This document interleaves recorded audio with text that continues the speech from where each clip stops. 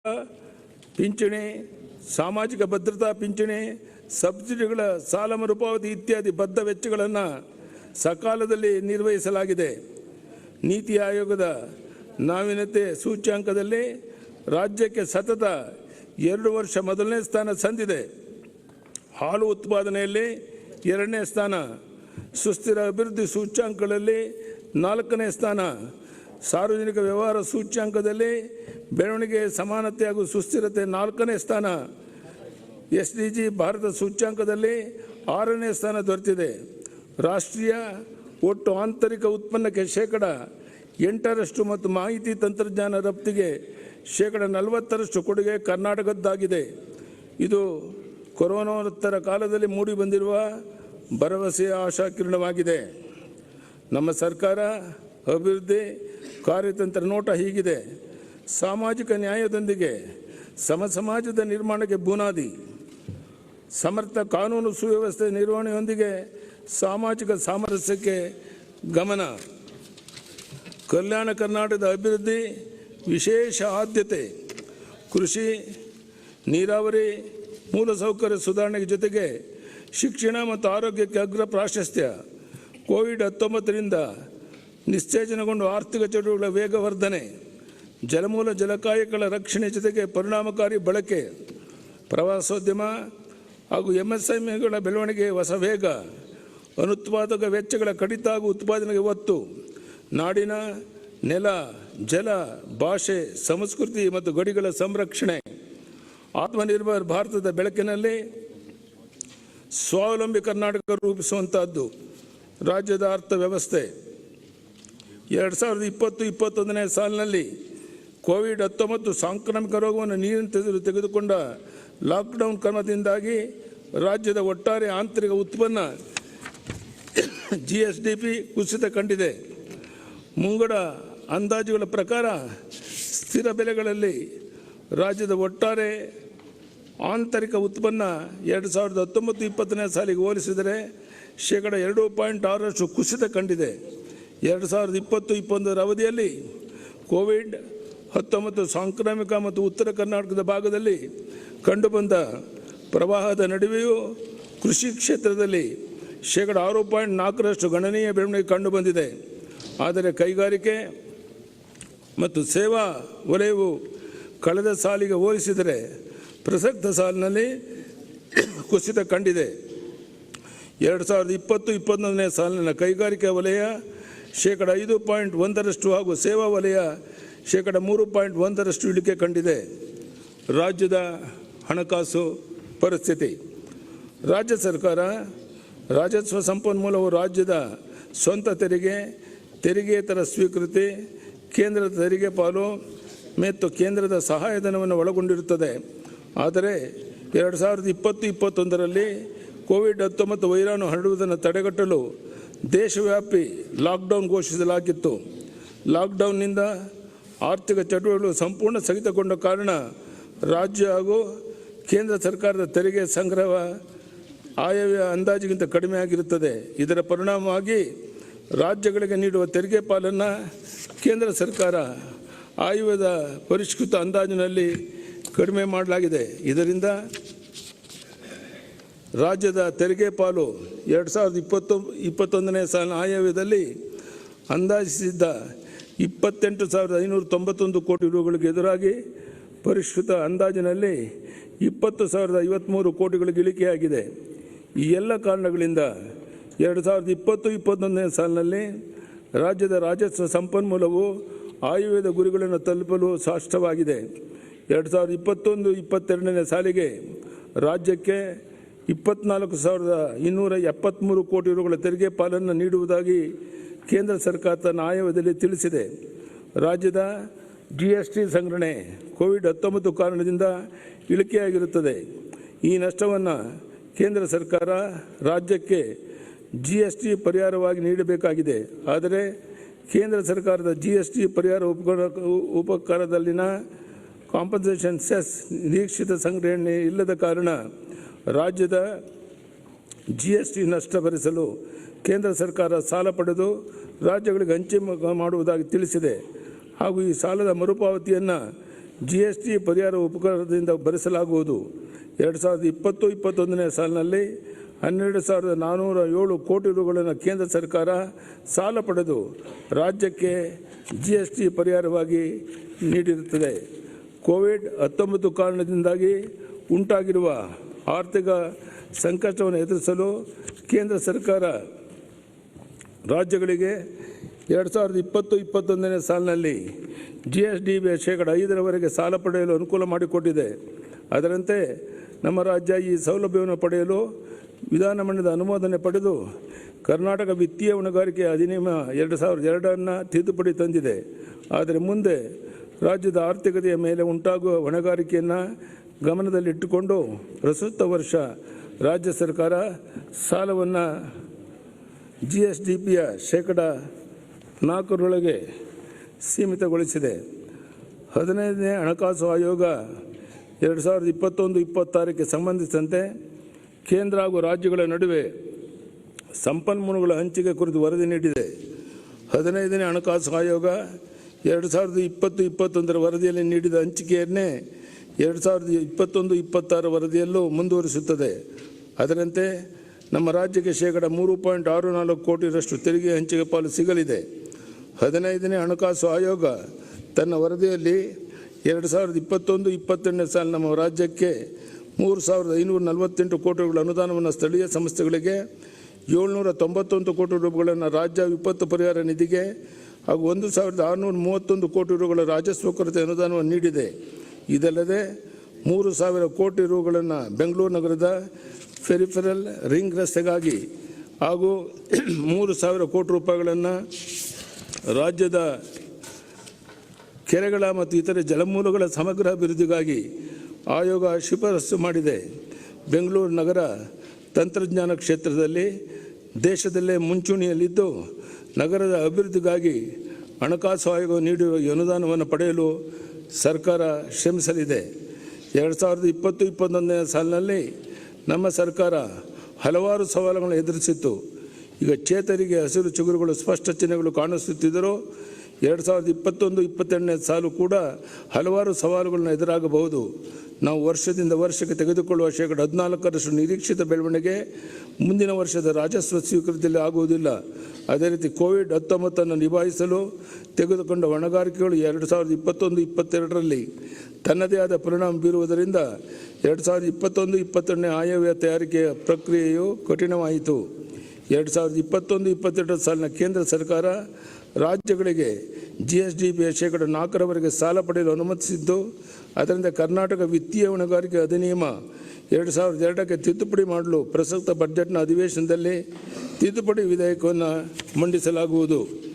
ಇಂಥ ಕಠಿಣ ಪರಿಸ್ಥಿತಿಯಲ್ಲಿ ರಾಜ್ಯದ ಆಯವ್ಯಯವನ್ನು ರೂಪಿಸುವ ಸಂದರ್ಭ ಹಿಂದೆಂದೂ ಎದುರಾಗಿರಲಿಲ್ಲ. ಆದಾಗ್ಯೂ ಸಕಾರಾತ್ಮಕ ಚಿಂತನೆಯೊಂದಿಗೆ ಅಭಿವೃದ್ಧಿಯ ಕನಸನ್ನು ನನಸುಗೊಳಿಸುವ ಗುರಿಯೊಂದಿಗೆ ಈ ಆಯವ್ಯಯವನ್ನು ಮಂಡಿಸುತ್ತಿದ್ದೇನೆ. 2021-22ನೇ ಸಾಲಿನ ಹೊಸ ಘೋಷಣೆಗಳು. ಮಹಿಳಾ ದಿನಾಚರಣೆ ವಿಶೇಷ. ಇಂದು ವಿಶ್ವದಾದ್ಯಂತ ಅಂತಾರಾಷ್ಟ್ರೀಯ ಮಹಿಳಾ ದಿನಾಚರಣೆ ಆಚರಿಸಲಾಗುತ್ತಿದೆ. ಒಟ್ಟು ಜನಸಂಖ್ಯೆ ಅರ್ಧ ಭಾಗದಲ್ಲಿರುವ ಅರ್ಧದಷ್ಟಿರುವಂಥ ಮಹಿಳೆಯರು ರಾಷ್ಟ್ರ ನಿರ್ಮಾಣ ಹಾಗೂ ಆರ್ಥಿಕ ಚಟುವಟಿಕೆಗಳಲ್ಲಿ ತಮ್ಮನ್ನು ತಾವು ತೊಡಗಿಸಿಕೊಂಡಾಗ ಸಮೃದ್ಧಿಯ ವಾತಾವರಣ ಮೂಡುವುದು ಕಠಿಣವಲ್ಲ. ಇದರಿಂದ ಮಹಿಳೆಯರ ಆತ್ಮಬಲವು ವೃದ್ಧಿಯಾಗುವುದು. ಈ ಹಿನ್ನೆಲೆಯಲ್ಲಿ ಮಹಿಳೆಯರ ಸಮಾನತೆ ಮತ್ತು ಸಬಲೀಕರಣಕ್ಕೆ ನಮ್ಮ ಸರ್ಕಾರ ಬದ್ಧವಾಗಿದೆ.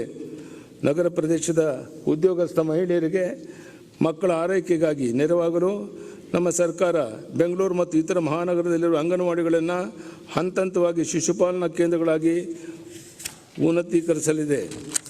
ಜಿಲ್ಲಾ ಕೇಂದ್ರಗಳಲ್ಲಿ ತಲಾ 2 ಪ್ರಮುಖ ಸರ್ಕಾರಿ ಕಚೇರಿಗಳಲ್ಲಿ ಶಿಶುಪಾಲನಾ ಕೇಂದ್ರಗಳನ್ನು ತೆರೆಯುವುದರ ಮೂಲಕ ಉದ್ಯೋಗಿಗಳಿಗೆ ಅನುಕೂಲ ಕಲ್ಪಿಸಲಾಗುವುದು.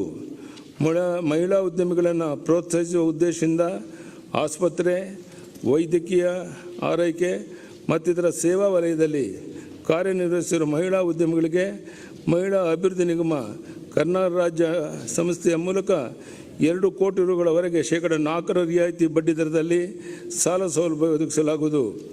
ರಾಜ್ಯ ಗ್ರಾಮೀಣ ಜೀವನೋಪಾಯ ಅಭಿಯಾನ ಸಂಜೀವಿನಿ ವ್ಯಾಪ್ತಿಯ ಗ್ರಾಮೀಣ ಮಹಿಳಾ ಸ್ವಸಹಾಯ ಸಂಘಗಳ ಕೇಟರಿಂಗ್, ಸ್ವಚ್ಛತಾ ಕಾರ್ಯ, ಕೋಳಿ ಸಾಗಾಣಿಕೆ, ಕುರಿ ಸಾಗಾಣಿಕೆ, ಘನತ್ಯಾಜ್ಯ ನಿರ್ವಹಣೆ, ಸ್ವಚ್ಛತೆ, ನಿರ್ಮಾಣ ಕಾರ್ಯ ಮತ್ತಿತರ ಕ್ಷೇತ್ರಗಳ 6,000 ಅತಿ ಸಣ್ಣ ಉದ್ಯಮಗಳನ್ನು ಸ್ಥಾಪಿಸಲು ಪಂಚಾಯತ್ ರಾಜ್ ಸಂಸ್ಥೆಗಳ ಮೂಲಕ ಬೆಂಬಲ ನೀಡಲಾಗುವುದು. ಇದರಿಂದ 60,000 ಮಹಿಳೆಯರಿಗೆ ಸ್ವಯಂ ಉದ್ಯೋಗದ ಅವಕಾಶ ದೊರೆಯಲಿದೆ. ಹಪ್ಪಳ, ಉಪ್ಪಿನಕಾಯಿ, ರೊಟ್ಟಿ, ಮಸಾಲೆ ಪುಡಿ ಮತ್ತಿತರ ಆಹಾರ ಪದಾರ್ಥಗಳನ್ನು ತಯಾರಿಸುವ ಮಹಿಳೆಯರ ಸಣ್ಣ ಉದ್ಯಮಗಳಿಗೆ ಆಹಾರ ಸುರಕ್ಷತೆ, ಪ್ಯಾಕೇಜಿಂಗ್, ಬ್ರ್ಯಾಂಡಿಂಗ್, ರಸ್ತೆ ಬದಿ ಮಳಿಗೆಗಳ ಮತ್ತು ಆನ್ಲೈನ್ ಮೂಲಕ ಮಾರುಕಟ್ಟೆ ಸಂಪರ್ಕ ಮತ್ತಿತರ ತಾಂತ್ರಿಕ ನೆರವು ನೀಡಲಾಗುವುದು. ಪ್ರತಿ ತಾಲೂಕಿನಲ್ಲಿ 10ರಂತೆ 2,260 ಕಿರು ಉದ್ಯಮಿಗಳ ಮೂಲಕ 25,000 ಮಹಿಳೆಯರಿಗೆ ಉತ್ತೇಜನ ನೀಡಲಾಗುವುದು.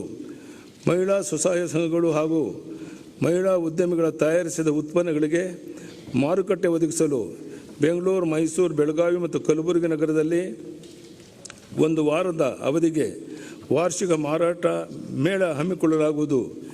ಇಳಕಲ್, ಉಡುಪಿ ಮತ್ತು ಬನಹಟ್ಟಿ ಕೈಮಗ್ಗದ ಸೀರೆಗಳು, ಚನ್ನಪಟ್ಟಣ ಮತ್ತು ಕಿನ್ನಾಳ ಆಟಿಕೆಗಳು, ನವಲಗುಂದ ಕಾರ್ಪೆಟ್ಗಳು, ಗಿರಿಜನ ಮಹಿಳೆಯರು ಸಂಗ್ರಹಿಸುವ ಜೇನು, ಲಂಬಾಣಿ, ಕಸೂತಿ ಮುಂತಾದ ಪಾರಂಪರಿಕ ಕರಕುಶಲ ಉತ್ಪನ್ನಗಳು ಸೇರಿದಂತೆ ಮಹಿಳಾ ಶ್ರೀ ಶಕ್ತಿ ಗುಂಪುಗಳನ್ನು ಉತ್ಪನ್ನಗಳಿಗೆ ವ್ಯಾಪಕ ಪ್ರಚಾರ ನೀಡಿ ಜನಪ್ರಿಯಗೊಳಿಸಲು ಹಾಗೂ ಉತ್ತಮ ಬೆಲೆ ಒದಗಿಸಲು ಈ ಮಾರುಕಟ್ಟೆ ಸೌಲಭ್ಯವನ್ನು ಜಾರಿಗೊಳಿಸಲಾಗುವುದು.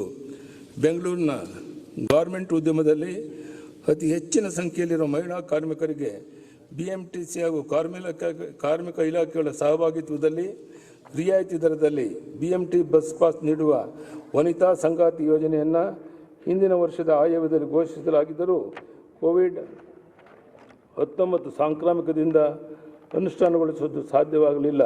ಆದ್ದರಿಂದ ಪ್ರಸಕ್ತ ಸಾಲಿನಲ್ಲಿ 30 ಕೋಟಿ ರೂ. ವೆಚ್ಚದಲ್ಲಿ ಈ ಯೋಜನೆಯನ್ನು ಅನುಷ್ಠಾನಗೊಳಿಸಲಾಗುವುದು. ಉದ್ಯೋಗದಲ್ಲಿ ಸಮಾನ ಅವಕಾಶ ನೀಡುವ ನಿಟ್ಟಿನಲ್ಲಿ ಮಹಿಳೆಯರು ರಾತ್ರಿ ಪಾಳ್ಯದಲ್ಲಿ ಕರ್ತವ್ಯ ನಿರ್ವಹಿಸಲು ಅನುವಾಗುವಂತೆ ನಮ್ಮ ಸರ್ಕಾರ ಅಧಿಕಾರ ಬಂದ ನಂತರ ಕಾರ್ಮಿಕ ಕಾಯ್ದೆ ತಿದ್ದುಪಡಿ ಮಾಡಲಾಗಿದೆ. ಕಾನೂನು ತೊಡಕುಗಳ ಕಾರಣ ಮಹಿಳೆಯರು ಕೈಗೊಳ್ಳಲು ಸಾಧ್ಯವಾಗದ ಉದ್ಯೋಗಗಳ ಕುರಿತು ನಿಯಮಾವಳಿಗಳನ್ನು ಮರುಪರಿಶೀಲಿಸಲಾಗುವುದು. ಕರ್ನಾಟಕ ಸರ್ಕಾರ ಮಹಿಳಾ ಮತ್ತು ಮಕ್ಕಳ ಆಯವ್ಯಯ ರೂಪಿಸುವಲ್ಲಿ ಮುಂಚೂಣಿಯಲ್ಲಿದೆ. ನಮ್ಮ ಸರ್ಕಾರ ಒಂದು ಹೆಜ್ಜೆ ಮುಂದೆ ಬರೆದು ಮಹಿಳಾ ಆಯವ್ಯಯ ಮತ್ತು ಮಕ್ಕಳ ಆಯವ್ಯಯವನ್ನು ಪಂಚಾಯತ್ ರಾಜ್ ವ್ಯವಸ್ಥೆಯಲ್ಲಿ ಅಳವಡಿಸಲು ಉದ್ದೇಶಿಸಿದೆ. ಇದರಿಂದ ತಳಹಂತದಲ್ಲಿ ಲಿಂಗ ಸಮಾನತೆಯ ಕುರಿತು ಸಂವೇದನೆ ಮೂಡಿಸಲು ಸಾಧ್ಯವಾಗುವುದು. ನಿರ್ಭಯ ಯೋಜನೆಯಡಿ ಎಲ್ಲ ಪೊಲೀಸ್ ಠಾಣೆಗಳಲ್ಲಿ ಸಹಾಯ ಕೇಂದ್ರಗಳನ್ನು ಸ್ಥಾಪಿಸಲಾಗಿದೆ. ಸೇಫ್ ಸಿಟಿ ಯೋಜನೆಯನ್ನು ಚುರುಕುಗೊಳಿಸಿ ಬೆಂಗಳೂರು ನಗರದ ಸಾರ್ವಜನಿಕ ಸ್ಥಳಗಳಲ್ಲಿ 7,500 ಕ್ಯಾಮೆರಾಗಳನ್ನು ಅಳವಡಿಸುವ ಮೂಲಕ ಮಹಿಳೆಯರಿಗೆ ಹೆಚ್ಚಿನ ಸುರಕ್ಷತೆಯನ್ನು ಖಾತ್ರಿಪಡಿಸಲಾಗುವುದು. ರಾಜ್ಯದ ಎಲ್ಲೆಡೆ ಮಹಿಳೆಯರ ಸುರಕ್ಷತೆಯ ದೃಷ್ಟಿಯಿಂದ ರಾತ್ರಿ ಗಸ್ತನ ತಂತ್ರಜ್ಞಾನ ಆಧಾರಿತ ಬೀಟ್ ಮೂಲಕ ತೀವ್ರಗೊಳಿಸಲಾಗುವುದು. ಇದರಿಂದ ಬೀಟ್ ವ್ಯವಸ್ಥೆ ಇನ್ನಷ್ಟು ಉತ್ತಮವಾಗಲಿದೆ. ದೌರ್ಜನ್ಯಕ್ಕೆ ಒಳಗಾದ ಮಹಿಳೆಯರಿಗೆ ಸೂಕ್ತ ನೆರವು ಹಾಗೂ ಮಾರ್ಗದರ್ಶನ ನೀಡಲು ನಿಮಾನ್ಸ್ ಮತ್ತು ರಾಷ್ಟ್ರೀಯ ಕಾನೂನು ಶಾಲೆಯ ಸಹಯೋಗದೊಂದಿಗೆ ಹೊಸ ರಸ್ತೆಯ ಸುಧಾರಣಾ ಸಂಸ್ಥೆಗಳ ಆವರಣದಲ್ಲಿ ಒಂದು ಉತ್ಕೃಷ್ಟತಾ ಕೇಂದ್ರವನ್ನು ಸ್ಥಾಪಿಸಲಾಗುವುದು. ಈ ಕೇಂದ್ರ ಮಹಿಳೆಯರ ರಕ್ಷಣೆ ಕುರಿತು ನೀತಿ ನಿರೂಪಣೆಯಲ್ಲಿಯೂ ಸರ್ಕಾರಕ್ಕೆ ನೆರವಾಗಲಿದೆ. ಕೃಷಿ ಉತ್ಪನ್ನ ಮಾರುಕಟ್ಟೆ ಸಮಿತಿಯಿಂದ ಲೈಸೆನ್ಸ್ ಪಡೆದು ಕಾರ್ಯನಿರ್ವಹಿಸುವ ಮಹಿಳೆಯರಿಗೆ ಉತ್ತೇಜನ ನೀಡಲು ಪ್ರಾಂಗಣದಲ್ಲಿನ ನಿವೇಶನ, ಗೋದಾಮು, ಅಂಗಡಿ ಗೋದಾಮುಗಳ ಹಂಚಿಕೆಯಲ್ಲಿ 10% ಮೀಸಲಾತಿ ಕಲ್ಪಿಸಲಾಗುವುದು. ರಾಜ್ಯ ಸರ್ಕಾರದ ಮಹಿಳಾ ಉದ್ಯೋಗಿಗಳಿಗೆ ಚಾಲ್ತಿಯಲ್ಲಿರುವ ಪ್ರಸೂತಿ ರಜೆಯೊಂದಿಗೆ ಒಟ್ಟು ಸೇವಾವಧಿಯಲ್ಲಿ 6 ತಿಂಗಳವರೆಗೆ ಮಕ್ಕಳ ಆರೈಕೆ ರಜೆಯನ್ನು ಒದಗಿಸಲಾಗುವುದು. ಆಡಳಿತ ಯಂತ್ರದ ಬಹುಮುಖ್ಯ ಭಾಗವಾಗಿರುವ ಮಹಿಳೆಯರ ಕ್ಷೇಮಾಭಿವೃದ್ಧಿಗೆ ಇದು ಪೂರಕ ಹೆಜ್ಜೆಯಾಗಲಿದ್ದು, ಮಹಿಳೆಯರ ಕಾರ್ಯಕ್ಷಮತೆ ಇದರಿಂದ ಹೆಚ್ಚಾಗಲಿದೆ. ರಾಜ್ಯದಲ್ಲಿ ಮಹಿಳಾ ವಾಣಿಜ್ಯೋದ್ಯಮಿಗಳನ್ನು ಬೆಂಬಲಿಸಲು 5 ಕೋಟಿ ರೂ. ವೆಚ್ಚದಲ್ಲಿ elevate women entrepreneurship, elevate women ಎಂಬ ಕಾರ್ಯಕ್ರಮವನ್ನು ಜಾರಿಗೆ ತರಲಾಗುವುದು. ಈ ಕಾರ್ಯಕ್ರಮದಡಿ ಹಣಕಾಸು ಸೌಲಭ್ಯ, ಪರಿಪೋಷಣೆ, ವೇಗವರ್ಧನೆ, ಬೆಂಬಲ, ಜಾಗತಿಕ ಸಂಪರ್ಕ, ಆಪ್ತ ಸಲಹೆ ನೀಡಲಾಗುವುದು. ರಾಜ್ಯದ ಸ್ವಸಹಾಯ ಗುಂಪುಗಳು ಮತ್ತು ಅವುಗಳ ಒಕ್ಕೂಟವನ್ನು ಬಲಪಡಿಸಲು ಸ್ವಸಹಾಯ ಗುಂಪುಗಳ ನೀತಿಯನ್ನು ರೂಪಿಸಲಾಗುವುದು. ಈ ನೀತಿ ಮೂಲಕ ಪ್ರಯೋಜನಗಳ ಪುನರಾವರ್ತನೆ ತಪ್ಪಿಸಲು ರಾಜ್ಯದ ಎಲ್ಲ ಸ್ವಸಹಾಯ ಗುಂಪುಗಳನ್ನು ಜೀವನೋಪಾಯ ಅಭಿಯಾನದಡಿ ತರಲಾಗುವುದು. ನಮ್ಮ ಸರ್ಕಾರದ ಮಹಿಳಾ ಪರ ಚಿಂತನೆಗಳನ್ನು ಪರಿಣಾಮಕಾರಿಯಾಗಿ ಜಾರಿಗೊಳಿಸುವ ನಿಟ್ಟಿನಲ್ಲಿ ಮುಖ್ಯಮಂತ್ರಿಗಳ ನೇರ ಮೇಲ್ವಿಚಾರಣೆಯಲ್ಲಿ ಮಹಿಳೆಯರ ರಕ್ಷಣೆ ಮತ್ತು ಸಬಲೀಕರಣ ಅಭಿಯಾನವನ್ನು ಪ್ರಾರಂಭಿಸಲಾಗುವುದು. ಇದರಿಂದ ಮಹಿಳೆಯರ ಸುರಕ್ಷತೆ ಹಾಗೂ ಸಬಲೀಕರಣಕ್ಕೆ ಅನುಷ್ಠಾನಗೊಳಿಸುತ್ತಿರುವ ಕಾರ್ಯಕ್ರಮಗಳನ್ನು ವಿವಿಧ ಇಲಾಖೆಗಳ ಮಧ್ಯೆ ಸಮನ್ವಯವನ್ನು ಸಾಧಿಸಿ ಜಾರಿಗೊಳಿಸಲು ಅನುಕೂಲವಾಗುವುದು. ಮಹಿಳಾ ಉದ್ದೇಶದ ಯೋಜನೆಗಳಿಗೆ 2021-22ನೇ ಸಾಲಿನಲ್ಲಿ ಒಟ್ಟಾರೆಯಾಗಿ 37,188 ಕೋಟಿ ರುಗಳ ಅನುದಾನ ಒದಗಿಸಲಾಗಿದೆ. ಅಭಿವೃದ್ಧಿಯ ದೃಷ್ಟಿಯಿಂದ ಆಯವ್ಯನ ಇಲಾಖಾವಾರು ವಿಂಗಡಿಸದೆ ವಲಯವಾರು ವಿಂಗಡಿಸಿ ಕಳೆದ ವರ್ಷ ಮಂಡಿಸಿದ್ದೆನು. ಈ ಬಾರಿ ಇದೇ ಮಾದರಿಯಲ್ಲಿ ವಲಯವಾರು ಆಯವ್ಯನ ಸದನದಲ್ಲಿ ಮಂಡಿಸುತ್ತಿದ್ದೇನೆ. ಕೃಷಿ ಮತ್ತು ಪೂರಕ ಚಟುವಟಿಕೆಗಳು. ಕೃಷಿಕರ ಆದಾಯವನ್ನು 2023 ವೇಳೆಗೆ ದ್ವಿಗುಣಗೊಳಿಸುವ ಪ್ರಧಾನಮಂತ್ರಿ ನರೇಂದ್ರ ಮೋದಿಯವರ ಕನಸನ್ನು ಸಾಕಾರಗೊಳಿಸುವ ನಿಟ್ಟಿನಲ್ಲಿ ರಾಜ್ಯ ಸರ್ಕಾರ ಕೇಂದ್ರದೊಂದಿಗೆ ಕೈಜೋಡಿಸಿ ಹಲವು ಕ್ರಮಗಳನ್ನು ಕೈಗೊಂಡಿದೆ. ಗುಣಮಟ್ಟದ ಬಿತ್ತನೆ ಬೀಜದ ಲಭ್ಯತೆ, ಬೆಳೆ ನಿರ್ವಹಣೆ, ಕೊಯ್ಲೋತ್ತರ ನಿರ್ವಹಣೆ, ಸಂಗ್ರಹಣೆ, ಸಂಸ್ಕರಣೆ, ಮಾರಾಟ ಹೀಗೆ ಪ್ರತಿ ಹಂತದಲ್ಲೂ ರೈತರಿಗೆ ಅಗತ್ಯ ಮೂಲ ಸೌಲಭ್ಯ ಒದಗಿಸಿ ಬೆಂಬಲ ನೀಡಲು ಸರ್ಕಾರ ಬದ್ಧವಾಗಿದೆ. ಪ್ರಧಾನಮಂತ್ರಿ ಕಿಸಾನ್ ಸನ್ಮಾನ್ ನಿಧಿ ಯೋಜನೆಯಡಿ ರೈತರಿಗೆ ಕೇಂದ್ರ ಸರ್ಕಾರ ವಾರ್ಷಿಕ ತಲಾ 6,000 ನೆರವು ನೀಡಿದರೆ ರಾಜ್ಯ ಸರ್ಕಾರದಿಂದ ಹೆಚ್ಚುವರಿಯಾಗಿ ವಾರ್ಷಿಕ 4,000 ನೆರವು ನೀಡಲಾಗುತ್ತಿದೆ. ರಾಜ್ಯದಲ್ಲಿ ಇಲ್ಲಿವರೆಗೆ 53 ಲಕ್ಷಕ್ಕೂ ಹೆಚ್ಚು ರೈತರಿಗೆ ಕೇಂದ್ರ ಹಾಗೂ ರಾಜ್ಯ ಸರ್ಕಾರಗಳಿಂದ ಒಟ್ಟಾರೆ 7,730 ಕೋಟಿ ರುಗಳ ಆರ್ಥಿಕ ನೆರವನ್ನು ವರ್ಗಾಯಿಸಲಾಗಿದೆ. ಈ ಯೋಜನೆಯಡಿ ದೇಶದಲ್ಲಿ ಅತ್ಯಂತ ಹೆಚ್ಚು ಆಧಾರ ದೃಢೀಕೃತ ಮಾಹಿತಿ 97% ಆಧಾರ ರಹಿತ 97% ಹಾಗೂ ಆಧಾರಿತ ನೇರ ನಗದು ವರ್ಗಾವಣೆಗಾಗಿ 90% ರಾಜ್ಯವು ಕೇಂದ್ರ ಸರ್ಕಾರದ ಪ್ರಶಸ್ತಿಗೆ ಭಾಜನವಾಗಿದೆ. ಪ್ರಧಾನಮಂತ್ರಿ ಫಸಲ್ ಬಿಮಾ ಯೋಜನೆ, ಪ್ರಧಾನಮಂತ್ರಿ ಕೃಷಿ ಸಿಂಚಾಯಿ ಯೋಜನೆ ಮುಂತಾದ ಕೇಂದ್ರದ ಯೋಜನೆಗಳನ್ನು ಪರಿಣಾಮಕಾರಿಯಾಗಿ ಅನುಷ್ಠಾನಗೊಳಿಸಲು ಸರ್ಕಾರ ಕ್ರಮ ವಹಿಸಿದೆ. ಪ್ರಸಕ್ತ ಸಾಲಿನಲ್ಲಿ ಪ್ರಧಾನಮಂತ್ರಿ ಫಸಲ್ ಬಿಮಾ ಯೋಜನೆಗೆ 900 ಕೋಟಿಗಳನ್ನು ಹಾಗೂ ಪ್ರಧಾನಮಂತ್ರಿ ಕೃಷಿ ಸಿಂಚಾಯಿ ಯೋಜನೆಗೆ 831 ಕೋಟಿ ರುಗಳನ್ನು ಒದಗಿಸಲಾಗಿದೆ. ರಾಜ್ಯ ಸರ್ಕಾರ ಕೃಷಿ ಉತ್ಪನ್ನಗಳಿಗೆ ಮುಕ್ತ ಮಾರುಕಟ್ಟೆ ಸೌಲಭ್ಯ ಒದಗಿಸಲು APMC ಕಾಯ್ದೆಗೆ ತಿದ್ದುಪಡಿ ಮಾಡಲಾಗಿದೆ. ರೈತರ ಮೇಲಿನ ಹೊರೆಯನ್ನು ಕಡಿಮೆ ಮಾಡಲು ಮಾರುಕಟ್ಟೆ ಶುಲ್ಕವನ್ನು 1.5ರಿಂದ 0.60ಗೆ ಇಳಿಸಲಾಗಿದೆ.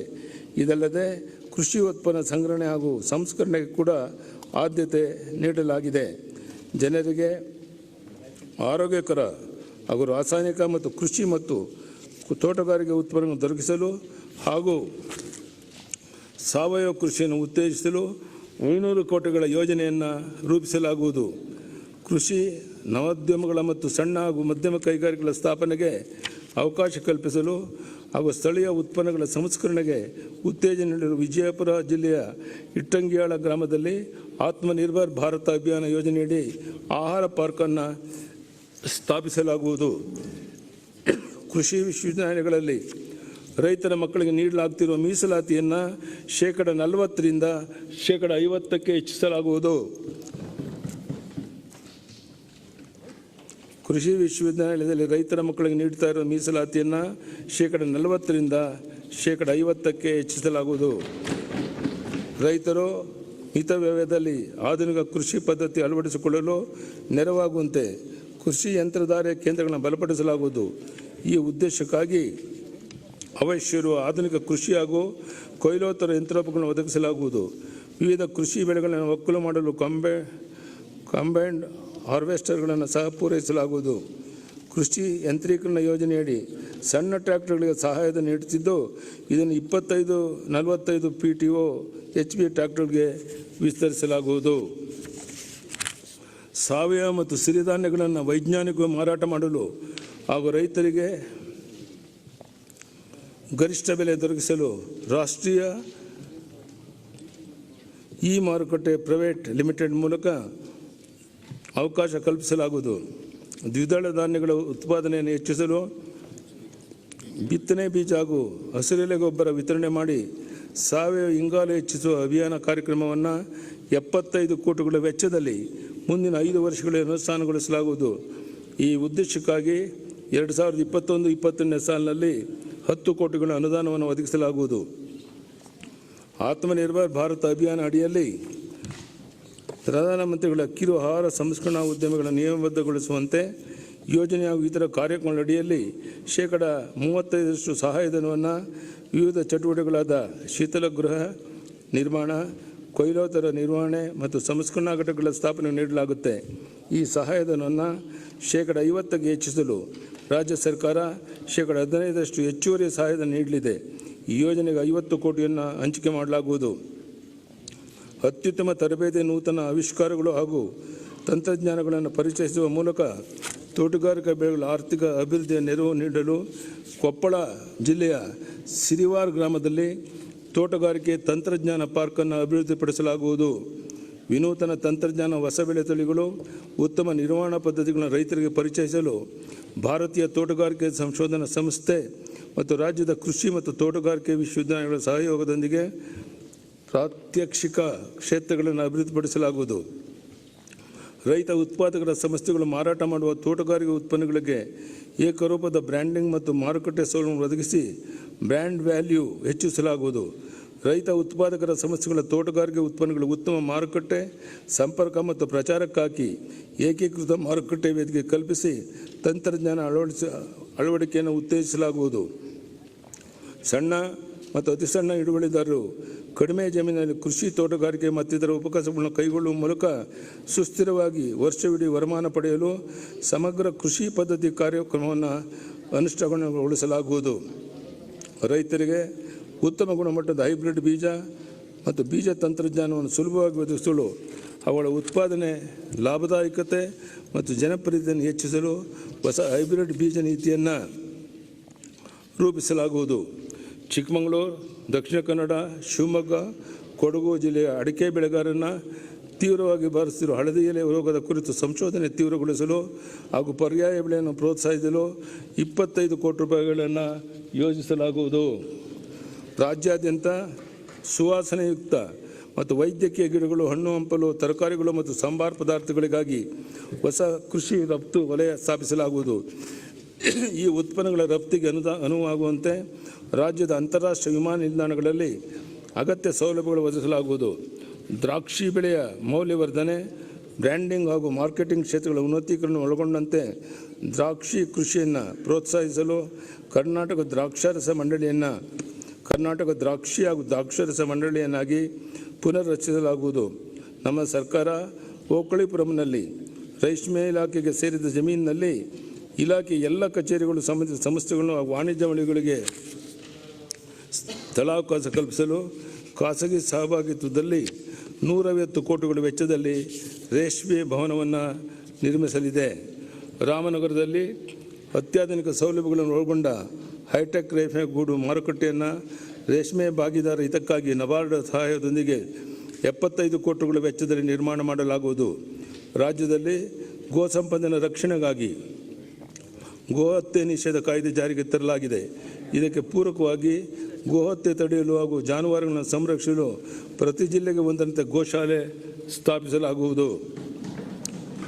ದೇಶೀಯ ಜಾನುವಾರುಗಳ ಕುರಿ, ಮೇಕೆ ತಳಿಗಳ ಮತ್ತು ಕುಕ್ಕಡ ತಳಿಗಳ ಶಾಶ್ವತ ಪ್ರದರ್ಶನ ಮತ್ತು ಪ್ರಾತ್ಯಕ್ಷಿಕೆಯೊಂದಿಗೆ ಮಾಹಿತಿ ಹಾಗೂ ತರಬೇತಿ ನೀಡಲು ಥೀಮ್ ಪಾರ್ಕನ್ನು ಬೆಂಗಳೂರಿನ ಹೆಸರುಘಟ್ಟದ 100 ಎಕರೆ ಜಮೀನಿನಲ್ಲಿ ಖಾಸಗಿ ಸಹಭಾಗಿತ್ವದಲ್ಲಿ ಸ್ಥಾಪಿಸಲಾಗುವುದು.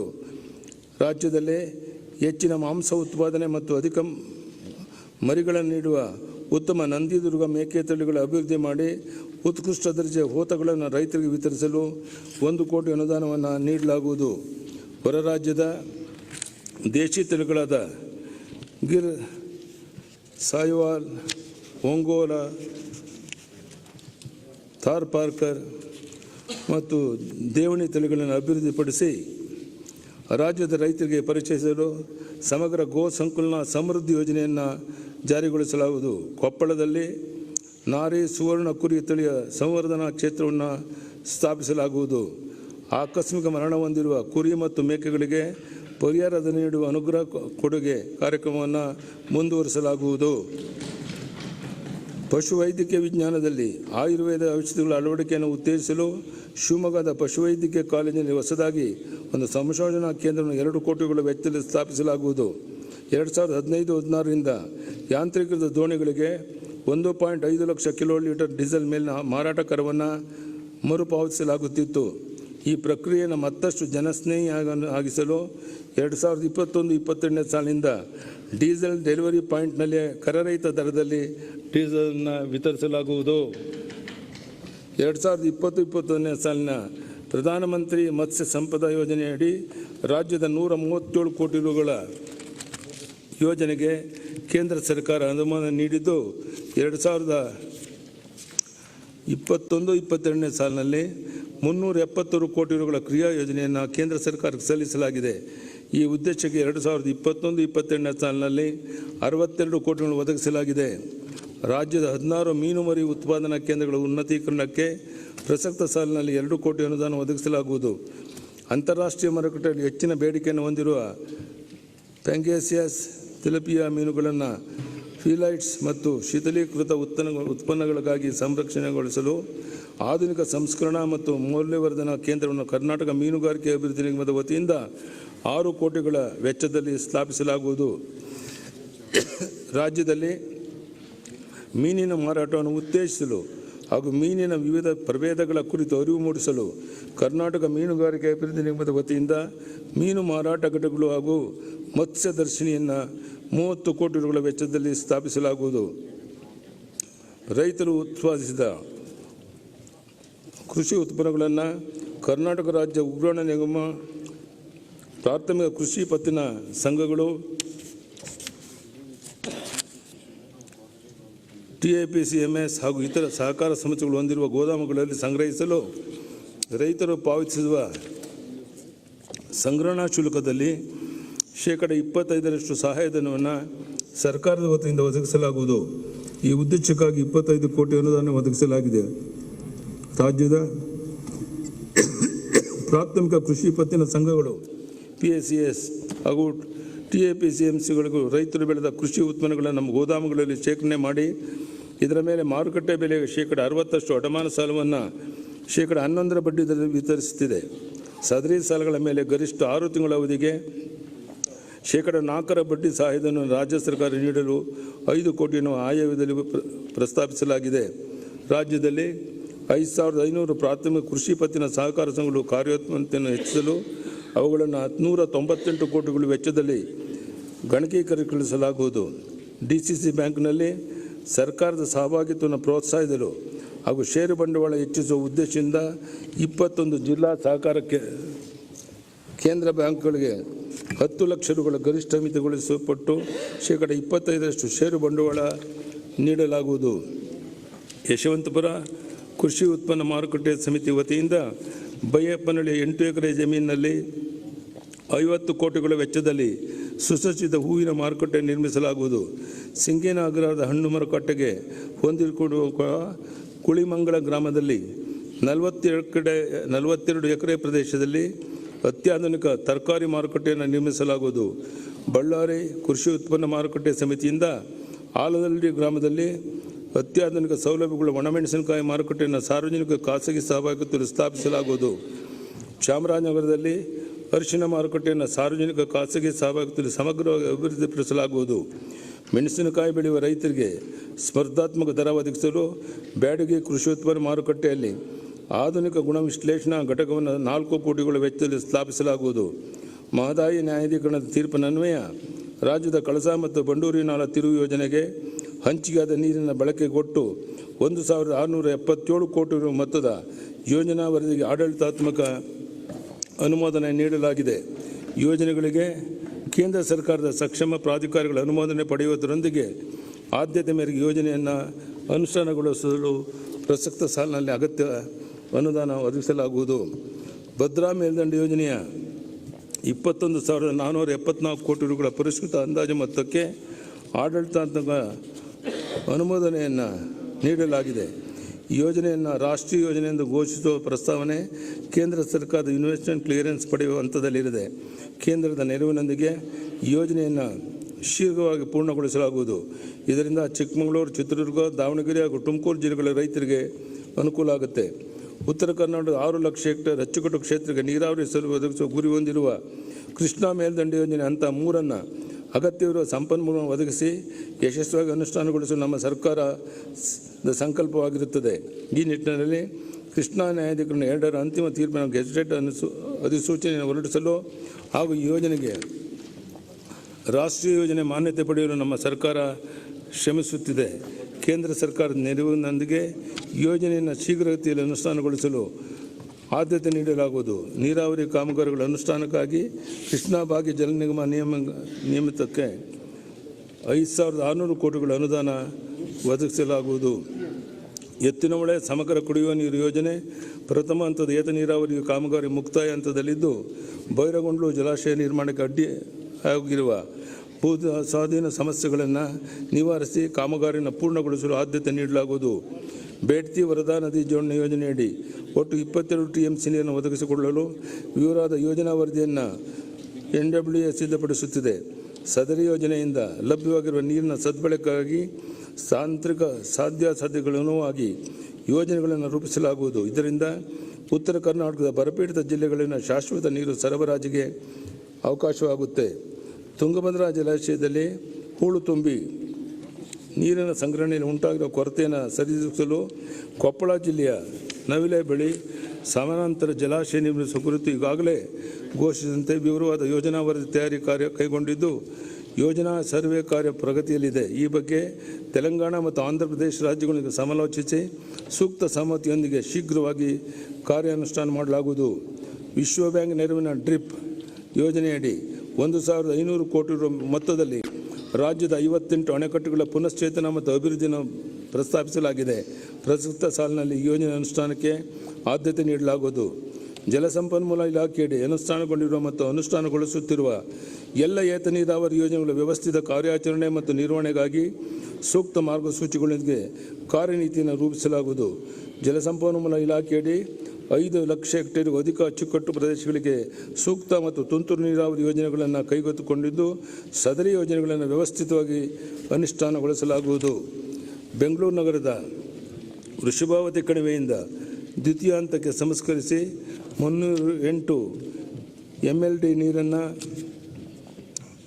ಬೆಂಗಳೂರು ನಗರ ಮತ್ತು ಗ್ರಾಮಾಂತರ ತುಮಕೂರು ಹಾಗೂ ಚಿಕ್ಕಬಳ್ಳಾಪುರ ಜಿಲ್ಲೆಗಳ 234 ಕೆರೆಗಳಿಗೆ ತುಂಬಿಸುವ ಯೋಜನೆಯನ್ನು 500 ಕೋಟಿಗಳ ಅಂದಾಜು ವೆಚ್ಚದಲ್ಲಿ ಕೈಗೊಳ್ಳಲು ಉದ್ದೇಶಿಸಲಾಗಿದೆ. ಸಮುದ್ರಕ್ಕೆ ಸೇರುವ ನೀರನ್ನು ತಡೆದು ಕೃಷಿ ಚಟುವಟಿಕೆ ಹಾಗೂ ಕುಡಿಯುವ ನೀರಿಗೆ ಉಪಯೋಗಿಸಲು ಪಶ್ಚಿಮ ವಾಹಿನಿ ಯೋಜನೆ ಕುರಿತು ಮಾಸ್ಟರ್ ಪ್ಲಾನ್ ತಯಾರಿಸಲಾಗಿದೆ. 3,986 ಕೋಟಿ ರೂ ಅಂದಾಜು ವೆಚ್ಚದಲ್ಲಿ ಮುಂದಿನ 5 ವರ್ಷಗಳಲ್ಲಿ 1,348 ಕಿಂಡಿ ಅಣೆಕಟ್ಟುಗಳನ್ನು ಹಂತ ಹಂತವಾಗಿ ನಿರ್ಮಿಸಲಾಗುವುದು. 2021-22ನೇ ಸಾಲಿನ ಈ ಯೋಜನೆಗೆ 500 ಕೋಟಿ ಒದಗಿಸಲಾಗುವುದು. ಉತ್ತರ ಕನ್ನಡ ಜಿಲ್ಲೆಯ ಕರಾವಳಿ ಪ್ರದೇಶದ ನದಿಯಲ್ಲಿ ಪ್ರವಾಹ ಉಂಟಾದಾಗ ಮತ್ತು ಭಾರೀ ಅಲೆಗಳಿಂದಾಗಿ ಉಪ್ಪು ನೀರು ಹಿಮ್ಮುಖವಾಗಿ ನುಗ್ಗುವುದನ್ನು ಫ್ಲ್ಯಾಪ್ ಗೇಟ್ ಮುಖಾಂತರ ತಡೆಗಟ್ಟುವ ಕಾರ್ಲ್ಯಾಂಡ್ ಯೋಜನೆಯನ್ನು 300 ಕೋಟಿ ರುಗಳ ವೆಚ್ಚದಲ್ಲಿ ಕೈಗೊಳ್ಳಲು ಉದ್ದೇಶಿಸಲಾಗಿದೆ. ಕೃಷಿ ಮತ್ತು ಪೂರಕ ಚಟುವಟಿಕೆಗಳ ವಲಯಕ್ಕೆ 2021-22ನೇ ಸಾಲಿನ ಒಟ್ಟಾರೆಯಾಗಿ 31,028 ಕೋಟಿ ರೂ ಅನುದಾನ ಒದಗಿಸಲಾಗಿದೆ. ಸರ್ವೋದಯ ಮತ್ತು ಕ್ಷೇಮಾಭಿವೃದ್ಧಿ ಎಲ್ಲ ವರ್ಗದ ಜನರ ಏಳಿಗೆಯನ್ನು ರಾಜ್ಯದ ಏಳಿಗೆಯಾಗಿದೆ. ಎಲ್ಲ ವರ್ಗದ ಜನರ ಏಳಿಗೆಯಲ್ಲಿ ರಾಜ್ಯದ ಏಳಿಗೆ ಇದೆ. ಸಮಾಜದ ಕಟ್ಟಕಡೆಯ ವ್ಯಕ್ತಿಗೂ ಉತ್ತಮ ಗುಣಮಟ್ಟದ ಶಿಕ್ಷಣ ಮತ್ತು ಆರೋಗ್ಯ ಸೌಲಭ್ಯವನ್ನು ಖಾತರಿಪಡಿಸುವಂಥದ್ದು ನಮ್ಮ ಗುರಿಯಾಗಿದೆ. ಈ ದಿಶೆಯಲ್ಲಿ ಪರಿಶಿಷ್ಟ ಜಾತಿ ಮತ್ತು ಪರಿಶ್ರಮಗಳ ಹಿಂದುಳಿದ ವರ್ಗಗಳು, ಅಲ್ಪಸಂಖ್ಯಾತರು, ಬಡ ಶೋಷಿತ ಸಮುದಾಯಗಳಿಗೆ ಉತ್ತಮ ಶಿಕ್ಷಣ, ಆರೋಗ್ಯ ಸೌಲಭ್ಯದ ಜೊತೆಗೆ ಅವರ ಆರ್ಥಿಕ ಸ್ಥಿತಿ ಸುಧಾರಣೆಗೂ ಕ್ರಮ ಕೈಗೊಳ್ಳಲಾಗುವುದು. ಪ್ರಾಥಮಿಕ, ಪ್ರೌಢ ಹಾಗೂ ಪದವಿ ಪೂರ್ಣ ಹಂತದಲ್ಲಿ ಗುಣಮಟ್ಟದ ಶಿಕ್ಷಣ ಒಂದೇ ಸೂರಿನಡಿಯಲ್ಲಿ ನೀಡುವ ಉದ್ದೇಶದಿಂದ ಕೇಂದ್ರೀಯ ವಿದ್ಯಾಲಯಗಳ ಮಾದರಿಯಲ್ಲಿ 276 ಕರ್ನಾಟಕ ಪಬ್ಲಿಕ್ ಶಾಲೆಗಳನ್ನು ಸ್ಥಾಪಿಸಲಾಗಿದೆ. ಈ ಶಾಲೆಗಳ ಸರ್ವತೋಮುಖ ಅಭಿವೃದ್ಧಿಗಾಗಿ ಮಾಸ್ಟರ್ ಪ್ಲಾನ್ ತಯಾರಿಸಲಾಗುತ್ತಿದೆ. 2020-21ನೇ ಸಾಲಿನ ಆಯ್ದ 50 ಶಾಲೆಗಳಿಗೆ ತಲಾ 2 ಕೋಟಿ ಅನುದಾನ ನೀಡಲಾಗಿದೆ. 21-22ನೇ ಸಾಲಿನಲ್ಲಿ ಹೆಚ್ಚುವರಿಯಾಗಿ 50 ಶಾಲೆ ಅಭಿವೃದ್ಧಿಪಡಿಸಲು 100 ಕೋಟಿ ನಿಗದಿಪಡಿಸಲಾಗಿದೆ. ರಾಜ್ಯದ ಆಯ್ದ 100 ಕರ್ನಾಟಕ ಪಬ್ಲಿಕ್ ಶಾಲೆಗಳಲ್ಲಿ ವ್ಯಾಸಂಗ ಮಾಡುತ್ತಿರುವ ವಿದ್ಯಾರ್ಥಿಗಳಿಗೆ ಪಠ್ಯಧೋರಣೆ, ವೃತ್ತಿ ತರಬೇತಿಯನ್ನು ಕೌಶಲ್ಯಾಭಿವೃದ್ಧಿ ಇಲಾಖೆಯ ಸಹಯೋಗದೊಂದಿಗೆ ನೀಡಲಾಗುವುದು. ಶಾಲಾ ಕಾಲೇಜುಗಳು ಈಗಾಗಲೇ ನಿರ್ಮಿಸಲಾಗಿರುವ ಶೌಚಾಲಯಗಳನ್ನು ಗ್ರಾಮ ಪಂಚಾಯಿತಿಗಳ ಮೂಲಕ ಉನ್ನತೀಕರಿಸಿ ಹಾಗೂ ನೀರಿನ ಸಂಪರ್ಕ ಒದಗಿಸಲು ಮುಂದಿನ 2 ವರ್ಷದಲ್ಲಿ 100 ಕೋಟಿಗಳನ್ನು ಮೀಸಲಿಡಲಾಗಿರುವುದು. ಪ್ರಸಕ್ತ ಸಾಲಿನ ಉದ್ದೇಶಕ್ಕಾಗಿ 50 ಕೋಟಿಯನ್ನು ಒದಗಿಸಲಾಗಿದೆ. ಪ್ರೌಢಶಾಲೆಗಳು ಪದವಿ ಪೂರ್ವ ಕಾಲೇಜುಗಳ ಮೂಲಭೂತ ಸೌಕರ್ಯವನ್ನು ಕಲ್ಪಿಸಲು 150 ಕೋಟಿ ರು ಅನುದಾನ ಒದಗಿಸಲಾಗಿದೆ. ಸರ್ಕಾರಿ ಶಾಲೆಗಳಲ್ಲಿ ಪೀಠೋಪಕರಣ ಮತ್ತು ಕಲಿಕಾ ಸಾಮಗ್ರಿಗಳನ್ನು ಒದಗಿಸಲು 50 ಕೋಟಿ ನಿಗದಿಪಡಿಸಲಾಗಿದೆ. ಸರ್ಕಾರಿ ಶಾಲೆಗಳ ಕಲಿಕಾ ಗುಣಮಟ್ಟವನ್ನು ಹೆಚ್ಚಿಸುವ ಉದ್ದೇಶದಿಂದ ಪ್ರೌಢಶಾಲೆಗಳಲ್ಲಿ ತಂತ್ರಜ್ಞಾನ ಆಧಾರಿತ ಕಲಿಕೆ ವ್ಯವಸ್ಥೆಯನ್ನು ಜಾರಿಗೆ ತರಲಾಗಿದೆ. ಇದರ ಅಡಿಯಲ್ಲಿ ರಾಜ್ಯದಲ್ಲಿ ಒಟ್ಟು 4687 ಪ್ರೌಢಶಾಲೆಗಳಿಗೆ ಈಗಾಗಲೇ ಲ್ಯಾಪ್ಟಾಪ್ ಮತ್ತು ಪ್ರೊಜೆಕ್ಟರ್ಗಳನ್ನು ನೀಡಲಾಗಿದೆ. 2351 ಸರ್ಕಾರಿ ಪ್ರೌಢಶಾಲೆಗಳಲ್ಲಿ ತಲಾ 8 ಲಕ್ಷ ರುಗಳ ವೆಚ್ಚದಲ್ಲಿ ಕಂಪ್ಯೂಟರ್ ಲ್ಯಾಬ್ಗಳನ್ನು ಸ್ಥಾಪಿಸಲಾಗಿದೆ. ಉಳಿದ ಎಲ್ಲ ಸರ್ಕಾರಿ ಪ್ರೌಢಶಾಲೆಗಳಿಗೂ ಈ ಸೌಲಭ್ಯವನ್ನು ಶೀಘ್ರಗತಿಯಲ್ಲಿ ವಿಸ್ತರಿಸಲಾಗುವುದು. ಶಿಕ್ಷಣದ ಗುಣಮಟ್ಟ ಸುಧಾರಣೆಗಾಗಿ ಜಾರಿಯಲ್ಲಿರುವ ಗುರುಚೇತನ ಮತ್ತು ಓದು ಕರ್ನಾಟಕ ಕಾರ್ಯಕ್ರಮದಡಿ ಶಿಕ್ಷಕರ ತರಬೇತಿ, ಆಂಗ್ಲ ಮಾಧ್ಯಮ ಶಿಕ್ಷಕರಿಗೆ ಆಂಗ್ಲ ಭಾಷಾ ತರಬೇತಿ ಹಾಗೂ ಭಾರತೀಯ ವಿಜ್ಞಾನ ಸಂಸ್ಥೆಯಿಂದ ಗಣಿತ ವಿಜ್ಞಾನ ಶಿಕ್ಷಕರಿಗೆ ತರಬೇತಿ ನೀಡಲು 21-22ನೇ ಸಾಲಿನಲ್ಲಿ 5 ಕೋಟಿಗಳ ಅನುದಾನ ಒದಗಿಸಲಾಗಿದೆ. ರಾಜ್ಯದ 8 ಜ್ಞಾನಪೀಠ ಪುರಸ್ಕೃತರು ಅಭ್ಯಸಿಸಿದ ಶಾಲೆಗಳನ್ನು ಸಮಗ್ರವಾಗಿ ಅಭಿವೃದ್ಧಿಪಡಿಸಲು ಕಾರ್ಯಕ್ರಮ ರೂಪಿಸಲಾಗುವುದು. ಆಧುನಿಕ ತಂತ್ರಜ್ಞಾನದೊಂದಿಗೆ ಉನ್ನತ ಶಿಕ್ಷಣದಲ್ಲಿ ಕಲಿಕಾ ಗುಣಮಟ್ಟವನ್ನು ಹೆಚ್ಚಿಸುವುದು ನಮ್ಮ ಸರ್ಕಾರದ ಆದ್ಯತೆಯಾಗಿದೆ. ಕಾಲೇಜು ವಿದ್ಯಾರ್ಥಿಗಳು ಹಿಂದಿನ ವರ್ಷಗಳಲ್ಲಿ ಲ್ಯಾಪ್ಟಾಪ್ ಮತ್ತು ಲ್ಯಾಬ್ಲೆಟ್ಗಳನ್ನು ವಿತರಣೆ ಮಾಡಲಾಗಿದೆ. ರಾಜ್ಯದ 430 ಸರ್ಕಾರಿ ಪ್ರಥಮ ದರ್ಜೆ ಕಾಲೇಜು, 87 ಸರ್ಕಾರಿ ಪಾಲಿಟೆಕ್ನಿಕ್, 14 ಸರ್ಕಾರಿ ಎಂಜಿನಿಯರಿಂಗ್ ಕಾಲೇಜುಗಳಲ್ಲಿ ಡಿಜಿಟಲ್ ಕಲಿಕೆಗೆ ಅನುಕೂಲವಾಗುವಂತೆ ತರಗತಿ ಕೊಠಡಿಗಳನ್ನು ಹಂತವಾಗಿ ಸ್ಮಾರ್ಟ್ ಕ್ಲಾಸ್ ರೂಮ್ಗಳೊಂದಿಗೆ ಪರಿವರ್ತಿಸಲು 50 ಕೋಟಿ ವೆಚ್ಚದಲ್ಲಿ ಕಾರ್ಯಕ್ರಮ ರೂಪಿಸಲಾಗುವುದು. ಕೇಂದ್ರ ಮತ್ತು ರಾಜ್ಯ ಆಡಳಿತ ಸೇವೆಗಳು, ಬ್ಯಾಂಕಿಂಗ್, ರೈಲ್ವೆ ಇತ್ಯಾದಿ ಉದ್ಯೋಗಗಳಲ್ಲಿ ಹೆಚ್ಚಿನ ಸಂಖ್ಯೆಯ ಕನ್ನಡಿಗರ ಸೇರ್ಪಡೆಯನ್ನು ಉತ್ತೇಜಿಸಲು ಸಾಮರ್ಥ್ಯ ಸಾರಥ್ಯ ಎಂಬ ಹೊಸ ಕಾರ್ಯಕ್ರಮದಡಿ ಅಂದಾಜು 5 ಲಕ್ಷ ವಿದ್ಯಾರ್ಥಿಗಳಿಗೆ ಸ್ಪರ್ಧಾತ್ಮಕ ಪರೀಕ್ಷಾ ತರಬೇತಿ ನೀಡಲಾಗುವುದು. ಈ ಕಾರ್ಯಕ್ರಮಕ್ಕಾಗಿ 2021-22 ವರ್ಷದ ಆರ್ಥಿಕ ವರ್ಷದಲ್ಲಿ 5 ಕೋಟಿಗಳನ್ನು ಒದಗಿಸಲಾಗುವುದು. ಜಾಗತಿಕ ಮಟ್ಟದ ಅತ್ಯುತ್ತಮ ವಿಶ್ವವಿದ್ಯಾಲಯಗಳ ಸಹಯೋಗದೊಂದಿಗೆ ಶೈಕ್ಷಣಿಕ ನಾಯಕತ್ವ ಎಂಬ ವಿನೂತನ ಕಾರ್ಯಕ್ರಮವನ್ನು ರೂಪಿಸಲಾಗುವುದು. ಇದರಿಂದ ರಾಜ್ಯದ ಎಲ್ಲ ವಿಶ್ವವಿದ್ಯಾಲಯಗಳ ಬೋಧನಾ ಪದ್ಧತಿ ಸುಧಾರಣೆ, ಬಹುಶಿಸ್ತೀಯ ಅಧ್ಯಯನ, ಸಂಶೋಧನೆಯಲ್ಲಿ ನಾವೀನ್ಯತೆ ಹಾಗೂ ನಾಯಕತ್ವ ನಿರ್ಮಾಣಗಳಲ್ಲಿ ವಿಶೇಷ ಪರಿಣತಿಯನ್ನು ಸಾಧಿಸಲು ಸಾಧ್ಯವಾಗುತ್ತೆ. ರಾಜ್ಯದ ಆಯ್ದ ಮಹಾನಗರ ಪಾಲಿಕೆಗಳಲ್ಲಿ ಪ್ರಾಯೋಗಿಕವಾಗಿ ಸಂಜೆ ಕಾಲೇಜುಗಳನ್ನು ಪ್ರಾರಂಭಿಸಲಾಗುವುದು. ರಾಷ್ಟ್ರೀಯ ಶಿಕ್ಷಣ ನೀತಿ 2021 ಬಗ್ಗೆ ಶಿಕ್ಷಣ ಇಲಾಖೆ ಸಿಬ್ಬಂದಿಗಳ ಅರಿವು ಮೂಡಿಸಲು ಕಾರ್ಯಾಗಾರವನ್ನು ಹಮ್ಮಿಕೊಳ್ಳಲಾಗುವುದು. ಕೋವಿಡ್-19 ನಿರ್ವಹಣೆಯಲ್ಲಿ ಕರ್ನಾಟಕ ರಾಜ್ಯ ಇತರ ರಾಜ್ಯಗಳಿಗೆ ಮಾದರಿಯಾಗಿದೆ. ರಾಜ್ಯದ ಆರೋಗ್ಯ ಸೇವೆ ವ್ಯವಸ್ಥೆಯಲ್ಲಿ ವ್ಯಾಪಕ ಸುಧಾರಣೆ ಹಾಗೂ ಚಿಕಿತ್ಸಾ ಸೌಲಭ್ಯವನ್ನು ಕಲ್ಪಿಸಲು ಅಗತ್ಯ ಅನುದಾನ ಒದಗಿಸಲಾಗಿದೆ. ದೇಶದ ಕೆಲವು ರಾಜ್ಯಗಳಿಗೆ ಕೋವಿಡ್-19 2ನೇ ಅಲೆ ಪ್ರಾರಂಭವಾಗಿದ್ದು, ಇದನ್ನು ನಮ್ಮ ಸರ್ಕಾರ ಗಂಭೀರವಾಗಿ ಪರಿಗಣಿಸಿದೆ. ರಾಜ್ಯದಲ್ಲಿ 2ನೇ ಅಲೆ ಹರಡದಂತೆ ಎಲ್ಲ ಮುಂಜಾಗ್ರತಾ ಕ್ರಮವನ್ನು ತೆಗೆದುಕೊಳ್ಳುತ್ತಿದೆ. ಕೋವಿಡ್-19 ಅವಧಿಯಲ್ಲಿ ಸೃಜಿಸಿದ ಮೌಲ್ಯಯುತವಾದ ವೈದ್ಯಕೀಯ ಸೌಕರ್ಯಗಳನ್ನು ವ್ಯರ್ಥವಾಗದಂತೆ ಸದ್ಬಳಕೆ ಮಾಡಲು ರಾಜ್ಯದ 19 ಜಿಲ್ಲಾ ಆಸ್ಪತ್ರೆಗಳಲ್ಲಿ 25 ಹಾಸಿಗೆ ಸಾಮರ್ಥ್ಯವುಳ್ಳ ಹಾಗೂ 100 ತಾಲೂಕು ಆಸ್ಪತ್ರೆಗಳ 6 ಹಾಸಿಗೆ ಸಾಮರ್ಥ್ಯವುಳ್ಳ ತೀವ್ರ ನಿಗಾ ಘಟಕಗಳನ್ನು 60 ಕೋಟಿ ವೆಚ್ಚದಲ್ಲಿ ಕಾರ್ಯಗೊಳಿಸಲಾಗುವುದು. ಹೆಚ್ಚು ಕಾರ್ಯೋತ್ತರವಿರುವ ಪ್ರಾಥಮಿಕ ಆರೋಗ್ಯ ಕೇಂದ್ರಗಳಲ್ಲಿ ಹೆಚ್ಚುವರಿ ಸೇವೆಗಳನ್ನು ಹಾಗೂ ಅತ್ಯಾಧುನಿಕ ಸೌಲಭ್ಯಗಳನ್ನು ನೀಡುವ ಉದ್ದೇಶದಿಂದ ಅವುಗಳನ್ನು ಹಂತವಾಗಿ ಮಾದರಿ ಪ್ರಾಥಮಿಕ ಆರೋಗ್ಯ ಕೇಂದ್ರ ಮೇಲ್ದರ್ಜೆಗೇರಿಸಲಾಗುವುದು. 2021-22ನೇ ವರ್ಷದಲ್ಲಿ ಅಗತ್ಯ ಸಲಕರಣೆಗಳನ್ನು ಒದಗಿಸಿ ಮತ್ತು ಮಾನವ ಸಂಪನ್ಮೂಲ ಮರುಹೊಂದಿಸಿ 250 ಮಾದರಿ ಕೇಂದ್ರಗಳಾಗಿ ಮೇಲ್ದರ್ಜೆಗೇರಿಸಲಾಗುವುದು. NABL ಮಾನಗಳಿಗೆ ಅನುಸಾರವಾಗಿ ರಾಜ್ಯದಲ್ಲಿ 4 ಪ್ರಾದೇಶಿಕ ಆಹಾರ ಸುರಕ್ಷತಾ ಪ್ರಯೋಗಾಲಯಗಳನ್ನು 2 ಕೋಟಿ ವೆಚ್ಚದಲ್ಲಿ ಮೇಲ್ದರ್ಜೆಗೇರಿಸಲಾಗುವುದು. ಅನಿಯಂತ್ರಿತ ಮತ್ತು ಅವೈಜ್ಞಾನಿಕ ಔಷಧ ಬಳಕೆಯಿಂದ ಔಷಧ ನಿರೋಧಕ ಡ್ರಗ್ ರೆಸಿಸ್ಟೆನ್ಸ್ ಶಕ್ತಿ ಉತ್ಪತ್ತಿಯಾಗಿ ಚಿಕಿತ್ಸೆ ಪರಿಣಾಮ ಕುಂದುವ ಪ್ರಕರಣಗಳು ಹೆಚ್ಚುತ್ತಿವೆ. ಈ ಸಮಸ್ಯೆ ನಿವಾರಣೆಗಾಗಿ 1 ಕೋಟಿ ವೆಚ್ಚದಲ್ಲಿ ಆ್ಯಂಟಿ ಮೈಕ್ರೋಬಿಯಲ್ ರೆಸಿಸ್ಟೆನ್ಸ್ ಘಟಕವನ್ನು ಪ್ರಾರಂಭಿಸಲಾಗುವುದು. ಸುಸ್ಥಿರ ಅಭಿವೃದ್ಧಿ ಗುರಿ 2030 ಅನ್ವಯ ತಾಯಂದಿರ ಮರಣ ಪ್ರಮಾಣವನ್ನು 70ಕ್ಕಿಂತಲೂ ಕಡಿಮೆ ಹಾಗೂ ಶಿಶು ಮರಣ ಪ್ರಮಾಣವನ್ನು 10ಕ್ಕಿಂತಲೂ ಕಡಿಮೆಗೆ ಇಳಿಸಬೇಕಾಗಿದ್ದು, ರಾಜ್ಯದಲ್ಲಿ ಪ್ರಸ್ತುತ ಅನುಕ್ರಮವಾಗಿ 92 ಮತ್ತು 23ರಷ್ಟಿದೆ. ಈ ಗುರಿ ತಲುಪಲು ಅಗತ್ಯವಾದ ಎಲ್ಲ ಕ್ರಮಗಳನ್ನು ಕೈಗೊಳ್ಳಲು ಸರ್ಕಾರ ಬದ್ಧವಾಗಿದೆ. ನವಜಾತ ಶಿಶುವಿನ ಅನುವಂಶೀಯ ಮೆಟಾಬಾಲಿಕ್ ಕಾಯಿಲೆಗಳನ್ನು ಆರಂಭಿಕ ಹಂತದಲ್ಲೇ ಪತ್ತೆ ಮಾಡಲು ಬಳ್ಳಾರಿ ಮತ್ತು ಬೆಂಗಳೂರಿನಲ್ಲಿ ಪ್ರಯೋಗಾಲಯಗಳನ್ನು ಒಟ್ಟು 10 ಕೋಟಿಗಳ ವೆಚ್ಚದಲ್ಲಿ ಸ್ಥಾಪಿಸಲಾಗುವುದು. ಇದರಿಂದ ವಿವಿಧ ಕಾಯಿಲೆಗಳನ್ನು ಪ್ರಾರಂಭದಲ್ಲೇ ಪತ್ತೆ ಮಾಡುವ ಮೂಲಕ ಶಿಶು ಮರಣ ಪ್ರಮಾಣ ಕಡಿಮೆಗೊಳಿಸುವುದು ಹಾಗೂ ಆರೋಗ್ಯವಂತ ಸಮಾಜ ನಿರ್ಮಿಸಲು ಸಾಧ್ಯವಾಗುವುದು. ತಾಯಿ ಹಾಲು ಕೊರತೆಯಿಂದ ನವಜಾತ ಶಿಶುಗಳಿಗೆ ಸಕಾಲದಲ್ಲಿ ಸುರಕ್ಷತೆ ಮತ್ತು ಉತ್ತಮ ಗುಣಮಟ್ಟದ ಎದೆ ಹಾಲನ್ನು ನೀಡಿ ಅಪೌಷ್ಟಿಕತೆಯನ್ನು ತಡೆಗಟ್ಟುವ ರಾಜ್ಯದ 4 ವಿಭಾಗಗಳಲ್ಲಿ ತಾಯಂದಿರ ಎದೆ ಹಾಲಿನ ಬ್ಯಾಂಕ್ಗಳನ್ನು ಒಟ್ಟು 2.5 ಕೋಟಿಗಳ ವೆಚ್ಚದಲ್ಲಿ ಸ್ಥಾಪಿಸಲಾಗುವುದು. ತಾಯಿ ಮತ್ತು ಮಕ್ಕಳ ಆರೋಗ್ಯಕ್ಕೆ ಗರ್ಭಾವಸ್ಥೆಯಲ್ಲಿ ಉತ್ತಮ ಗುಣಮಟ್ಟದ ಆರೈಕೆ ನೀಡಲು ಹಾಗೂ ತೊಡಕುಗಳನ್ನು ಮುಂಚಿತವಾಗಿ ಪತ್ತೆ ಹಚ್ಚಲು ಗರ್ಭಿಣಿಯರಿಗೆ ಸ್ಕ್ಯಾನಿಂಗ್ ಮಾಡುವುದನ್ನು ಉತ್ತೇಜಿಸಲು 10 ಕೋಟಿಗಳ ವೆಚ್ಚದಲ್ಲಿ ಚಿಗುರು ಕಾರ್ಯಕ್ರಮವನ್ನು ಆರಂಭಿಸಲಾಗುವುದು. ಕೋವಿಡ್-19 ಅವಧಿಯಲ್ಲಿ ಆರಂಭಿಸಲಾದ ಟೆಲಿ ICU ಸೌಲಭ್ಯವನ್ನು ಬಲಪಡಿಸಿ ವಿಶೇಷ ತಜ್ಞರ ಕೊರತೆಯನ್ನು ನೀಗಿಸಲು 2 ಕೋಟಿ ಅನುದಾನ ಮೀಸಲಿಸಲಾಗಿದೆ. ಭಾರತೀಯ ವೈದ್ಯ ಪದ್ಧತಿಯನ್ನು ಉತ್ತೇಜಿಸಲು ಹಾಗೂ ಸಂಶೋಧನೆ ಪ್ರೋತ್ಸಾಹಿಸಲು ಶಿವಮೊಗ್ಗ ಜಿಲ್ಲೆಯಲ್ಲಿರುವ ಆಯುರ್ವೇದ ಕಾಲೇಜನ್ನು ಆಯುಷ್ ವಿಶ್ವವಿದ್ಯಾನಿಲಯವನ್ನಾಗಿ ಮೇಲ್ದರ್ಜೆಗೇರಿಸಲಾಗುವುದು. ಅಪೌಷ್ಟಿಕತೆಯಿಂದ ತಾಯಿ ಹಾಗೂ ಮಗುವನ್ನು ರಕ್ಷಿಸಲು ಭಾರತೀಯ ವೈದ್ಯ ಪದ್ಧತಿಗನುಸಾರವಾಗಿ ಘೋಷಣೆ ಮತ್ತು ಜೀವನೋಪಾಯ ಕಾರ್ಯಕ್ರಮ 5 ಕೋಟಿ ರೂಗಳ ವೆಚ್ಚದಲ್ಲಿ ಆಯುಷ್ ಇಲಾಖೆ ವತಿಯಿಂದ ಮಹಿಳಾ ಮತ್ತು ಮಕ್ಕಳ ಅಭಿವೃದ್ಧಿ ಇಲಾಖೆಯ ಸಹಯೋಗದೊಂದಿಗೆ ಪ್ರಾರಂಭಿಸಲಾಗುವುದು. ಭಾರತೀಯ ವೈದ್ಯಕೀಯ ಪರಿಷತ್ತಿನ ನಿಯಮಾವಳಿಗಳ ಅನ್ವಯ 2021-22ನೇ ಸಾಲಿನಲ್ಲಿ ಬೆಂಗಳೂರು, ಮೈಸೂರು, ಬಳ್ಳಾರಿ ಮತ್ತು ಹುಬ್ಬಳ್ಳಿ ವೈದ್ಯಕೀಯ ವಿಜ್ಞಾನ ಸಂಸ್ಥೆಗಳಲ್ಲಿ ಒಟ್ಟು 5 ಕೋಟಿಗಳ ವೆಚ್ಚದಲ್ಲಿ ತುರ್ತು ಚಿಕಿತ್ಸಾ ವಿಭಾಗಗಳನ್ನು ಪ್ರಾರಂಭಿಸಲಾಗುವುದು ಉದ್ದೇಶಿಸಲಾಗಿದೆ. ಕ್ಯಾನ್ಸರ್ ರೋಗಿಗಳಿಗೆ ಸಮೀಪದಲ್ಲೇ ಸಕಾಲಿಕ ಮಿತವ್ಯಯದಾಯಕ ಚಿಕಿತ್ಸೆಯನ್ನು ಒದಗಿಸಲು ಶಿವಮೊಗ್ಗ ಮತ್ತು ಮೈಸೂರಿನಲ್ಲಿ 100 ಕೋಟಿ ರೂಗಳ ವೆಚ್ಚದಲ್ಲಿ ಕಿದ್ವಾಯ್ ಸಂಸ್ಥೆ ಮಾದರಿಯ ಪ್ರಾದೇಶಿಕ ಕ್ಯಾನ್ಸರ್ ಚಿಕಿತ್ಸಾ ಕೇಂದ್ರವನ್ನು ಪ್ರಾರಂಭಿಸಲಾಗುವುದು. ಮಹಿಳೆಯರಲ್ಲಿ ಕ್ಯಾನ್ಸರ್ ರೋಗವನ್ನು ಪ್ರಾರಂಭಿಕ ಹಂತದಲ್ಲಿ ಪತ್ತೆ ಹಚ್ಚಿ ಚಿಕಿತ್ಸೆ ನೀಡುವ ನಿಟ್ಟಿನಲ್ಲಿ ರಾಜ್ಯದಲ್ಲಿ 3 ಹೊಸ ಸುಸಜ್ಜಿತ ಸಂಚಾರಿ ಪ್ರಯೋಗಾಲಯವನ್ನು 11 ಕೋಟಿ ರೂಗಳ ವೆಚ್ಚದಲ್ಲಿ ಪ್ರಾರಂಭಿಸಲು ಉದ್ದೇಶಿಸಲಾಗಿದೆ. ದಾವಣಗೆರೆಯಲ್ಲಿ 50 ಹಾಸಿಗೆ ಸಾಮರ್ಥ್ಯದ ಜಯದೇವ ಹೃದ್ರೋಗ ವಿಜ್ಞಾನ ಸಂಸ್ಥೆಯ ಉಪಕೇಂದ್ರವನ್ನು 20 ಕೋಟಿ ರೂಗಳ ವೆಚ್ಚದಲ್ಲಿ ಪ್ರಾರಂಭಿಸಲಾಗುವುದು.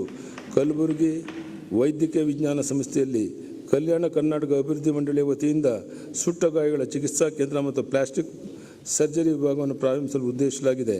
ಚಿತ್ರದುರ್ಗ ಜಿಲ್ಲೆಯಲ್ಲಿ ಹೊಸ ವೈದ್ಯಕೀಯ ಕಾಲೇಜನ್ನು ಪ್ರಸಕ್ತ ಸಾಲಿನಲ್ಲಿ ಸಾರ್ವಜನಿಕ ಖಾಸಗಿ ಸಹಭಾಗಿತ್ವದಡಿ ಪ್ರಾರಂಭಿಸಲಾಗುವುದು.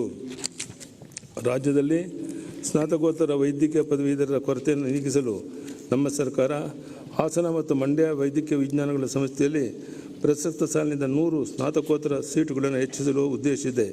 ಅಪಘಾತಗಳ ಸಂದರ್ಭದಲ್ಲಿ ಜೀವ ರಕ್ಷಣೆಗೆ ತುರ್ತು ಚಿಕಿತ್ಸಾ ಒದಗಿಸುವ ಉದ್ದೇಶದಿಂದ ಮೈಸೂರು ವೈದ್ಯಕೀಯ ವಿಜ್ಞಾನ ಸಂಸ್ಥೆಯಲ್ಲಿ ಟ್ರಾಮ್ ಕೇರ್ ಕೇಂದ್ರವನ್ನು ಲೋಕಾರ್ಪಣೆ ಮಾಡಲಾಗುವುದು. ರಾಜ್ಯದ ಅತ್ಯಂತ ಹಳೆಯ ಮಾನಸಿಕ ಆರೋಗ್ಯ ಸಂಸ್ಥೆಯಾಗಿರುವ ಧಾರವಾಡದ ಡಿಮ್ಯಾನ್ಸ್ ಸಂಸ್ಥೆಯನ್ನು ಮಾನಸಿಕ ನರರೋಗಿಗಳ ಸುಸಜ್ಜಿತ ಚಿಕಿತ್ಸಾ ಸಂಸ್ಥೆಯನ್ನಾಗಿ 75 ಕೋಟಿಗಳ ವೆಚ್ಚದಲ್ಲಿ ಹಂತವಾಗಿ ಮೇಲ್ದರ್ಜೆಗೇರಿಸಲಾಗುವುದು. ಈ ಉದ್ದೇಶಕ್ಕೆ ಪ್ರಸ್ತುತ ಸಾಲಿನ 10 ಕೋಟಿ ಅನುದಾನ ಒದಗಿಸಲಾಗುವುದು.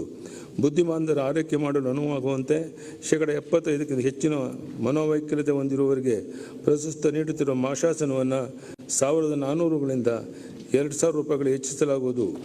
ಹುಟ್ಟಿನಿಂದಲೇ ಶ್ರವಣದೋಷವುಳ್ಳ ಮಕ್ಕಳ ತಾಯಂದಿರಿಗೆ ಪ್ರಾರಂಭಿಕ ಹಂತದಲ್ಲಿ ಅವರ ಮಗುವಿನ ಸಮಸ್ಯೆ ಮತ್ತು ಪರಿಹಾರ ಬಗ್ಗೆ ಅರಿವು ಮೂಡಿಸಲು ತರಬೇತಿ ನೀಡುವ ಅವಶ್ಯಕತೆ ಇರುವುದರಿಂದ 4 ವರ್ಷದೊಳಗಿನ ಶ್ರವಣದೋಷವುಳ್ಳ ಮಕ್ಕಳ ಅವರ ತಾಯಂದಿರ ಸಹಿತ ವಾಕ್ ಸ್ಪೀಚ್ ತರಬೇತಿ ನೀಡಲು ಉದ್ದೇಶಿಸಲಾಗಿದೆ.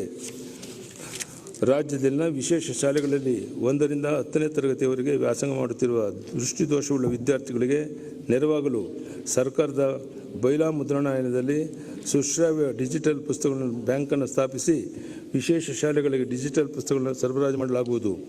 ಮಕ್ಕಳ ಉದ್ದೇಶ ಯೋಜನೆಗೆ 2021-22ನೇ ಸಾಲಿನಲ್ಲಿ ಒಟ್ಟಾರೆಯಾಗಿ 37,527 ಕೋಟಿ ರು ಅನುದಾನ ಒದಗಿಸಲಾಗಿದೆ. ನಮ್ಮ ಸರ್ಕಾರ ಪರಿಶಿಷ್ಟ ಜಾತಿ ಹಾಗೂ ಪರಿಶಿಷ್ಟ ವರ್ಗಗಳ ಸರ್ವತೋಮುಖ ಅಭಿವೃದ್ಧಿಗೆ ಸದಾ ಆದ್ಯತೆ ನೀಡುತ್ತಾ ಬಂದಿದೆ. 2021-22ನೇ ಸಾಲಿನ ಆಯವ್ಯಯದಲ್ಲಿ ಅನುಸೂಚಿತ ಜಾತಿಗಳ ಉಪಯೋಜನೆ ಮತ್ತು ಬುಡಕಟ್ಟು ಉಪಯೋಜನೆಗಳಿಗೆ ಒಟ್ಟಾರೆ 26,005 ಕೋಟಿಗಳನ್ನು ಹಂಚಿಕೆ ಮಾಡಲಾಗಿದೆ. ಇದು 2020-21 ಸಾಲಿನ SC, SP, TSP ಹಂಚಿಕೆ ಕಡಿಮೆ ಆಗಿರುತ್ತೆ. ಬದ್ಧ ವೆಚ್ಚಗಳಾದ ವೇತನ, ಗೌರವಧನ, ಹಸಿರು ಮತ್ತು ಬಡ್ಡಿ ಪಾವತಿ, ಪಿಂಚಣಿ ಮುಂತಾದವುಗಳು 2020-21 ಸಾಲಿಗೆ 1,29,455 ಕೋಟಿ ರೂಗಳಿಂದ 21-22 ಸಾಲಿನಲ್ಲಿ 1,42,850 ಕೋಟಿ ರು ಹೆಚ್ಚಾಗಿರುವುದರಿಂದ ಒಟ್ಟಾರೆ SC, SP, TSP ಅಡಿ ಹಂಚಿಕೆ ಮಾಡಬೇಕಂದ ಆಯ ಇಳಿಕೆಯಾಗಿರುತ್ತೆ. ಆದರೆ ನಾನು ಒಂದು ಪಾಯಿಂಟ್ ಸೇರಿಸ್ತಾ ಇದ್ದೇನೆ. ಪರಿಸ್ಥಿತಿ ಹೀಗಿದ್ದರೂ ಕೂಡ ಮುಂದಿನ ವರ್ಷದಲ್ಲಿ ಹೆಚ್ಚಿನ ಅನುದಾನ ಒದಗಿಸಿ 2020-21 ವರ್ಷದ ಮಟ್ಟಕ್ಕೆ ಇದನ್ನು ತರಲಾಗುವುದು ಅನ್ನುವಂಥನ್ನು ಈ ಮನೆಯ ನಮ್ಮೆಲ್ಲ ಸದಸ್ಯರಿಗೆ ತರಕ್ಕೆ ನಾನು ಇಚ್ಛೆ ಪಡ್ತೇನೆ. ಸಮಾಜ ಕಲ್ಯಾಣ ಇಲಾಖೆ ವತಿಯಿಂದ ಜಿಲ್ಲಾ ಕೇಂದ್ರಗಳಲ್ಲಿ 50 ಮೆಟ್ರಿಕ್ ನಂತರದ ಹಾಸ್ಟೆಲ್ಗಳನ್ನು ಒಟ್ಟು 50 ಕೋಟಿ ರು ವೆಚ್ಚದಲ್ಲಿ ಪ್ರಾರಂಭಿಸಲಾಗುವುದು. ಈ ವಸತಿ ಯೋಜನೆ ನಿಯಮಗಳಿಗೆ ಸುಮಾರು 5,000 ವಿದ್ಯಾರ್ಥಿಗಳಿಗೆ ಅನುಕೂಲವಾಗಲಿದೆ. 4 ವಿಭಾಗಗಳಲ್ಲಿ ತಲಾ ಒಂದು ಮೊರಾರ್ಜಿ ದೇಸಾಯಿ ವಸತಿ ಶಾಲೆಯನ್ನು ಅದ್ವಿತೀಯ ಕ್ರೀಡಾ ಶಾಲೆಗಳೆಂದು ಸ್ಪೋರ್ಟ್ಸ್ ಸ್ಕೂಲ್ ಆಫ್ ಎಕ್ಸಲೆನ್ಸ್ ಉನ್ನತೀಕರಿಸಿ ಪರಿಶಿಷ್ಟ ಜಾತಿ ಮತ್ತು ಪರಿಶಿಷ್ಟ ಪಂಗಡದ ವಿದ್ಯಾರ್ಥಿಗಳಿಗೆ ಶೈಕ್ಷಣಿಕ ಸೌಲಭ್ಯದೊಂದಿಗೆ ಕ್ರೀಡಾ ಕ್ಷೇತ್ರದಲ್ಲಿ ವಿಶೇಷ ತರಬೇತಿ ನೀಡಲಾಗುವುದು. ಪ್ರಸ್ತುತ ಸಾಲಿನಲ್ಲಿ ಉದ್ದೇಶಕ್ಕಾಗಿ ಒಟ್ಟು 5 ಕೋಟಿ ಒದಗಿಸಲಾಗುವುದು. ಪರಿಶಿಷ್ಟ ಜಾತಿ ಮತ್ತು ಪರಿಶಿಷ್ಟ ಪಂಗಡದ ಉದ್ಯಮಿಗಳಿಗೆ ಹಾಲಿ ಜಾರಿಯಲ್ಲಿರುವ 4% ಬಡ್ಡಿ ಸಹಾಯಧನ ಯೋಜನೆಯನ್ನು ವಾಣಿಜ್ಯ ಮತ್ತು ವ್ಯಾಪಾರ ಚಟುವಟಿಕೆಗಳಾದ ಮಳಿಗೆ, ಡೀಲರ್ಶಿಪ್, ಫ್ರಾಂಚೈಸಸ್ ಮತ್ತು ಹೋಟೆಲ್ ಉದ್ಯಮಗಳನ್ನು ಪ್ರಾರಂಭಿಸಲು ಸಹ ವಿಸ್ತರಿಸಿ ಯೋಜನೆಯಡಿ ಗರಿಷ್ಠ 1 ಕೋಟಿವರೆಗೆ ಶೆಡ್ಯೂಲ್ಡ್ ಬ್ಯಾಂಕ್ಗಳು ಸಾಲ ಪಡೆಯಲು ಅವಕಾಶ ಕಲ್ಪಿಸಲಾಗುವುದು. ಮ್ಯಾನ್ಯುಯಲ್ ಸ್ಕ್ಯಾವೆಂಜರ್ಗಳಿಗಾಗಿ ಕಾರ್ಯನಿರ್ವಹಿಸುತ್ತಿರುವ ಪುನರ್ವಸತಿಗೆ ನಮ್ಮ ಸರ್ಕಾರ ಆದ್ಯತೆ ನೀಡಿದೆ. ಸ್ವಚ್ಛತಾ ಕಾರ್ಯದಲ್ಲಿ ತೊಡಗಲು ಬಯಸುವ ಸಂಘಗಳನ್ನು ರಚಿಸಿ ತರಬೇತಿ ನೀಡಿ ಸಕ್ಕಿಂಗ್ ಮತ್ತು ಜಟ್ಟಿಂಗ್ ಯಂತ್ರಗಳಿಗೆ 75% ಸಹಾಯಧನ ಒದಗಿಸಲಾಗುವುದು. ಈ ಉದ್ದೇಶಕ್ಕಾಗಿ 2 ಕೋಟಿ ರುಗಳ ಅನುದಾನವನ್ನು ಆಯವ್ಯಯದಲ್ಲಿ ಮೀಸಲಿಡಲಾಗಿದೆ. ಬೆಳಗಾವಿ ಜಿಲ್ಲೆಯ ನಿಪ್ಪಾಣಿಯಲ್ಲಿ ಕೊಲ್ಲಾಪುರಿ ಪಾದರಕ್ಷೆಗಳ ಕ್ಲಸ್ಟರ್ ಮತ್ತು ಚಿತ್ರದುರ್ಗ ನಗರದಲ್ಲಿ ಕೇಂದ್ರ ಪಾದರಕ್ಷಾ ತರಬೇತಿ ಸಂಸ್ಥೆ ವಿಸ್ತರಣಾ ಕೇಂದ್ರ ಪ್ರಾರಂಭಿಸಲಾಗುವುದು. ಪರಿಶಿಷ್ಟ ಪಂಗಡದ ಆಶ್ರಮ ಶಾಲೆಗಳನ್ನು ವಾಲ್ಮೀಕಿ ಆಶ್ರಮ ಶಾಲೆಯಿಂದ ಮರುನಾಮಕರಣ ಮಾಡಲಾಗುವುದು. ಸಂವಿಧಾನ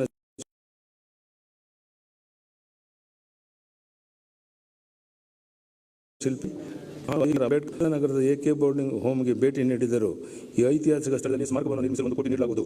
ರಾಜ್ಯದಲ್ಲಿನ ಬಡ ಹಿಂದುಳಿದ ಮತ್ತು ಶೋಷಿತ ಸಮುದಾಯಗಳ ಅಭ್ಯುದಯಕ್ಕಾಗಿ ನಮ್ಮ ಸರ್ಕಾರ ಒತ್ತು ನೀಡಿದೆ. ಈ ಸಮುದಾಯಗಳ ವಿದ್ಯಾರ್ಥಿಗಳು, ಯುವಜನರ ಶಿಕ್ಷಣ ಹಾಗೂ ಸ್ವಾವಲಂಬನೆಗೆ ಬೆಂಬಲ ನೀಡಲು ಅಂಬೇಡ್ಕರ್ ಅಭಿವೃದ್ಧಿ ನಿಗಮ, ವಾಲ್ಮೀಕಿ ಅಭಿವೃದ್ಧಿ ನಿಗಮ, ಆದಿಜಾಮ ಅಭಿವೃದ್ಧಿ ನಿಗಮ, ಭೋವಿ ಅಭಿವೃದ್ಧಿ ನಿಗಮ, ತಾಂಡಾ ಅಭಿವೃದ್ಧಿ ನಿಗಮ, ಸಫಾಯಿ ಕರ್ಮಚಾರಿ ಅಭಿವೃದ್ಧಿ ನಿಗಮ, ಬಾಬು ಜಗಜೀವನರಾಮ್ ಚರ್ಮ ಕೈಗಾರಿಕಾ ಅಭಿವೃದ್ಧಿ ನಿಗಮ, ಡಿ ದೇವರಾಜ ಹಿಂದುಳಿದ ವರ್ಗಗಳ ಅಭಿವೃದ್ಧಿ ನಿಗಮ, ಮಡಿವಾಳ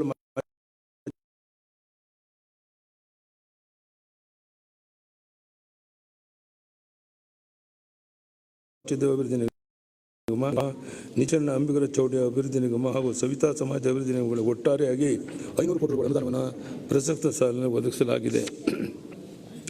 ವೀರಶೈವ ಲಿಂಗಾಯತ ಸಮಾಜದ ಅಭಿವೃದ್ಧಿಗಾಗಿ ಒಂದು ಸ್ವತಃ ನಿಗಮವನ್ನು ಈಗಾಗಲೇ ಸ್ಥಾಪಿಸಲಾಗಿದೆ.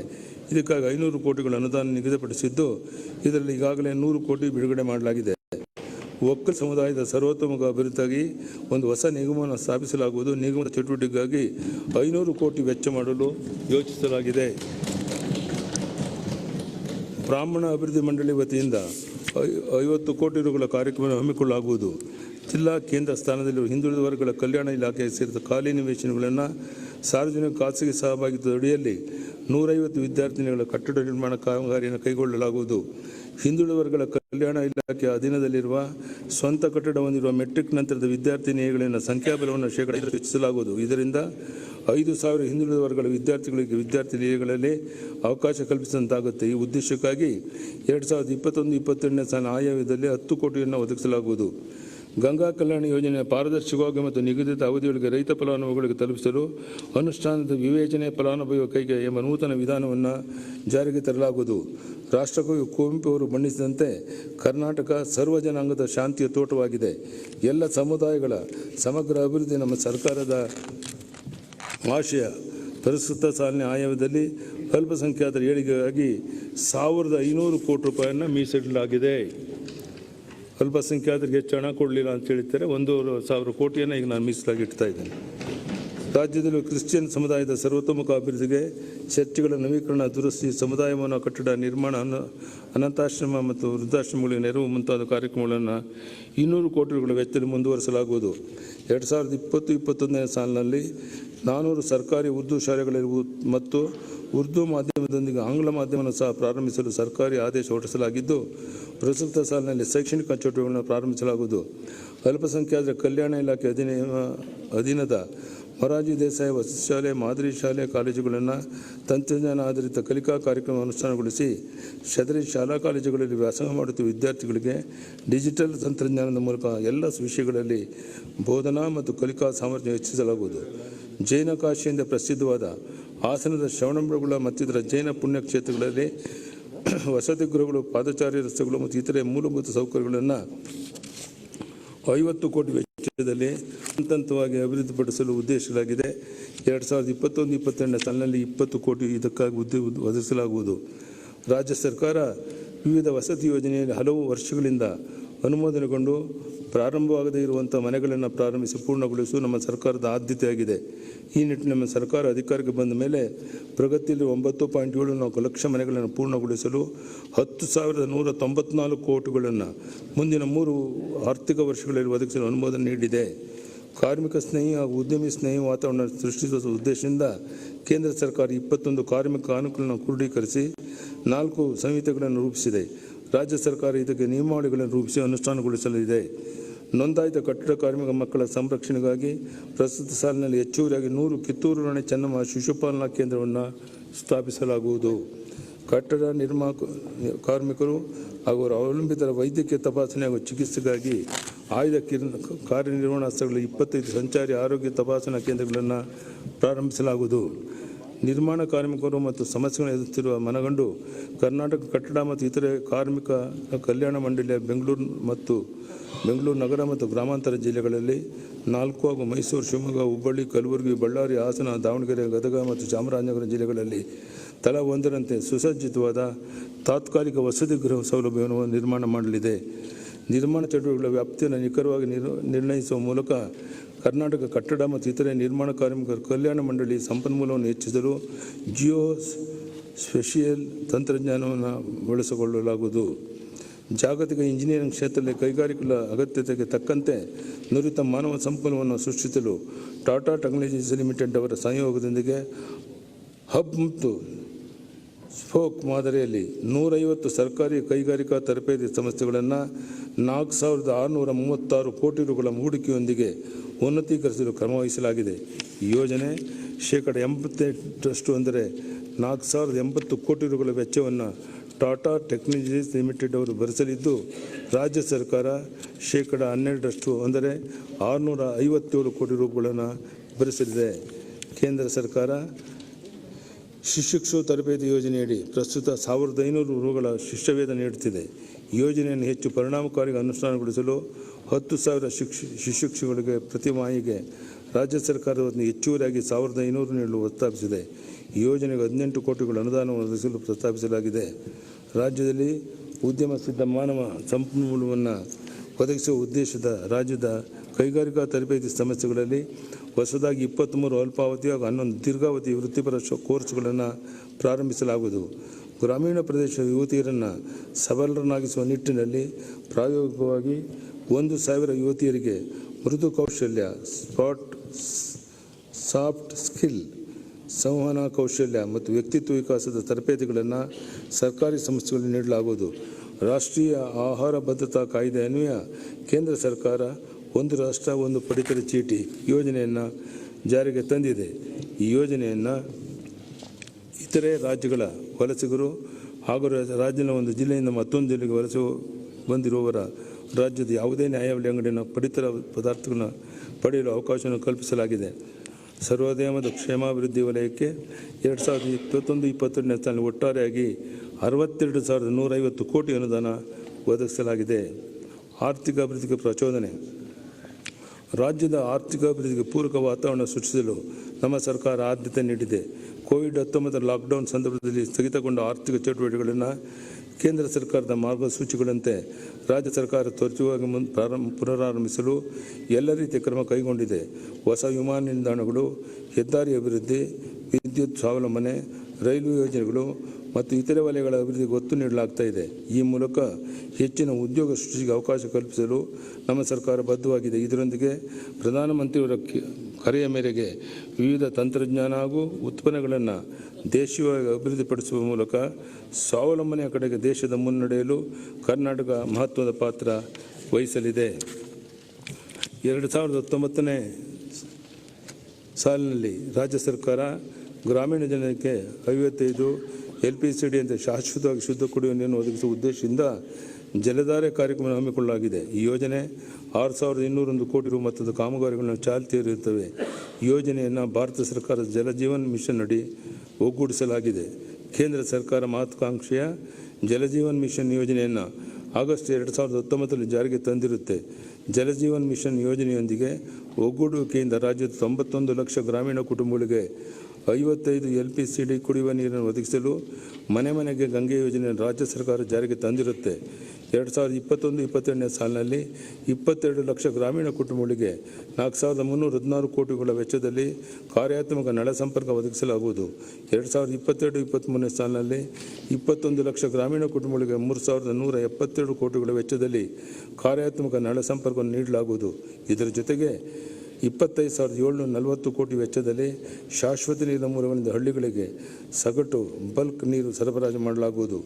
ಗ್ರಾಮೀಣ ಪ್ರದೇಶದಲ್ಲಿ ಕಾರ್ಯನಿರ್ವಹಿಸುತ್ತಿರುವ 5,622 ಗ್ರಾಮೀಣ ಗ್ರಂಥಾಲಯವನ್ನು ಗ್ರಾಮೀಣ ಮಾಹಿತಿ ಮತ್ತು ಜ್ಞಾನ ಕೇಂದ್ರಗಳನ್ನಾಗಿ ಉನ್ನತೀಕರಿಸಲಾಗುವುದು.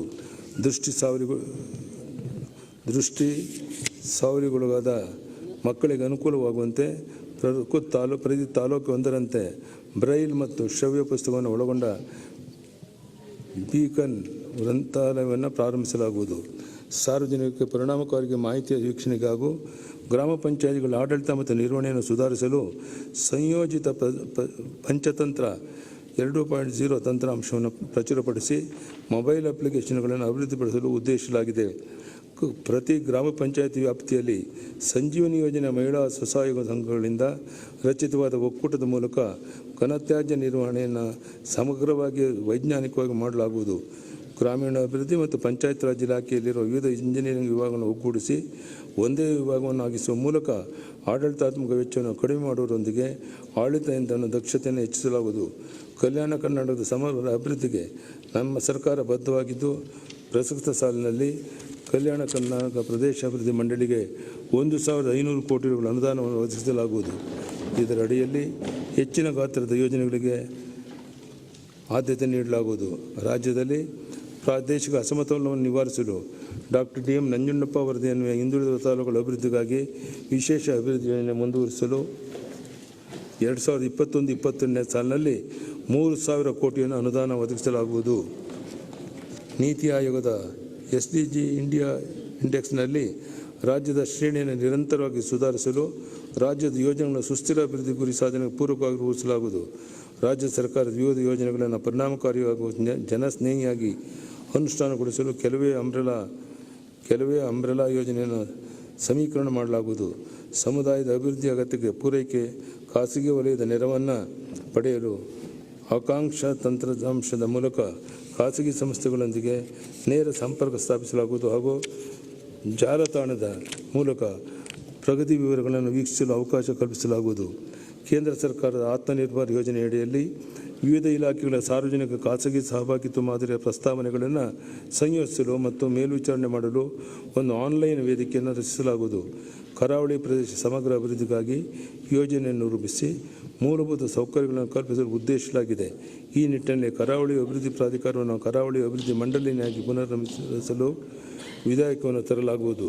ರಾಜ್ಯದ 100 ಕೋಟಿ ಮೇಲೆ ಇರುವಂಥ ಬೃಹತ್ ಯೋಜನೆಗಳನ್ನು ಕಡ್ಡಾಯವಾಗಿ ಮೌಲ್ಯಮಾಪನವನ್ನು ಮಾಡಲಾಗುವುದು.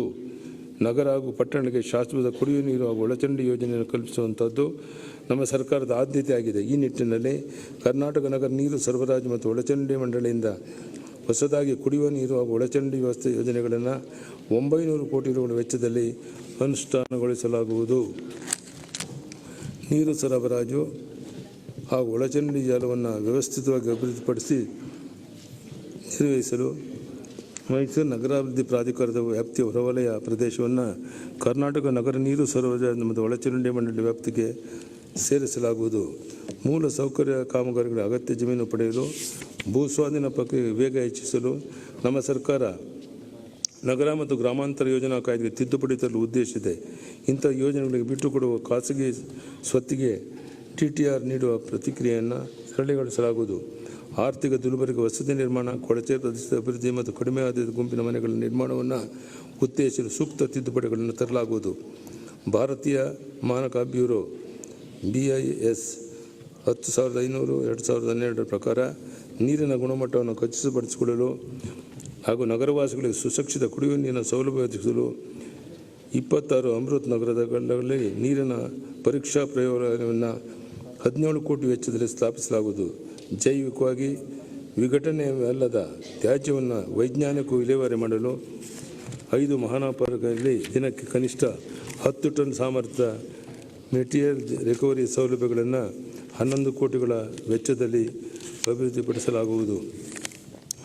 ಘನತ್ಯಾಜ್ಯ ನಿರ್ವಹಣೆಯಲ್ಲಿ ಸಾರ್ವಜನಿಕ ಸಹಭಾಗಿತ್ವವನ್ನು ಉತ್ತೇಜಿಸಲು ರಾಜ್ಯದ ಎಲ್ಲ ಜಿಲ್ಲಾ ಕೇಂದ್ರಗಳು ಸ್ವಚ್ಛ ಗೃಹ ಕಲಿಕಾ ಕೇಂದ್ರಗಳನ್ನು 9 ಕೋಟಿ ವೆಚ್ಚದಲ್ಲಿ ಅಭಿವೃದ್ಧಿಪಡಿಸಲಾಗುವುದು. ಕೇಂದ್ರೀಕೃತ ಹಸಿ ತ್ಯಾಜ್ಯ ಸಂಸ್ಕರಣಾ ಕೇಂದ್ರಗಳ ಮೇಲಿನ ಹೊರೆ ಹಾಗೂ ಸಾರಿಗೆ ವೆಚ್ಚವನ್ನು ಕಡಿಮೆ ಮಾಡಲು ರಾಜ್ಯದ 10 ಮಹಾನಗರ ಪಾಲಿಕೆಗಳು ಹಾಗೂ 59 ನಗರಸಭೆಗಳು ಒಟ್ಟು 89 ಸಮುದಾಯ ಮಿಶ್ರ ಗೊಬ್ಬರ ಘಟಕಗಳನ್ನು 2.5 ಕೋಟಿ ವೆಚ್ಚದಲ್ಲಿ ಅಭಿವೃದ್ಧಿಪಡಿಸಲಾಗುವುದು. ನಗರ ಪ್ರದೇಶಗಳಲ್ಲಿ ಸಾರ್ವಜನಿಕ ಸಾರಿಗೆ ಬಳಕೆಯನ್ನು ಉತ್ತೇಜಿಸಲು ಪೂರಕ ಮೂಲ ಸೌಲಭ್ಯ ಒದಗಿಸಲು ಹಾಗೂ ಇತರ ಪರಿಸರ ಸ್ನೇಹಿ ಸಂಚಾರ ವ್ಯವಸ್ಥೆಯನ್ನು ಪ್ರೋತ್ಸಾಹಿಸಲು ನಗರ ಬಸ್ ಸೇವೆಗಳು ವರ್ಧನೆ ಯೋಜನೆಯನ್ನು ಕೇಂದ್ರ ಸರ್ಕಾರ ಘೋಷಿಸಿದೆ. ಯೋಜನೆಯ ಗರಿಷ್ಠ ಲಾಭವನ್ನು ಪಡೆದು ರಾಜ್ಯದ ಸಾರ್ವಜನಿಕ ಸಾರಿಗೆ ವ್ಯವಸ್ಥೆಯನ್ನು ಬಲಪಡಿಸಲಾಗುವುದು. ಮಲೆನಾಡು ಮತ್ತು ಕರಾವಳಿ ಭಾಗದಲ್ಲಿ ಸಮರ್ಪಕ ರಸ್ತೆ ಸಂಪರ್ಕವಿಲ್ಲದ ಸ್ಥಳಗಳಲ್ಲಿ ಕಾಲು ಸಂಕಲನವನ್ನು ನಿರ್ಮಿಸುವ ಗ್ರಾಮ ಬಂದ್ ಸೇತುವೆ ಯೋಜನೆಯನ್ನು 100 ಕೋಟಿಗಳ ವೆಚ್ಚದಲ್ಲಿ ಅನುಷ್ಠಾನಗೊಳಿಸಲಾಗುವುದು. 2019-20 ಸಾಲಿನ ಅತಿವೃಷ್ಟಿಯಿಂದ ಕೊಡಗು ಜಿಲ್ಲೆಯಲ್ಲಿ ಉಂಟಾದ ಪ್ರವಾಹ ಹಾಗೂ ಭೂಕುಸಿತದಿಂದಾಗಿ ಹಾನಿಯಾದ ಸಾರ್ವಜನಿಕ ರಸ್ತೆ, ಸೇತುವೆ, ತಡೆಗೋಡೆ ಕಟ್ಟಡ ಹಾಗೂ ಇತರ ಮೂಲಭೂತ ಸೌಕರ್ಯಗಳನ್ನು ದುರಸ್ತಿ ಪುನರ್ ನಿರ್ಮಾಣ ಮಾಡಿ 100 ಕೋಟಿ ಅಂದಾಜು ವೆಚ್ಚದ ವಿಶೇಷ ಪ್ಯಾಕೇಜನ್ನು ಘೋಷಿಸಲಾಗಿದ್ದು, ಈ ಕಾಮಗಾರಿಗಳನ್ನು ಈಗಾಗಲೇ 65 ಕೋಟಿ ಬಿಡುಗಡೆ ಮಾಡಲಾಗಿದ್ದು, ಬಾಕಿ ಕಾಮಗಾರಿಯನ್ನು 2021-22 ಸಾಲಿನಲ್ಲಿ ಪೂರ್ಣಗೊಳಿಸಲಾಗುವುದು. ಬೆಳಗಾವಿ ನಗರದ ಜಡ್ಶಾಪುರ ಗ್ರಾಮದ ರಾಷ್ಟ್ರೀಯ ಹೆದ್ದಾರಿ 4A ರಿಂದ ಬೆನ್ನಾಳಿ ಗ್ರಾಮದ ರಾಷ್ಟ್ರೀಯ ಹೆದ್ದಾರಿ 4ವರೆಗೆ ಸಂಪರ್ಕ ಕೇಂದ್ರ ಸರ್ಕಾರದ ಸಹಯೋಗದೊಂದಿಗೆ ವರ್ತುಲ ರಸ್ತೆ ನಿರ್ಮಾಣ ಕಾಮಗಾರಿಯನ್ನು ಕೈಗೆತ್ತಿಕೊಳ್ಳಲು ಉದ್ದೇಶಿಸಲಾಗಿದೆ. ಈ ಉದ್ದೇಶಕ್ಕಾಗಿ ಭೂಶೋಧನಾ ವೆಚ್ಚದ 50% ಮೊತ್ತ 140 ಕೋಟಿಗಳನ್ನು ರಾಜ್ಯ ಸರ್ಕಾರದಿಂದ ಒದಗಿಸಲಾಗುವುದು. ರಾಯಚೂರು ನಗರದಲ್ಲಿ ಸುಗಮ ಸಾರಿಗೆ ಸಂಚಾರಕ್ಕಾಗಿ ರಾಷ್ಟ್ರೀಯ ಹೆದ್ದಾರಿ ಪ್ರಾಧಿಕಾರ ನೆರವಿನೊಂದಿಗೆ ರಿಂಗ್ ರಸ್ತೆಯನ್ನು ಅಭಿವೃದ್ಧಿಪಡಿಸಲು ಕ್ರಮ ಕೈಗೊಳ್ಳಲಾಗುವುದು. ವೈಜ್ಞಾನಿಕ ಸಂಚಾರ ನಿರ್ವಹಣಾ ವ್ಯವಸ್ಥೆಯಡಿ ಅಪಘಾತಗಳನ್ನು ಕಡಿಮೆ ಮಾಡುವ ನಿಟ್ಟಿನಲ್ಲಿ ಅತ್ಯಾಧುನಿಕ ಸಂಚಾರ ವ್ಯವಸ್ಥೆ ಇಂಟೆಲಿಜೆಂಟ್ ಟ್ರಾಫಿಕ್ ಮ್ಯಾನೇಜ್ಮೆಂಟ್ ಸಿಸ್ಟಮ್ ಮತ್ತು ಸೇಫ್ಟಿ ಸೊಲ್ಯೂಷನ್ ಅನ್ನು ಪ್ರಾಯೋಗಿಕವಾಗಿ ಶಿವಮೊಗ್ಗ, ಸವಳಂಗ, ಶಿಕಾರಿಪುರ, ಶಿವಳಕೊಪ್ಪ ಮತ್ತು ಹಾಸನ, ರಾಮನಾಥಪುರ, ಪಿರಿಯಾಪಟ್ಟಣ ರಸ್ತೆ ಸುರಕ್ಷತಾ ನಿಧಿಯಿಂದ 18 ಕೋಟಿಗಳ ವೆಚ್ಚದಲ್ಲಿ ಅನುಷ್ಠಾನಗೊಳಿಸಲಾಗುವುದು. ರಾಜ್ಯದ ರೈಲ್ವೆ ಜಾಲವನ್ನು ವಿಸ್ತರಿಸಲು ರೈಲ್ವೆ ಮಂತ್ರಾಲಯದಿಂದ ರಾಜ್ಯ ಸರ್ಕಾರ 50/50 ವೆಚ್ಚ ಹಂಚಿಕೆ ಆಧಾರದ ಮೇಲೆ 1173 ಕಿಲೋಮೀಟರ್ಗಳ 7 ಹೊಸ ರೈಲು ಯೋಜನೆ ಕೈಗೊಳ್ಳಲಾಗಿದೆ. ಈ ಕಾಮಗಾರಿಗಳ ಅಂದಾಜು ವೆಚ್ಚ 7,984 ಕೋಟಿಗಳಾಗಿದ್ದು, ಇದರಲ್ಲಿ 3,991 ಕೋಟಿಗಳನ್ನು ರಾಜ್ಯ ಸರ್ಕಾರ ಭರಿಸಲಿದೆ. ಈ ರೈಲು ಮಾರ್ಗಗಳ ಭೂಸುಧಾರಣೆಗೆ ರಾಜ್ಯ ಸರ್ಕಾರ 2,630 ಕೋಟಿಗಳನ್ನು ವೆಚ್ಚ ಮಾಡಲಿದೆ. ಕೇಂದ್ರ ಸಚಿವರಾಗಿದ್ದ ದಿವಂಗತ ಸುರೇಶ್ ಅಂಗಡಿಯವರ ಒತ್ತಾಸೆಯ ಫಲವಾಗಿ ಧಾರವಾಡ, ಕಿತ್ತೂರು, ಬೆಳಗಾವಿ 73 ಕಿಲೋಮೀಟರ್ದ ಹೊಸ ರೈಲು ಮಾರ್ಗವನ್ನು 927 ಕೋಟಿಗಳ ವೆಚ್ಚದಲ್ಲಿ ಪ್ರಾರಂಭಿಸಲು 2020-21 ಸಾಲಿನ ಕೇಂದ್ರ ಆಯವ್ಯಯದಲ್ಲಿ ಘೋಷಿಸಲಾಗಿದೆ. ಯೋಜನೆ ಒಟ್ಟು ವೆಚ್ಚದ 50% ಮತ್ತು ಭೂಸುಧಾರಣೆ ಸಂಪೂರ್ಣ ವೆಚ್ಚವನ್ನು ರಾಜ್ಯ ಸರ್ಕಾರ ಭರಿಸಲಿದೆ. ಈ ಹೊಸ ರೈಲು ಮಾರ್ಗಕ್ಕೆ ರಾಜ್ಯ ಸರ್ಕಾರ 463 ಕೋಟಿಗಳನ್ನು ಅನುದಾನವಾಗಿ ನೀಡಲಿದೆ. ಶೀಘ್ರವೇ ಈ ಯೋಜನೆಯನ್ನು ಪೂರ್ಣಗೊಳಿಸುವುದು ದಿವಂಗತ ಸುರೇಶ್ ಅಂಗಡಿಯವರಿಗೆ ಸಲ್ಲಿಸುವ ನಿಜವಾದ ಗೌರವ. ಸರ್ಕಾರಿ ಸ್ವಾಮ್ಯದ ವಿಮಾನ ನಿಲ್ದಾಣಗಳ ಅಭಿವೃದ್ಧಿ ಮತ್ತು ಕಾರ್ಯಾಚರಣೆಗಾಗಿ ಮತ್ತು ಏರ್ಪೋರ್ಟ್ ಅಥಾರಿಟಿ ಆಫ್ ಇಂಡಿಯಾ ನಡುವೆ ಜಂಟಿ ಉದ್ಯಮ ಕಂಪನಿ ರಚನೆಗೆ ಶ್ರಮಿಸಲಾಗುವುದು. ಇದರಿಂದ ರಾಜ್ಯದಲ್ಲಿ ವಿಮಾನ ನಿಲ್ದಾಣಗಳು, ಹೆಲಿಕಾಪ್ಟರ್ಗಳು ಮತ್ತು ವಾಟರ್ ಏರೋಡ್ರಮ್ಗಳ ಅಭಿವೃದ್ಧಿಯನ್ನು ಶೀಘ್ರಗತಿಯಲ್ಲಿ ನಿರ್ಮಾಣ ಮಾಡಲು ಸಹಕಾರಿಯಾಗಲಿದೆ. ಆರ್ಥಿಕ ಚಟುವಟಿಕೆಗಳು ಮತ್ತು ಪ್ರವಾಸೋದ್ಯಮ ಉತ್ತೇಜನಕ್ಕಾಗಿ ಪೂರಕವಾಗಿ ವಿವಿಧ ಜಿಲ್ಲೆಗಳಲ್ಲಿ ವಾಯುಯಾನ ಸೌಲಭ್ಯ ಕಲ್ಪಿಸಲು ನಮ್ಮ ಸರ್ಕಾರ ಆದ್ಯತೆ ನೀಡಿದೆ. ಕಲಬುರಗಿ ಹಾಗೂ ಬೀದರ್ನಲ್ಲಿ ವಿಮಾನ ನಿಲ್ದಾಣ ಕಾರ್ಯಾರಂಭಗೊಳಿಸಿದೆ. ಶಿವಮೊಗ್ಗದ ವಿಜಯಪುರದಲ್ಲಿ ವಿಮಾನ ನಿಲ್ದಾಣ ಕಾಮಗಾರಿ 2020-21 ಸಾಲಿಗೆ ಕ್ರಮವಾಗಿ 384 ಮತ್ತು 220 ಕೋಟಿಗಳ ವೆಚ್ಚದಲ್ಲಿ ಈಗಾಗಲೇ ಪ್ರಾರಂಭವಾಗಿದ್ದು ಶೀಘ್ರವಾಗಿ ಕಾರ್ಯಾಚರಣೆಗೊಳಿಸಲಾಗುವುದು. 10 ವರ್ಷಕ್ಕಿಂತಲೂ ಹೆಚ್ಚು ಕಾಲ ಬಾಕಿ ಉಳಿದ ಹಾಸನ ವಿಮಾನ ನಿಲ್ದಾಣವನ್ನು ಕಾಮಗಾರಿಯ 175 ಕೋಟಿ ವೆಚ್ಚದಲ್ಲಿ ಈ ಸಾಲಿನಲ್ಲಿ ಪ್ರಾರಂಭಿಸಲಾಗುವುದು. ಉತ್ತರ ಕನ್ನಡ ಜಿಲ್ಲೆ ಪ್ರವಾಸೋದ್ಯಮಕ್ಕೆ ಉತ್ತೇಜನ ನೀಡಲು ಅಂಕೋಲದ ನೌಕಾನೆಲೆ ಸಮೀಪದಲ್ಲಿ ಸಿವಿಲ್ ಎನ್ಕ್ಲೇವ್ ಅನ್ನು ವೃದ್ಧಿಪಡಿಸಲು ಕ್ರಮ ವಹಿಸಲಾಗಿದೆ. ಕೊಚ್ಚಿಯಿಂದ ಮಂಗಳೂರುವರೆಗೆ 450 ಕಿಲೋಮೀಟರ್ ಅನಿಲ ಪೈಪ್ಲೈನನ್ನು ಗೌರವಾನ್ವಿತ ಭಾರತದ ಪ್ರಧಾನಿ ಉದ್ಘಾಟಿಸಲಿದ್ದಾರೆ. 3,000 ಕೋಟಿ ರು ವೆಚ್ಚದಲ್ಲಿ ಪೂರ್ಣಗೊಳಿಸಲಾಗಿರುವ ಯೋಜನೆಯಿಂದ ಕರ್ನಾಟಕ ಮತ್ತು ಕೇರಳ ಎರಡು ರಾಜ್ಯಗಳಲ್ಲಿ ಉದ್ಯೋಗ ಸೃಷ್ಟಿಸುವಲ್ಲಿ ಮತ್ತು ಮಾಲಿನ್ಯವನ್ನು ಕಡಿಮೆ ಮಾಡುವಲ್ಲಿ ಇದು ಪ್ರಮುಖ ಪಾತ್ರ ವಹಿಸಲಿದೆ. ರಾಜ್ಯದ ಬಂದರುಗಳನ್ನು ರಾಷ್ಟ್ರೀಯ ಹೆದ್ದಾರಿಗಳಾಗಿ ಸಂಪರ್ಕಿಸಲು ಹೊನ್ನಾವರದ ಕಾಸರಗೋಡ ಬದಿಯಲ್ಲಿ ಅಭಿವೃದ್ಧಿಪಡಿಸಿರುವ ಬಂದರು ಪ್ರದೇಶಕ್ಕೆ ರಾಷ್ಟ್ರೀಯ ಹೆದ್ದಾರಿ 66ರಿಂದ ಭಾರತ್ಮಾಲಾ ಯೋಜನೆಯಡಿ ಚತುರ್ಭುಜ ಸಂಪರ್ಕ ರಸ್ತೆಯನ್ನು 100 ಕೋಟಿ ರು ವೆಚ್ಚ ನಿರ್ಮಿಸಲು ಭಾರತೀಯ ರಾಷ್ಟ್ರೀಯ ಹೆದ್ದಾರಿ ಪ್ರಾಧಿಕಾರವನ್ನು ಟೆಂಡರ್ ಕರೆದಿದ್ದು ಕಾಮಗಾರಿಯನ್ನು ಶೀಘ್ರಗತಿಯಲ್ಲಿ ಪೂರ್ಣಗೊಳಿಸಲಾಗುವುದು. ಪ್ರವಾಸೋದ್ಯಮ ಉತ್ತೇಜನ ನೀಡುವುದರಿಂದ ಕಡಿಮೆ ವೆಚ್ಚದಲ್ಲಿ ಪ್ರಯಾಣಿಕರು ಮತ್ತು ಸರಕು ಸಾಗಿಸಲು ಅನುಕೂಲವಾಗುವಂತೆ ಮಂಗಳೂರು ಮತ್ತು ಪಣಜಿ ನಡುವೆ ಜಲಮಾರ್ಗವನ್ನು ಸಾರ್ವಜನಿಕ ಖಾಸಗಿ ಅಭಿವೃದ್ಧಿಪಡಿಸಲಾಗುವುದು. ಕೇಂದ್ರ ಸರ್ಕಾರದ ರಾಷ್ಟ್ರೀಯ ಜಲಮಾರ್ಗಗಳ ಪ್ರಾಧಿಕಾರದ ಧನಸಹಾಯದೊಂದಿಗೆ ಒಟ್ಟು 60 ಕೋಟಿ ಮೊತ್ತದಲ್ಲಿ ರಾಜ್ಯದ ಕಾಳಿ ನದಿ, ನೇತ್ರಾವತಿ ನದಿ, ಗುರುಪುರ ಹಾಗೂ ಉಡುಪಿ ಜಿಲ್ಲೆಯ ಅಂಗಾರಘಟ್ಟದಿಂದ ಮಣಿಪಾಲದವರೆಗೆ, ಬಾಗಲಕೋಟೆ ಜಿಲ್ಲೆಯ ಆಲಮಟ್ಟಿ ಜಲಾಶಯದಿಂದ ಬಾಗಲಕೋಟೆಗೆ ಜಲಮಾರ್ಗಗಳನ್ನು ಪ್ರವಾಸೋದ್ಯಮಕ್ಕೆ ಪೂರಕವಾಗುವ ನಿಟ್ಟಿನಲ್ಲಿ ಅಭಿವೃದ್ಧಿಪಡಿಸಲು ಕೇಂದ್ರ ಸರ್ಕಾರಕ್ಕೆ ಪ್ರಸ್ತಾವನೆ ಸಲ್ಲಿಸಲಾಗಿದೆ. 2013ನೇ ಸಾಲಿನ ದೇಶದಲ್ಲಿ ಮೊದಲ ಏರೋಸ್ಪೇಸ್ ಪಾಲಿಸಿಯನ್ನು ಘೋಷಿಸಿದ ರಾಜ್ಯವೆಂಬ ಹೆಗ್ಗಳಿಕೆ ನಮ್ಮದು. ಕರ್ನಾಟಕವು ರಕ್ಷಣಾ ಮತ್ತು ಏರೋಸ್ಪೇಸ್ ವಲಯದ ರಫ್ತಿನಲ್ಲಿ 65%ಕ್ಕಿಂತಲೂ ಹೆಚ್ಚಿನ ಪಾಲು ಹೊಂದಿದೆ. ದೇಶದಲ್ಲಿ ಈ ಕ್ಷೇತ್ರದಲ್ಲಿ ಮುನ್ನಡೆ ಕಾಯ್ದುಕೊಳ್ಳಲು ಆತ್ಮನಿರ್ಭರ್ ಯೋಜನೆಯಡಿ ದೇಶೀಯ ಉತ್ಪಾದನೆಯತ್ತ ಗಮನ ಹರಿಸಲು ಹೊಸ ಏರೋಸ್ಪೇಸ್ ಮತ್ತು ರಕ್ಷಣಾ ನೀತಿಯನ್ನು ಹೊರತರಲಾಗುವುದು. ಕೋವಿಡ್-19 ಹಿನ್ನೆಲೆಯಲ್ಲಿ ಇನ್ವೆಸ್ಟ್ ಕರ್ನಾಟಕ 2020 ಜಾಗತಿಕ ಹೂಡಿಕೆದಾರರ ಸಮಾವೇಶವನ್ನು ಆಯೋಜಿಸಲು ಸಾಧ್ಯವಾಗಿರುವುದಿಲ್ಲ. ಈ ಸಮಾವೇಶವನ್ನು ಪ್ರಸಕ್ತ ಸಾಲಿನಲ್ಲಿ ಬೆಂಗಳೂರಿನಲ್ಲಿ ಆಯೋಜಿಸಲಾಗುವುದು. ಯಾದಗಿರಿ ಜಿಲ್ಲೆಯ ಕಡಚೂರು ಕೈಗಾರಿಕಾ ಪ್ರದೇಶದ 1,500 ಎಕರೆ ಭೂಮಿಯಲ್ಲಿ 1,478 ಕೋಟಿ ವೆಚ್ಚದಲ್ಲಿ ಕೇಂದ್ರ ಸರ್ಕಾರದ ನೆರವಿನೊಂದಿಗೆ ವಿಶ್ವ ದರ್ಜೆಯ ಮೂಲಭೂತ ಸೌಕರ್ಯವುಳ್ಳ ಬಲ್ಕ್ ಡ್ರಗ್ ಪಾರ್ಕನ್ನು ಅಭಿವೃದ್ಧಿಪಡಿಸಲು ಉದ್ದೇಶಿಸಲಾಗಿದೆ. ಪ್ಲಾಸ್ಟಿಕ್ ಮತ್ತು ಪೆಟ್ರೋಕೆಮಿಕಲ್ ಕೈಗಾರಿಕೆಯನ್ನು ಪ್ರೋತ್ಸಾಹಿಸಲು ಮಂಗಳೂರಿನ ಗಂಜಿ ಮಠದಲ್ಲಿ 100 ಎಕರೆ ಭೂಮಿಯಲ್ಲಿ 66 ಕೋಟಿ ಯೋಜನಾ ವೆಚ್ಚದಲ್ಲಿ ಕೇಂದ್ರ ಸರ್ಕಾರದ ನೆರವಿನೊಂದಿಗೆ ಪ್ಲಾಸ್ಟಿಕ್ ಪಾರ್ಕನ್ನು ಅಭಿವೃದ್ಧಿಪಡಿಸಲಾಗುವುದು. ದೇಶದಲ್ಲಿ 2017ನೇ ಸಾಲಿನ ವಿದ್ಯುತ್ ವಾಹನ ಮತ್ತು ಇಂಧನ ಶೇಖರಣಾ ನೀತಿಯನ್ನು ಘೋಷಿಸಿದ ಮೊದಲ ರಾಜ್ಯ ಕರ್ನಾಟಕ. ವಿದ್ಯುತ್ ವಾಹನದ ಉತ್ಪಾದನೆ ಹೆಚ್ಚಳ ಉತ್ತೇಜನವನ್ನು ನವೀಕರಿಸಲು ಮತ್ತು ಕರ್ನಾಟಕದಲ್ಲಿ ವಿದ್ಯುತ್ ವಾಹನಗಳ ಉಪಯೋಗವನ್ನು ವೇಗಗೊಳಿಸಲು ಈ ನೀತಿಯನ್ನು ಪರಿಷ್ಕರಿಸಲಾಗುವುದು. ಬೆಂಗಳೂರು, ಮುಂಬೈ ಮತ್ತು ಬೆಂಗಳೂರು-ಚೆನ್ನೈ ಕೈಗಾರಿಕಾ ಕಾರಿಡಾರ್ಗಳಲ್ಲಿ ಲಭ್ಯವಿರುವ ಅವಕಾಶವನ್ನು ಬಳಸಿಕೊಂಡು ಎರಡು ಕಡೆಯಲ್ಲಿ ತಲಾ ಕನಿಷ್ಠ 500 ಎಕರೆ ಜಾಗದಲ್ಲಿ ಮುಖ್ಯಮಂತ್ರಿಗಳ ಮೆಗಾ ಸಂಯೋಜಿತ ಕೈಗಾರಿಕಾ ಟೌನ್ಶಿಪ್ಗಳನ್ನು ಸ್ಥಾಪಿಸಲಾಗುವುದು. ಕರ್ನಾಟಕ ರಾಜ್ಯ ಕೈಗಾರಿಕಾ ಮತ್ತು ಮೂಲಸೌಕರ್ಯ ಅಭಿವೃದ್ಧಿ ನಿಗಮ, ಕರ್ನಾಟಕ ರಾಜ್ಯ ಕೈಗಾರಿಕಾ ಅಭಿವೃದ್ಧಿ ನಿಗಮಗಳ ವತಿಯಿಂದ ಸಾರ್ವಜನಿಕ ಖಾಸಗಿ ಸಹಭಾಗಿತ್ವದಲ್ಲಿ ನಿರ್ಮಾಣವಾಗಿರುವ ಈ ಟೌನ್ಶಿಪ್ಗಳಿಂದ ಮುಂದಿನ 3 ವರ್ಷಗಳಲ್ಲಿ ಅಂದಾಜು 10,000 ಕೋಟಿ ರುಗಳ ಖಾಸಗಿ ಬಂಡವಾಳ ಆಕರ್ಷಿಸುವ ಮೂಲಕ 5 ಲಕ್ಷ ಉದ್ಯೋಗಾವಕಾಶ ಸೃಷ್ಟಿಸುವ ನಿರೀಕ್ಷೆ ಇದೆ. ರಾಜ್ಯದಲ್ಲಿ ಉತ್ಪಾದನಾ ವಲಯವನ್ನು ಆಕರ್ಷಿಸುವ ಉದ್ದೇಶದಿಂದ ಪೀಣ್ಯದಲ್ಲಿ ಕೈಗಾರಿಕಾ ಟೌನ್ಶಿಪ್ಪನ್ನು ಸ್ಥಾಪಿಸಲಾಗುವುದು. ಇಲ್ಲಿ ಅಗತ್ಯ ಮೂಲಭೂತ ಸೌಲಭ್ಯವನ್ನು 100 ಕೋಟಿ ವೆಚ್ಚದಲ್ಲಿ ಅಭಿವೃದ್ಧಿಪಡಿಸಲಾಗುವುದು. ರಾಜ್ಯದಲ್ಲಿ ಕೈಗಾರಿಕಾ ಸ್ಥಾಪನೆಯನ್ನು ಪ್ರೋತ್ಸಾಹಿಸಲು ನಗರ ಸ್ಥಳೀಯ ಸಂಸ್ಥೆಗಳಿಗೆ ಕೈಗಾರಿಕೆಗಳಿಗೆ ಪ್ರತ್ಯೇಕ ಆಸ್ತಿ ತೆರಿಗೆ ಸ್ಲ್ಯಾಬ್ ಹೊಂದಲು ಉದ್ದೇಶಿಸಲಾಗಿದೆ.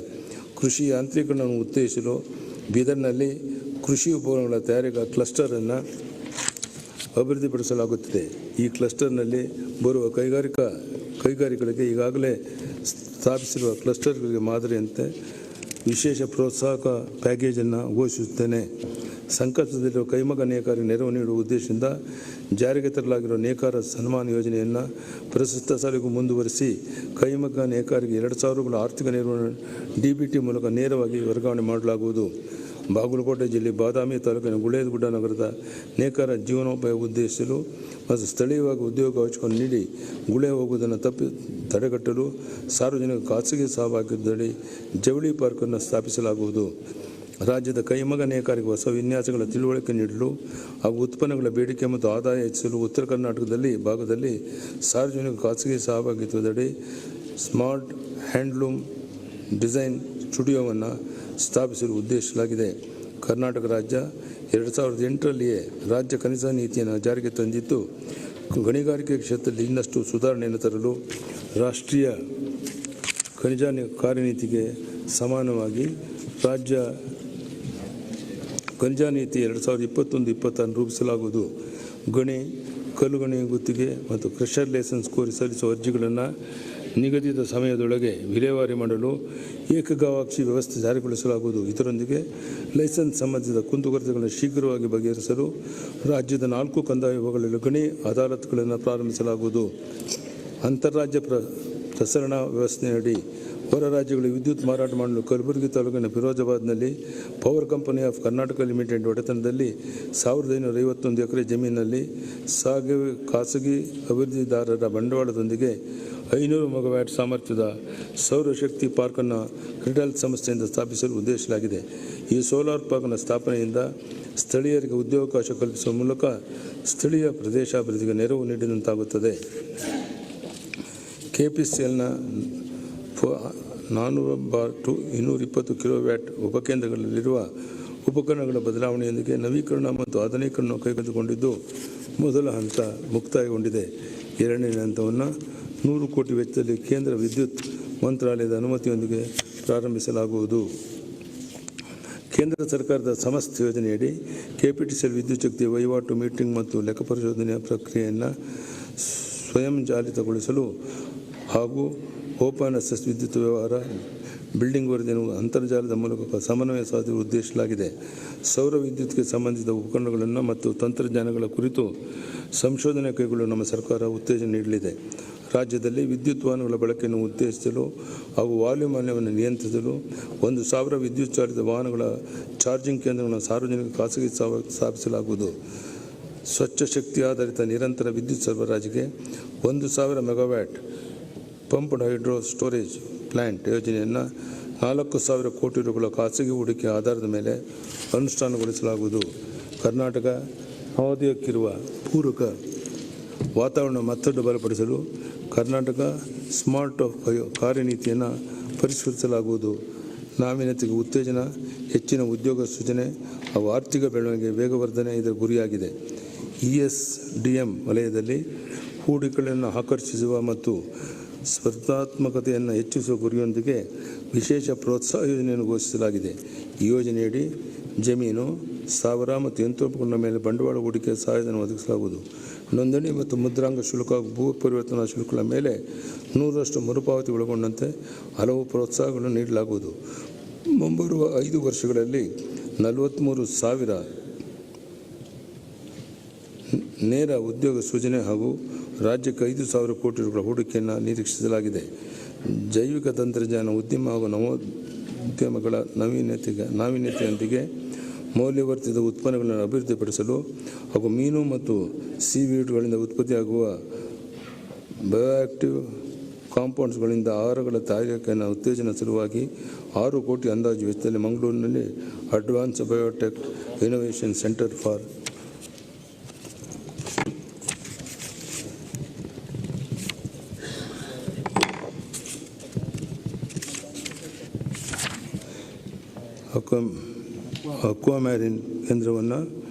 ಅಕ್ವಾಮೆರಿನ್ ಕೇಂದ್ರವನ್ನು ಸ್ಥಾಪಿಸಲಾಗುವುದು.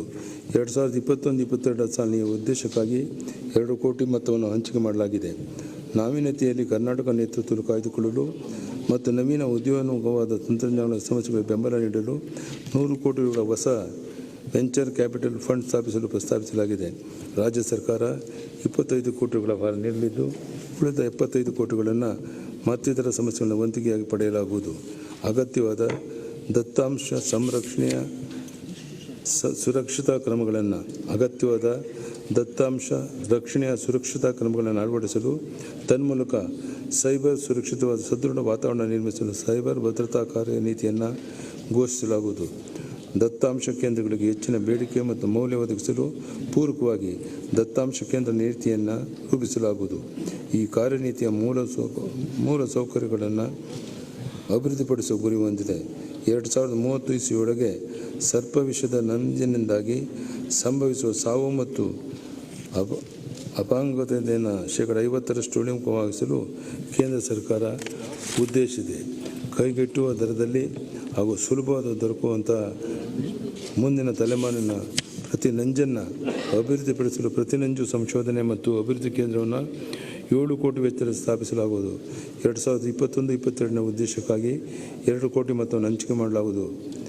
ಕ್ವಾಂಟಮ್ ಕಂಪ್ಯೂಟಿಂಗ್ ಮತ್ತು ಸಂಬಂಧಿತ ತಂತ್ರಜ್ಞಾನಗಳ ಸಂಶೋಧನೆ ಉತ್ತೇಜಿಸಲು 10 ಕೋಟಿಗಳ ವೆಚ್ಚದಲ್ಲಿ ಸಂಶೋಧನಾ ಪಾರ್ಕನ್ನು ಸ್ಥಾಪಿಸಲಾಗುವುದು.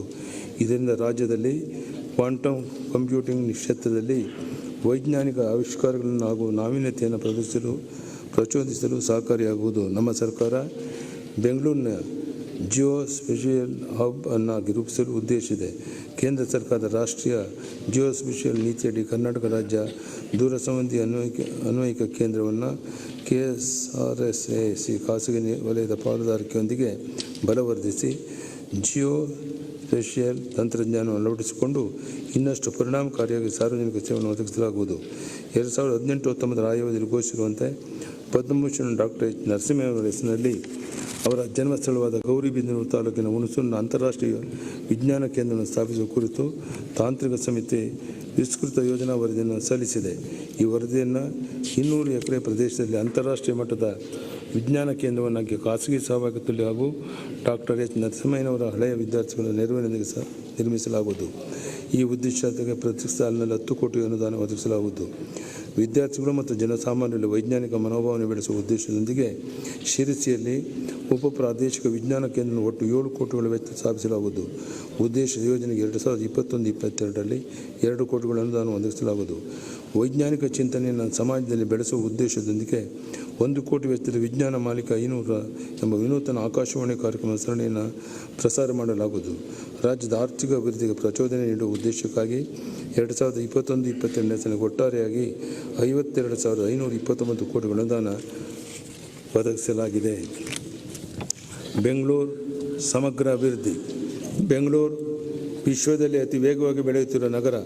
ಇದಕ್ಕೆ ತಕ್ಕಂತೆ ಅಗತ್ಯ ಮೂಲ ಸೌಕರ್ಯಗಳು ಹಾಗೂ ಅತ್ಯುತ್ತಮ ಜೀವನ ಮಟ್ಟವನ್ನು ಒದಗಿಸಲು ನಮ್ಮ ಸರ್ಕಾರ ಆದ್ಯತೆ ನೀಡಿದೆ. ಕೇಂದ್ರ ಸರ್ಕಾರದ ವಸತಿ ಮತ್ತು ನಗರ ವ್ಯವಹಾರಗಳ ಸಚಿವಾಲಯ 2020ನೇ ಸಾಲಿಗೆ ಬಿಡುಗಡೆ ಮಾಡಿದ ಈಸ್ ಆಫ್ ಲಿವಿಂಗ್ ಇಂಡೆಕ್ಸ್ನಲ್ಲಿ ಬೆಂಗಳೂರು ನಗರವು ಮೊದಲ ಸ್ಥಾನದಲ್ಲಿರುವುದು ಅತ್ಯಂತ ಹೆಮ್ಮೆಯ ಸಂಗತಿಯಾಗಿದೆ. ಸುಗಮ ಸಂಚಾರ ವ್ಯವಸ್ಥೆ, ವೈಜ್ಞಾನಿಕ ತ್ಯಾಜ್ಯ ವಿಲೇವಾರಿ, ಹಸಿರು ಹೊದಿಕೆ ಹೆಚ್ಚಳ ಹಾಗೂ ಅತ್ಯುತ್ತಮ ಸೇವಾ ಸೌಲಭ್ಯವನ್ನು ರೂಪಿಸುವ ಬೆಂಗಳೂರು ಮಿಷನ್ 2022 ಬೆಂಗಳೂರಿಗೆ ನವಚೈತನ್ಯ ಕಾರ್ಯಕ್ರಮವನ್ನು ಜಾರಿಗೊಳಿಸಲಾಗುತ್ತಿದೆ. ಜೊತೆಗೆ ಎಲ್ಲ ವರ್ಷಗಳ ಜೊತೆಗೆ ಉತ್ತಮ ಆರೋಗ್ಯ ಶಿಕ್ಷಣ ಸೌಲಭ್ಯವನ್ನು ಒದಗಿಸಲು ಸಹ ನಮ್ಮ ಸರ್ಕಾರ ಬದ್ಧವಾಗಿದೆ. ಬೆಂಗಳೂರು ಮಲ್ಲೇಶ್ವರಂನಲ್ಲಿ ಮೈಸೂರು ಲ್ಯಾಂಪ್ಸ್ ವರ್ಕ್ ನಿಯಮಿತ ಸೇರಿದ ಪ್ರದೇಶವನ್ನು ಕರ್ನಾಟಕ ಸಂಸ್ಕೃತಿಯನ್ನು ಬಿಂಬಿಸುವ ಎಕ್ಸ್ಪೀರಿಯನ್ಸ್ ಬ್ಯಾಂಗ್ಳೂರು ಕೇಂದ್ರವನ್ನಾಗಿ ಪರಿವರ್ತಿಸಲಾಗುವುದು. ಇದರಿಂದ ಬೆಂಗಳೂರು ನಗರದ ಹೃದಯ ಭಾಗದಲ್ಲಿ ಅತ್ಯವಶ್ಯಕವಾಗಿರುವ ಲಂಗ್ ಸ್ಪೇಸ್ ಸೃಷ್ಟಿಯಾಗುವುದು. ಬೈಯಪ್ಪನಹಳ್ಳಿಯಿರುವ NGFಗೆ ಸೇರಿದ 105 ಎಕರೆ ಜಮೀನಿನಲ್ಲಿ ಜನರಿಗೆ ಕಾನನದ ಅನುಭವ ನೀಡುವಂಥ ವೃಕ್ಷೋದ್ಯಮವನ್ನು ಆರಂಭಿಸಲಾಗುವುದು. ಇಲ್ಲಿರುವಂಥ ಕಾರ್ಖಾನೆಯ ಕಟ್ಟಡಗಳನ್ನು ನಗರದ ಶ್ರೀಮಂತ ಪರಂಪರೆಯ ಸಂಸ್ಕೃತಿಯ ಕೈಗಾರಿಕಾ ವೈಭವವನ್ನು ಸಾರುವಂತೆ ಮರುಬಳಕೆ ಮಾಡಿಕೊಳ್ಳಲಾಗುವುದು. ಬೆಂಗಳೂರು ನಗರದ ಸುತ್ತಲೂ ಸಂಚಾರ ದಟ್ಟಣೆ ಕಡಿಮೆಗೊಳಿಸಲು 65 ಕಿಲೋಮೀಟರ್ ಉದ್ದದ 100 ಮೀಟರ್ ಅಗಲದ ಫೆರಿಫೆರಲ್ ರಿಂಗ್ ರಸ್ತೆ ನಿರ್ಮಿಸಲು 2006ರಿಂದ ಭೂಸ್ವಾಧೀನ ಪ್ರಕ್ರಿಯೆ ಪ್ರಾರಂಭಗೊಂಡು ನ್ಯಾಯಾಲಯದ ದಾವೆ ಹಾಗೂ ಭೂ ಸ್ವಾಧೀನದ ಆರ್ಥಿಕ ಮುಗ್ಗಟ್ಟಿನಿಂದಾಗಿ ನೆನೆಗುದಿಗೆ ಬಿದ್ದಿರುವ ಯೋಜನೆಯನ್ನು ನಮ್ಮ ಸರ್ಕಾರ ಅನುಷ್ಠಾನಗೊಳಿಸಲು ಕ್ರಮವಹಿಸಿದ್ದು, ಭೂ ಸ್ವಾಧೀನ ವೆಚ್ಚವನ್ನು ಸಹ ಭರಿಸುವ ಅಂಶದೊಂದಿಗೆ ಸಾರ್ವಜನಿಕ ಖಾಸಗಿ ಸಹಭಾಗಿತ್ವ ಮಾದರಿಯಲ್ಲಿ ಸ್ವಿಸ್ ಚಾಲೆಂಜ್ ಅಳವಡಿಸಿ ಟೆಂಡರ್ ಕರೆದು ಕೆಲಸ ಪ್ರಾರಂಭಿಸಲಾಗುವುದು. 2020-21ನೇ ಸಾಲಿನಲ್ಲಿ ಬೆಂಗಳೂರು ವಾಹನ ದಟ್ಟಣೆ ಕಡಿಮೆ ಮಾಡಿ ನಗರದ ಪ್ರಗತಿಗೆ ವೇಗವರ್ಧಕವ ಕೆಲಸ ಮಾಡಲು ಉಪನಗರ ರೈಲು ಯೋಜನೆಯನ್ನು 15,767 ಕೋಟಿ ವೆಚ್ಚದಲ್ಲಿ ನಿರ್ಮಾಣ ಮಾಡುವ ಯೋಜನೆಯನ್ನು ಕೈಗೆತ್ತಿಕೊಳ್ಳಲಾಗಿದೆ. ಈ ಯೋಜನಾ ವಿಸ್ತೃತ ವರದಿಗೆ ಕೇಂದ್ರ ಸರ್ಕಾರ ಆರ್ಥಿಕ ವ್ಯವಹಾರಗಳ ಸಚಿವ ಸಂಪುಟ ಸಮಿತಿ CCEA ಅನುಮೋದನೆ ನೀಡಿರುತ್ತದೆ. ಸದರಿ ಯೋಜನೆಗಳಿಗೆ ಭೂಸ್ವಾಧೀನ ಕಾರ್ಯ ಕೈಗೊಳ್ಳಲಾಗುತ್ತಿದ್ದು, ಈ ಯೋಜನೆಯನ್ನು 6 ವರ್ಷಗಳಲ್ಲಿ ಪೂರ್ಣಗೊಳಿಸುವ ಗುರಿ ಹೊಂದಲಾಗಿದೆ. ಈ ಯೋಜನೆಗೆ 2021-22 ಆರ್ಥಿಕ ವರ್ಷದಲ್ಲಿ ರಾಜ್ಯ ಸರ್ಕಾರದ ವತಿಯಿಂದ 850 ಕೋಟಿಗಳ ಅನುದಾನವನ್ನು ನಿಗದಿಪಡಿಸಲಾಗಿದೆ. ಕೆಂಪೇಗೌಡ ಅಂತಾರಾಷ್ಟ್ರೀಯ ವಿಮಾನ ನಿಲ್ದಾಣದ 2ನೇ ರನ್ವೇ ಕಾಮಗಾರಿಯು 2708 ಕೋಟಿ ರೂಪಾಯಿ ವೆಚ್ಚದಲ್ಲಿ ಪೂರ್ಣಗೊಳಿಸಿ ಕಾರ್ಯಾಚರಣೆಯಲ್ಲಿರುತ್ತದೆ. 2ನೇ ಟರ್ಮಿನಲ್ ಕಟ್ಟಡದ ನಿರ್ಮಾಣ ಕಾಮಗಾರಿಯನ್ನು 4751 ಕೋಟಿ ವೆಚ್ಚದಲ್ಲಿ ಪ್ರಸಕ್ತ ಸಾಲಿನಲ್ಲಿ ಪೂರ್ಣಗೊಳಿಸಲಾಗುವುದು. ಇದರಿಂದ ಕೆಂಪೇಗೌಡ ಅಂತಾರಾಷ್ಟ್ರೀಯ ವಿಮಾನ ನಿಲ್ದಾಣದ ಗರಿಷ್ಠ ವಾರ್ಷಿಕ ಪ್ರಯಾಣಿಕರ ಸಾಮರ್ಥ್ಯ 60 ಮಿಲಿಯನ್ಗೆ ಏರಿಕೆಯಾಗಲಿದ್ದು ಬೆಂಗಳೂರನ್ನು ಜಾಗತಿಕ ನಗರವನ್ನಾಗಿಸಲು ಸಹಕಾರಿಯಾಗುತ್ತದೆ. ಬೆಂಗಳೂರು ನಗರವಾಸಿಗಳಿಗೆ ಹೆಚ್ಚುವರಿ ರೈಲು ಸೇವೆಯನ್ನು ಒದಗಿಸಲು ಕೆ-ರೈಡ್ ಕರ್ನಾಟಕ ರೈಲ್ವೆ ಮೂಲಸೌಕರ್ಯ ಅಭಿವೃದ್ಧಿ ಕಂಪನಿ ನೇಮಿತ ಮೂಲಕ 813 ಕೋಟಿಗಳ ವೆಚ್ಚದಲ್ಲಿ ಯಶವಂತಪುರ, ಚನ್ನಸಂದ್ರ ಮತ್ತು ಬೈಯನಪ್ಪನಹಳ್ಳಿ, ಹೊಸೂರು ವಿಭಾಗಗಳ ನಡುವೆ ದ್ವಿಪಥಗೊಳಿಸುವ ಯೋಜನೆಯನ್ನು ಶೇಕಡ 50% ವೆಚ್ಚ ಹಂಚಿಕೆ ಆಧಾರದ ಮೇಲೆ ರೈಲ್ವೆ ಮಂತ್ರಾಲಯದ ಸಹಯೋಗದಲ್ಲಿ ಅನುಷ್ಠಾನಗೊಳಿಸಲಾಗುತ್ತದೆ. ಸದರಿ ಯೋಜನೆ ಕಾಮಗಾರಿ ಪ್ರಾರಂಭವಾಗಿದ್ದು 2023 ಅಂತ್ಯಕ್ಕೆ ವೇಳೆಗೆ ಮುಕ್ತಾಯಗೊಳಿಸಲಾಗುವುದು. ಕೋರಮಂಗಲ ಕಣಿವೆ ರಾಜಕಾಲುವೆ ಅಭಿವೃದ್ಧಿ ಮತ್ತು ನಿರ್ವಹಣೆ ಯೋಜನೆಯನ್ನು 169 ಕೋಟಿ ರೂಪಾಯಿ ವೆಚ್ಚದಲ್ಲಿ ಅನುಷ್ಠಾನ ಮಾಡಲಾಗುವುದು. ಕೆ-100 ಯೋಜನೆಯಡಿ ಕೋರಮಂಗಲ ಕಣಿವೆ ನೀರುಗಾಲುವೆಯನ್ನು ಶುದ್ಧ ನೀರಿನ ಕಾಲುವೆಯಾಗಿ ಪರಿವರ್ತಿಸಿ ಪ್ರವಾಸಿ ತಾಣವಾಗಿ ಅಭಿವೃದ್ಧಿಗೊಳಿಸಲಾಗುವುದು. ಬೆಂಗಳೂರಿನ ನಾಗರಿಕರಿಗೆ ತಮ್ಮ ಕುಟುಂಬದವರೊಂದಿಗೆ ವಿರಾಮ ಸಮಯವನ್ನು ಸಮೀಪದಲ್ಲಿ ಹಸಿರು ಪರಿಸರದ ಮಧ್ಯೆ ಕಳೆಯಲು ಅನುಕೂಲವಾಗುವಂತೆ ನೈಸರ್ಗಿಕ ಪಥಗಳು, ಮಕ್ಕಳ ಆಟದ ಅಂಗಗಳ, ಕುಡಿಯುವ ನೀರು ಇತ್ಯಾದಿ ಸೌಲಭ್ಯಗಳ 3 ವೃಕ್ಷೋದ್ಯಾನಗಳನ್ನು ಅಭಿವೃದ್ಧಿಪಡಿಸಲಾಗುವುದು. ಕರ್ನಾಟಕ ರಾಜ್ಯ ಕೈಗಾರಿಕಾ ಮತ್ತು ಮೂಲಸೌಕರ್ಯ ಅಭಿವೃದ್ಧಿ ನಿಗಮದ ಮೂಲಕ ಕೆಂಪೇಗೌಡ ಅಂತಾರಾಷ್ಟ್ರೀಯ ವಿಮಾನ ನಿಲ್ದಾಣದ ಪಕ್ಕದಲ್ಲಿ ಅಂತಾರಾಷ್ಟ್ರೀಯ ಮಟ್ಟದ ಬೆಂಗಳೂರು ಸಿಗ್ನೇಚರ್ ಬಿಸಿನೆಸ್ ಪಾರ್ಕ್ ಅನ್ನು ನಿರ್ಮಿಸಲು ಪ್ರಸ್ತಾಪಿಸಿದೆ. ಈ ಯೋಜನೆ ಟ್ರಂಕ್ ಮೂಲಸೌಕರ್ಯಗಳನ್ನು 162 ಕೋಟಿ ರೂಪಾಯಿ ವೆಚ್ಚದಲ್ಲಿ ಈಗಾಗಲೇ ಅಭಿವೃದ್ಧಿಪಡಿಸಲಾಗುತ್ತಿದೆ. ಬೆಂಗಳೂರು ನೀರು ಸರಬರಾಜು ಒಳಚರಂಡಿ ಮಂಡಳಿ ವತಿಯಿಂದ ಕೆಸಿ ವ್ಯಾಲಿ ಆವರಣದಲ್ಲಿರುವ 248 MLD ಸಾಮರ್ಥ್ಯದ STPಯನ್ನು ಪುನರ್ಜೀವನ ಮತ್ತು ಉನ್ನತೀಕರಿಸುವ ಕಾಮಗಾರಿಯನ್ನು ಬೃಹತ್ ಬೆಂಗಳೂರು ಮಹಾನಗರ ಪಾಲಿಕೆಯ ಸಹಯೋಗದೊಂದಿಗೆ 450 ಕೋಟಿಗಳ ಮೊತ್ತದಲ್ಲಿ 2021-22 ಸಾಲಿಗೆ ಕೈಗೊಳ್ಳಲಾಗುವುದು. ಅರ್ಕಾವತಿ ಮತ್ತು ಕಾವೇರಿ ನದಿಯ ಸಂಗಮದ ಸಮೀಪದಲ್ಲಿ ಕಾವೇರಿ ನದಿಗೆ ಅಡ್ಡಲಾಗಿ ಮೇಕೆದಾಟು ಸಮತೋಲನ ಜಲಾಶಯವನ್ನು ನಿರ್ಮಿಸಿ ಬೆಂಗಳೂರು ನಗರಕ್ಕೆ ಕುಡಿಯುವ ನೀರನ್ನು ಒದಗಿಸಲು ಮತ್ತು ವಿದ್ಯುತ್ ಶಕ್ತಿಯನ್ನು ಉತ್ಪಾದಿಸಲು ನಮ್ಮ ಸರ್ಕಾರ ಬದ್ಧವಾಗಿದೆ. ಇದಕ್ಕಾಗಿ 9,000 ಕೋಟಿ ಅಂದಾಜು ಮೊತ್ತದ ಯೋಜನಾ ವರದಿಯನ್ನು ಈಗಾಗಲೇ ಕೇಂದ್ರ ಜಲ ಆಯೋಗಕ್ಕೆ ಸಲ್ಲಿಸಲಾಗಿದ್ದು ಅವಶ್ಯಕ ಅನುಮೋದನೆಯನ್ನು ಶೀಘ್ರವಾಗಿ ಪಡೆದು ಅನುಷ್ಠಾನಗೊಳಿಸಲಾಗುವುದು. ಜನವರಿ 2021ರಲ್ಲಿ ಪ್ರಾರಂಭಿಸಲಾದ ದಕ್ಷಿಣ ವಿಸ್ತರಣೆ ಸೇರಿದಂತೆ 49 ಕಿಲೋಮೀಟರ್ಗಳ ಬೆಂಗಳೂರು ಮೆಟ್ರೋ ಜಾಲ ಪ್ರಸ್ತುತ ಕಾರ್ಯಾಚರಣೆಯಲ್ಲಿದೆ. ಜೂನ್ 2021 ಮತ್ತು ಡಿಸೆಂಬರ್ 2022 ನಡುವೆ 41 ಕಿಲೋಮೀಟರ್ ಉದ್ದದ ಮತ್ತೊಂದು ಮೆಟ್ರೋ ಮಾರ್ಗವನ್ನು ಹಂತವಾಗಿ ಕಾರ್ಯಗತಗೊಳಿಸಲು ಯೋಜಿಸಲಾಗಿದೆ. ಮೆಟ್ರೋ ಯೋಜನೆ ಹಂತ 1 ಮತ್ತು ಹಂತ 2ರ ಅನುಷ್ಠಾನಕ್ಕೆ ಇದುವರೆಗೆ 30,000 ಕೋಟಿಗಳನ್ನು ಬಳಸಿಕೊಳ್ಳಲಾಗಿದೆ. ಬೆಂಗಳೂರಿನ 58 ಕಿಲೋಮೀಟರ್ ಉದ್ದ ಹೊರವರ್ತುಲ ರಸ್ತೆ ಏರ್ಪೋರ್ಟ್ ಮೆಟ್ರೋ ಜಾಲದ ಹಂತ 2A ಮತ್ತು 2Bಯನ್ನು 14,788 ಕೋಟಿಗಳ ಅಂದಾಜು ವೆಚ್ಚದಲ್ಲಿ ಅನುಷ್ಠಾನಗೊಳಿಸಲು ಕೇಂದ್ರ ಸರ್ಕಾರದ ಅನುಮೋದನೆಯನ್ನು ಶೀಘ್ರದಲ್ಲೇ ನಿರೀಕ್ಷಿಸಲಾಗಿದೆ. ರಾಜ್ಯ ಸರ್ಕಾರ ಈಗಾಗಲೇ ಯೋಜನಾ ಪೂರ್ವ ಚಟುವಟಿಕೆಯಾದ ಭೂಶೋಧನೆ ಉಪಯುಕ್ತಗಳ ಸ್ಥಳಾಂತರ ಮತ್ತು ವಿನ್ಯಾಸಕ್ಕಾಗಿ ಈವರೆಗೆ 1,600 ಕೋಟಿಗಳಿಗೂ ಅಧಿಕ ಮೊತ್ತವನ್ನು ಬಿಡುಗಡೆ ಮಾಡಿದೆ. ಮೆಟ್ರೋ ಮತ್ತು ರೈಲ್ವೆ ನಿಲ್ದಾಣಗಳ ನಡುವಿನ ಸಂಪರ್ಕವಾಗಿ ಯಶವಂತಪುರ, KR ಪುರ ಮತ್ತು ಜ್ಞಾನಭಾರತಿಯಲ್ಲಿ 3 ಪಾದಚಾರಿ ಮೇಲ್ಸೇತುವೆಗಳು, FOB, NH4 ಮಾರ್ಗದ ದಾಸರಹಳ್ಳಿ ಮತ್ತು ಚಿಕ್ಕಬಿದರಕಲ್ಲು ಇಲ್ಲಿ 2 ಪಾದಚಾರಿ ಮೇಲ್ಸೇತುವೆಗಳು ಮತ್ತು ಮುಂಬರುವ ಮೆಟ್ರೋ ನಿಲ್ದಾಣಗಳಿಗೆ ಉತ್ತಮ ಸಂಪರ್ಕವನ್ನು ಒದಗಿಸಲು ಹೊಸೂರು ರಸ್ತೆಗೆ ಅಡ್ಡಲಾಗಿ 7 ಪಾದಚಾರಿ ಮೇಲ್ಸೇತುವೆಗಳನ್ನು ನಿರ್ಮಿಸಲಾಗುವುದು. ಸಾರ್ವಜನಿಕರ ನುಗ್ಗಾಗಿ ಒಂದು ರಾಷ್ಟ್ರ ಒಂದು ಕಾರ್ಡ್ ಅನ್ನು ಸ್ವೀಕರಿಸಲು 51 ನಿಲ್ದಾಣಗಳು ಒಳಗೊಂಡ ಸಂಪೂರ್ಣ ಮೆಟ್ರೋ ಜಾಲ ಆಗಸ್ಟ್ 2021ರಲ್ಲಿ ಸಿದ್ಧವಾಗಲಿದೆ. ಈ ಕಾರ್ಡನ್ನು ನಮ್ಮ ಮೆಟ್ರೋ ಹಾಗೂ ಬೆಂಗಳೂರು ಮಹಾನಗರ ಸಾರಿಗೆ ಸಂಸ್ಥೆ ಬಸ್ಸುಗಳು ಎರಡರಲ್ಲಿಯೂ ಬಳಸಬಹುದಾಗಿದೆ. ಬೆಂಗಳೂರು ಮಹಾನಗರ ಸಾರಿಗೆ ಸಂಸ್ಥೆಯಲ್ಲಿ ಟಿಕೆಟಿಂಗ್ ವ್ಯವಸ್ಥೆಯನ್ನು ಆಧುನಿಕಗೊಳಿಸಲು ಆಟೋಮ್ಯಾಟಿಕ್ ಫೇರ್ ಕಲೆಕ್ಷನ್ ಸಿಸ್ಟಮ್ ಯೋಜನೆಯನ್ನು ಅನುಷ್ಠಾನಗೊಳಿಸಲಾಗುವುದು. ತ್ಯಾಜ್ಯ ನಿರ್ವಹಣೆಯಲ್ಲಿ ಬೆಂಗಳೂರನ್ನು ಮಾದರಿ ನಗರವಾಗಿ ಅಭಿವೃದ್ಧಿಪಡಿಸುವ ನಿಟ್ಟಿನಲ್ಲಿ ಘನತ್ಯಾಜ್ಯ ಸಂಗ್ರಹಣೆ, ಸಾಗಾಣಿಕೆ ಮತ್ತು ಸಂರಕ್ಷಣೆಯನ್ನು ನಿರ್ವಹಿಸಲು ಪ್ರತ್ಯೇಕ ಕಂಪನಿಯನ್ನು ಕಂಪನಿ ಅಧಿನಿಯಮದಡಿ ಸ್ಥಾಪಿಸಲಾಗುವುದು. ಬೆಂಗಳೂರು ನಗರದಲ್ಲಿ ಗಣನೀಯ ಸಂಖ್ಯೆಯಲ್ಲಿರುವ ವಲಸೆ ಕಾರ್ಮಿಕರು ಹಾಗೂ ಬಡಜನರಿಗೆ ಅತ್ಯಾಧುನಿಕ ಹಾಗೂ ತಜ್ಞ ವೈದ್ಯಕೀಯ ಸೇವೆಗಳನ್ನು ಒದಗಿಸಲು ಉತ್ತರ ಬೆಂಗಳೂರು ಪ್ರದೇಶದಲ್ಲಿ ಒಂದು ಹೊಸ ಮಲ್ಟಿ ಸ್ಪೆಷಾಲಿಟಿ ಆಸ್ಪತ್ರೆಯನ್ನು ಪ್ರಾರಂಭಿಸಲಾಗುವುದು. ಬೆಂಗಳೂರಿನ ವಿಕ್ಟೋರಿಯಾ ಆಸ್ಪತ್ರೆ ಆವರಣದಲ್ಲಿರುವ ಗ್ಯಾಸ್ಟ್ರೋ ಎಂಟ್ರಾಲಜಿ ವಿಜ್ಞಾನ ಹಾಗೂ ಆರ್ಗನ್ ಟ್ರಾನ್ಸ್ಪ್ಲಾಂಟ್ ಸಂಸ್ಥೆ ದೇಶದಲ್ಲಿಯೇ ಮೊಟ್ಟಮೊದಲ ಅಂಗವಾಗಿ ಕಸಿ ಸಂಸ್ಥೆಯಾಗಿದ್ದು, ಇಲ್ಲಿ ಬಡ ಜನರಿಗೆ ಕೈಗೆಟುಕುವ ದರದಲ್ಲಿ ಅಂಗಾಂಗ ಕಸಿ ಸೌಲಭ್ಯಗಳನ್ನು ಒದಗಿಸಲಾಗುತ್ತದೆ. ಈ ಸಂಸ್ಥೆಯನ್ನು 28 ಕೋಟಿಗಳ ವೆಚ್ಚದಲ್ಲಿ 120 ಹಾಸಿಗೆ ಹಾಗೂ ಅವಶ್ಯಕ ಉಪಕರಣಗಳೊಂದಿಗೆ ಸಜ್ಜುಗೊಳಿಸಲಾಗುತ್ತಿದ್ದು, ಪ್ರಸಕ್ತ ಸಾಲಿನಲ್ಲಿ ಚಾಲನೆ ನೀಡಲಾಗುವುದು. ಬೆಂಗಳೂರಿನ ಜಯದೇವ ಹೃದ್ರೋಗ ವಿಜ್ಞಾನ ಸಂಸ್ಥೆಯ ಮೇಲಿನ ಒತ್ತಡವನ್ನು ಕಡಿಮೆ ಮಾಡಲು KC ಜನರಲ್ ಆಸ್ಪತ್ರೆಯನ್ನು 50 ಹಾಸಿಗೆ ಸಾಮರ್ಥ್ಯದ ಉಪಕೇಂದ್ರವಾಗಿ 20 ಕೋಟಿ ವೆಚ್ಚದಲ್ಲಿ ಪ್ರಾರಂಭಿಸಲಾಗುವುದು. ಬೆಂಗಳೂರು ನಗರವಾಸಿಗಳಿಗೆ ಪ್ರಾಥಮಿಕ ಚಿಕಿತ್ಸೆ ಸುಲಭವಾಗಿ ದೊರೆಯುವಂತೆ ಮಾಡಲು ಬೃಹತ್ ಬೆಂಗಳೂರು ಮಹಾನಗರ ಪಾಲಿಕೆ ವತಿಯಿಂದ ನಗರ ಪ್ರದೇಶದ ಆರೋಗ್ಯ ಕೇಂದ್ರಗಳಲ್ಲಿ 57 ವಾರ್ಡ್ಗಳಲ್ಲಿ 10 ಕೋಟಿ ವೆಚ್ಚದಲ್ಲಿ ಜನಾರೋಗ್ಯ ಕೇಂದ್ರವನ್ನು ಆರೋಗ್ಯ ಇಲಾಖೆಯ ಮೂಲಕ ಸ್ಥಾಪಿಸಿ ತಪಾಸಣಾ ಸೌಲಭ್ಯಗಳ ಜೊತೆಗೆ ಹೊರರೋಗಿಗಳ ಸೇವೆಯನ್ನು ಒದಗಿಸಲಾಗುವುದು. ಬಡ ಮಕ್ಕಳಿಗೆ ಉತ್ತಮ ಗುಣಮಟ್ಟದ ಶಿಕ್ಷಣ ನೀಡಲು ಬೃಹತ್ ಬೆಂಗಳೂರು ಮಹಾನಗರ ಪಾಲಿಕೆ ಶಾಲೆಗಳ ನವೀಕರಣ ಮತ್ತು ಪುನರ್ ನಿರ್ಮಾಣವನ್ನು 33 ಕೋಟಿ ವೆಚ್ಚದಲ್ಲಿ ಕೈಗೊಳ್ಳಲಾಗುವುದು. ಬೆಂಗಳೂರಿನ ಮಲ್ಲತಹಳ್ಳಿ ಕಲಾ ಗ್ರಾಮದಲ್ಲಿ ಪ್ರತಿ ವಾರಾಂತ್ಯದಲ್ಲಿ ಸಾಹಿತ್ಯ ಮತ್ತು ಸಾಂಸ್ಕೃತಿಕ ಕಾರ್ಯಕ್ರಮಗಳು, ಚಿತ್ರಸಂತೆ, ಶಿಲ್ಪಕಲಾಕೃತಿ ಪ್ರದರ್ಶನ ಹಾಗೂ ಜಾನಪದ ಕಾರ್ಯಕ್ರಮಗಳನ್ನು ಆಯೋಜಿಸಲಾಗುವುದು. ಇದಕ್ಕಾಗಿ 2 ಕೋಟಿ ಮೀಸಲಾಗಿದೆ. ಬೆಂಗಳೂರು ನಗರದ ಸಮಗ್ರ ಅಭಿವೃದ್ಧಿಗಾಗಿ 2021-22ನೇ ಸಾಲಿನ ಒಟ್ಟಾರೆಯಾಗಿ 7,795 ಕೋಟಿ ಅನುದಾನ ಒದಗಿಸಲಾಗಿದೆ. ಸಂಸ್ಕೃತಿ, ಪರಂಪರೆ ಹಾಗೂ ನೈಸರ್ಗಿಕ ಸಂಪನ್ಮೂಲಗಳು. ಕರ್ನಾಟಕ ರಾಜ್ಯದ ಅತ್ಯಂತ ಶ್ರೀಮಂತ ಸಂಸ್ಕೃತಿ ಐತಿಹಾಸಿಕ ಪರಂಪರೆಯನ್ನು ಸಂರಕ್ಷಿಸಿ ಬೆಳೆಸಿ ಮುಂದಿನ ಪೀಳಿಗೆ ಅವುಗಳನ್ನು ಆಸ್ವಾದಿಸುವ ಅವಕಾಶ ಸೃಷ್ಟಿಸಲು ನಮ್ಮ ಸರ್ಕಾರ ಬದ್ಧವಾಗಿದೆ. ಅಂತೆಯೇ ಸಮೃದ್ಧ ಅರಣ್ಯ ಮತ್ತು ವನ್ಯಜೀವಿಗಳನ್ನು ಸಂರಕ್ಷಿಸಿ ಪೋಷಿಸುವಂಥ ಒಂದು ಆದ್ಯತೆಯಾಗಿದೆ. ನೈಸರ್ಗಿಕ ಸಂಪನ್ಮೂಲಗಳ ಜವಾಬ್ದಾರಿಯುತ ಬಳಕೆಗೆ ನಮ್ಮ ಸರ್ಕಾರ ಒತ್ತು ನೀಡಲಿದೆ. ಕಿತ್ತೂರು ರಾಣಿ ಚೆನ್ನಮ್ಮ ಅವರ ಬ್ರಿಟಿಷರ ವಿರುದ್ಧ ರಣಕಳೆ ಮುಳುಗಿಸಿರುವ ಧೀರ ಮಹಿಳೆ. ಕಿತ್ತೂರು ರಾಜವಂಶದ ವಿವಿಧ ಸ್ಥಳಗಳಲ್ಲಿ ಅಭಿವೃದ್ಧಿಗಾಗಿ ರಾಜ್ಯ ಸರ್ಕಾರ ಕಿತ್ತೂರು ಅಭಿವೃದ್ಧಿ ಪ್ರಾಧಿಕಾರದಲ್ಲಿ ಈಗಾಗಲೇ ರಚಿಸಿದೆ. ಕಿತ್ತೂರಿನ ಕೋಟೆ ಆವರಣದಲ್ಲಿ ವಿವಿಧ ಅಭಿವೃದ್ಧಿ ಕಾಮಗಾರಿಯನ್ನು ಒಟ್ಟಾರೆ 50 ಕೋಟಿಗಳ ಅನುದಾನವನ್ನು ಘೋಷಿಸಿದೆ. ಬಸವ ಕಲ್ಯಾಣದಲ್ಲಿ ಹೊಸ ಅನುಭವ ಮಂಟಪ ನಿರ್ಮಿಸಲು ಹಿಂದಿನ ವರ್ಷದ ಆಯವ್ಯಯದಲ್ಲಿ ನಿರ್ಧರಿಸಲಾಗಿದ್ದು 500 ಕೋಟಿಗಳ ವೆಚ್ಚದಲ್ಲಿ ನಿರ್ಮಿಸಲಿರುವ ಈ ಯೋಜನೆಗೆ ಈಗಾಗಲೇ 200 ಕೋಟಿಯನ್ನು ಬಿಡುಗಡೆಗೊಳಿಸಲಾಗಿದೆ. ಇದರ ಕಾಮಗಾರಿ ಶೀಘ್ರದಲ್ಲಿ ಕೈಗೊಳ್ಳಲಾಗುವುದು.